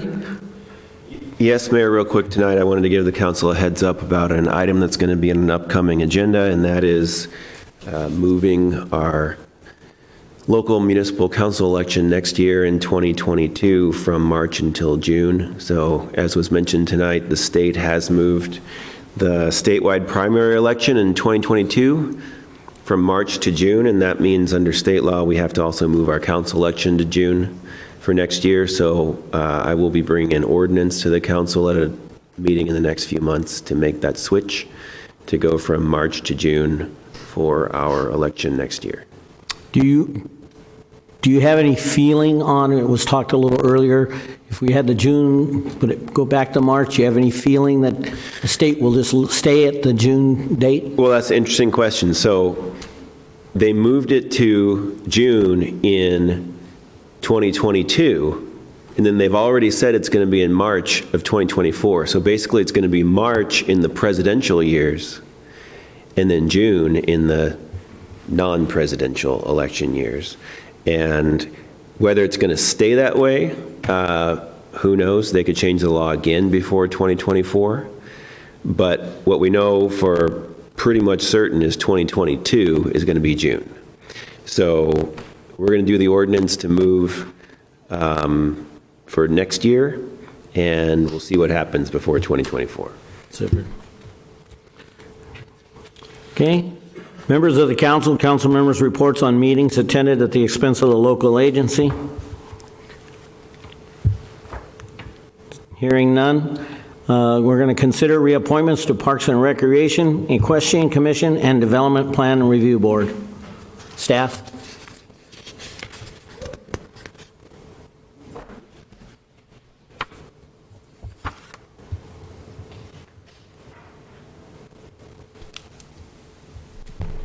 Because of the COVID-19 pandemic and the review of our boards and commissions and committees, the management of the commission appointments and reappointments had been on pause. Staff has reviewed the boards, commission, and committee appointments and has determined that Renee Craven, Rosalba Santana, Equestrian Commissions, Anthony B. for the Parks and Recreation Commission, and John Sorcinelli of the Development Plan Review Board are all eligible for reappointments. I'd move we reappoint all of those individuals. Second. All in favor? Aye. All opposed? Hearing none, congratulations for your reappointments. Okay.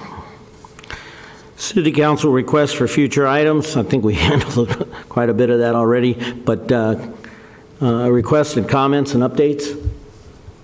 John? Sure. You looked at me. A lot of it was already covered, like agendizing the cameras and security at the Veterans Monument, application for quality of life task force being due this Friday by 4:30 p.m., and the town hall that Chris mentioned about Gold Line parking and city yard and everything Thursday at 6 o'clock.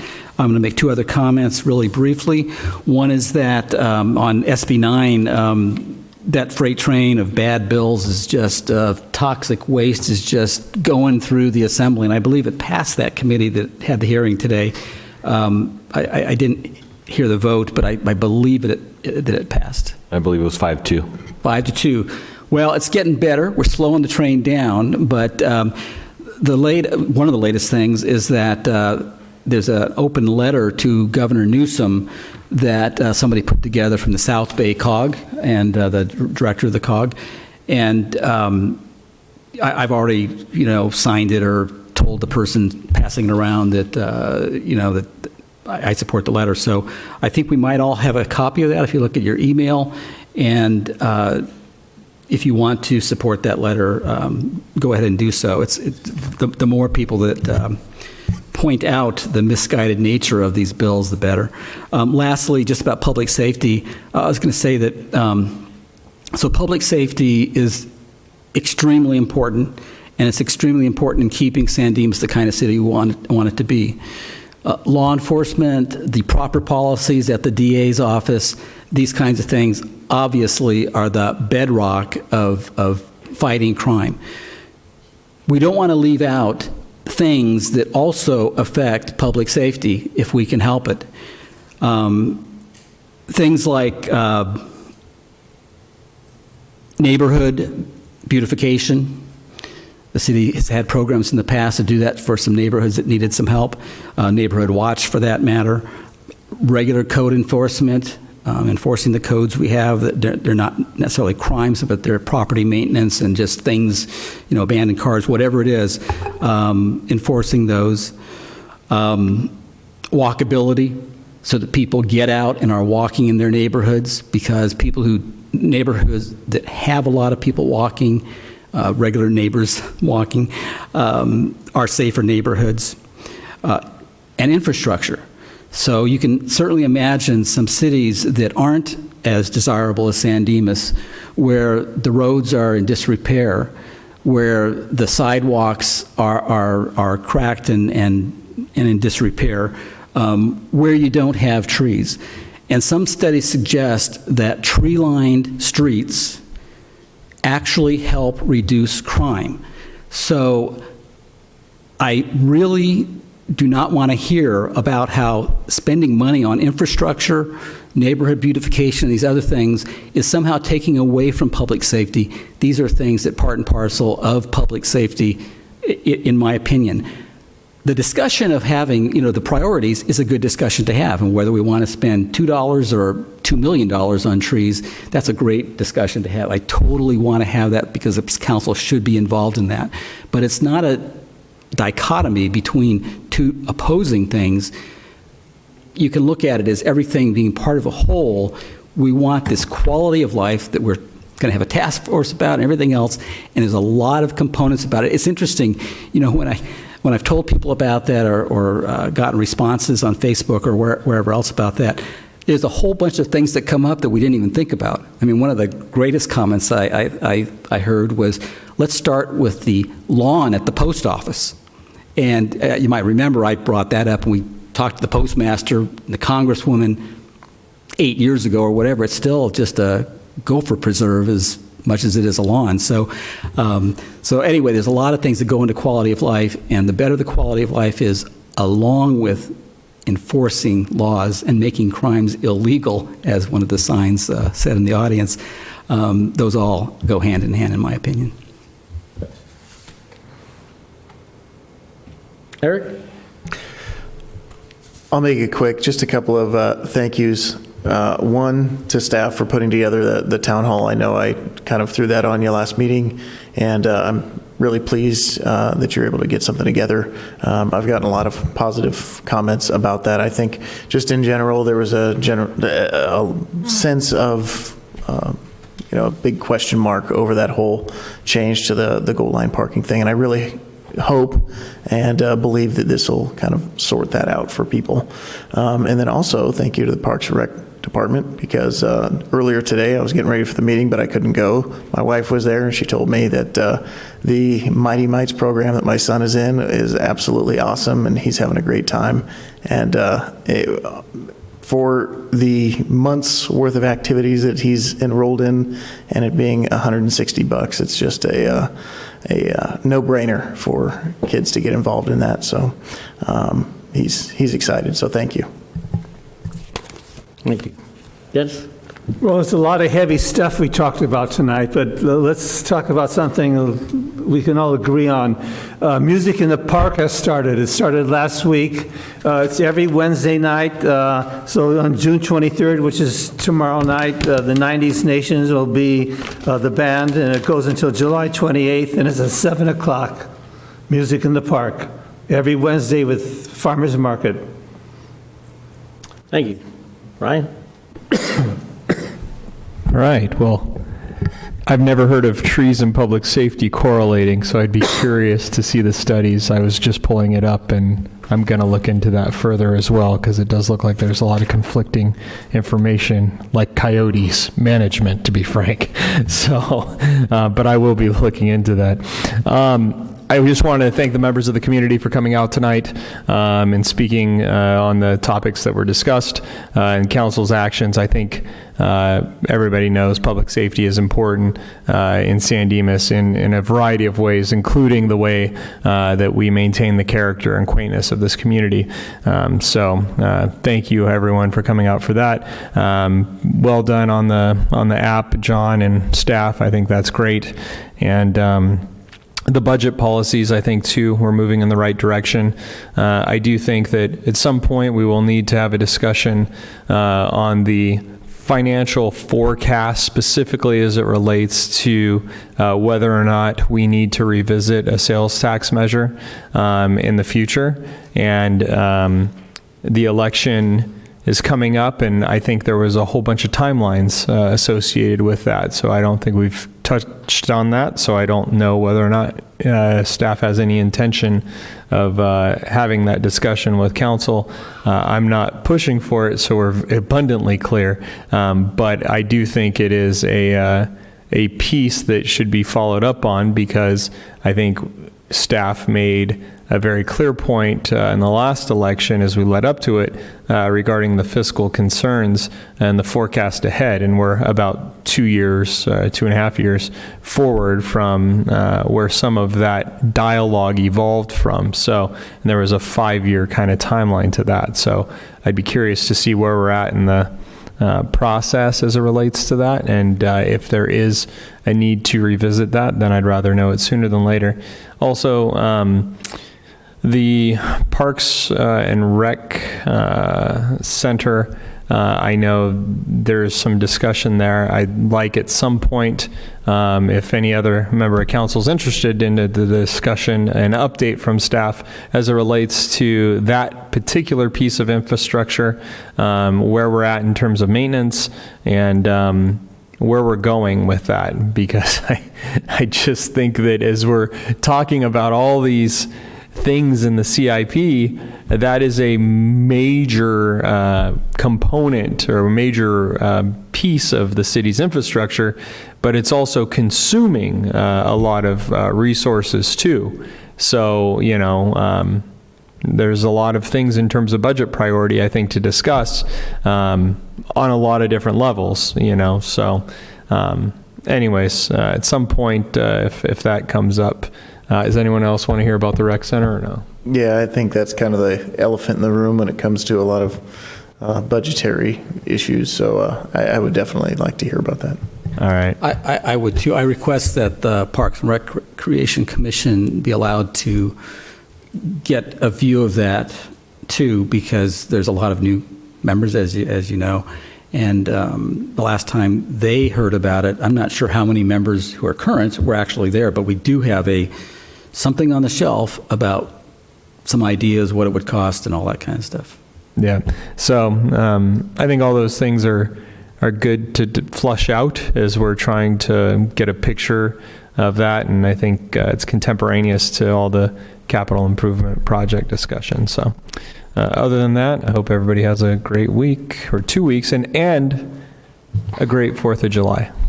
Thanks. Super. Anyone else see anything? All right. First off, I want to apologize to John. I didn't mean to shoot his trees. The bottom line to it is we are in deficit spending of $3.5 million, so we have to look at everything we're doing. Okay? And the other side of that is that, you know, we may look at what's immediate, but the long-term goal has to be that we have to look at the entire park system. But we do have a couple of priorities that we need to at least discuss. And I can't think anybody would disagree with that. You know, a fool would say that San Dimas and trees aren't related, because we've been a tree city for 110 years, just maybe 10 years. So those are things that we'll talk about. And as Chris said earlier, we have the immediate side, and then we have the long and much bigger picture that we have to look at. And with that being said, okay, Eric, Councilman Weber brought up something called Mighty Mites T-ball. Today, I had a chance to visit the Mighty Mites T-ball people at Pioneer Square. They rejected the city manager. He wanted to play, and they told him no, he couldn't play, he was too old. So, but what, yeah, too tall, yeah, too tall. Okay, so I might ask you to write down this date, Saturday, July the 10th, that's pitcher day, which will be opening day. So if any of us can make that, and I'd appreciate if the staff would remind us. That's July 10th, pitcher day for the Mighty Mites. Last Saturday, June 19th, I had the opportunity to visit with the, I was invited to go to the LA County Sheriff's Department Volunteers on Patrol, which was the San Dimas Volunteers on Patrol. They had their graduation for the first time in over a year and a half because of COVID and things like that over here at the Plummer Building. I had the opportunity to witness 11 of our residents, members that had gone through the training for mountain rescue, volunteers on patrol, and the mounted posse. And I will tell you, there were some very eager people that were happy that they had graduated, and they're out in the city, on the streets, volunteering to keep us all safe, and they're eager, and they learned a lot. I had I got notified, I got called by the captain a couple of days prior, but he forgot to tell me that when I look at the agenda, it says, Mayor Emmett Badar, City of San Dimas, keynote speaker. I didn't know that I was a keynote speaker till I got there. So, long story short, we invented something pretty quick, and I think we got through it. But it was nice to see these eager. I'm not even going to say young folks, because there were some folks there that were starting to get there, and they were very eager. They were the eagers. So. Congratulations to the volunteers on patrol and that organization. I'm very surprised that through this evening, the entire evening, that one of the most important events that happened in the city of San Dimas was not mentioned. Okay? On Thursday at 9 o'clock in the morning, the staff will be presenting the State of the City address. It'll be at the Senior Hall at 9 o'clock in the morning. It's a combination. It's actually put on by the Chamber of Commerce with us supporting them. And so there'll be I believe there's actually a presentation from the Historical Society, and I'm looking forward to hearing that.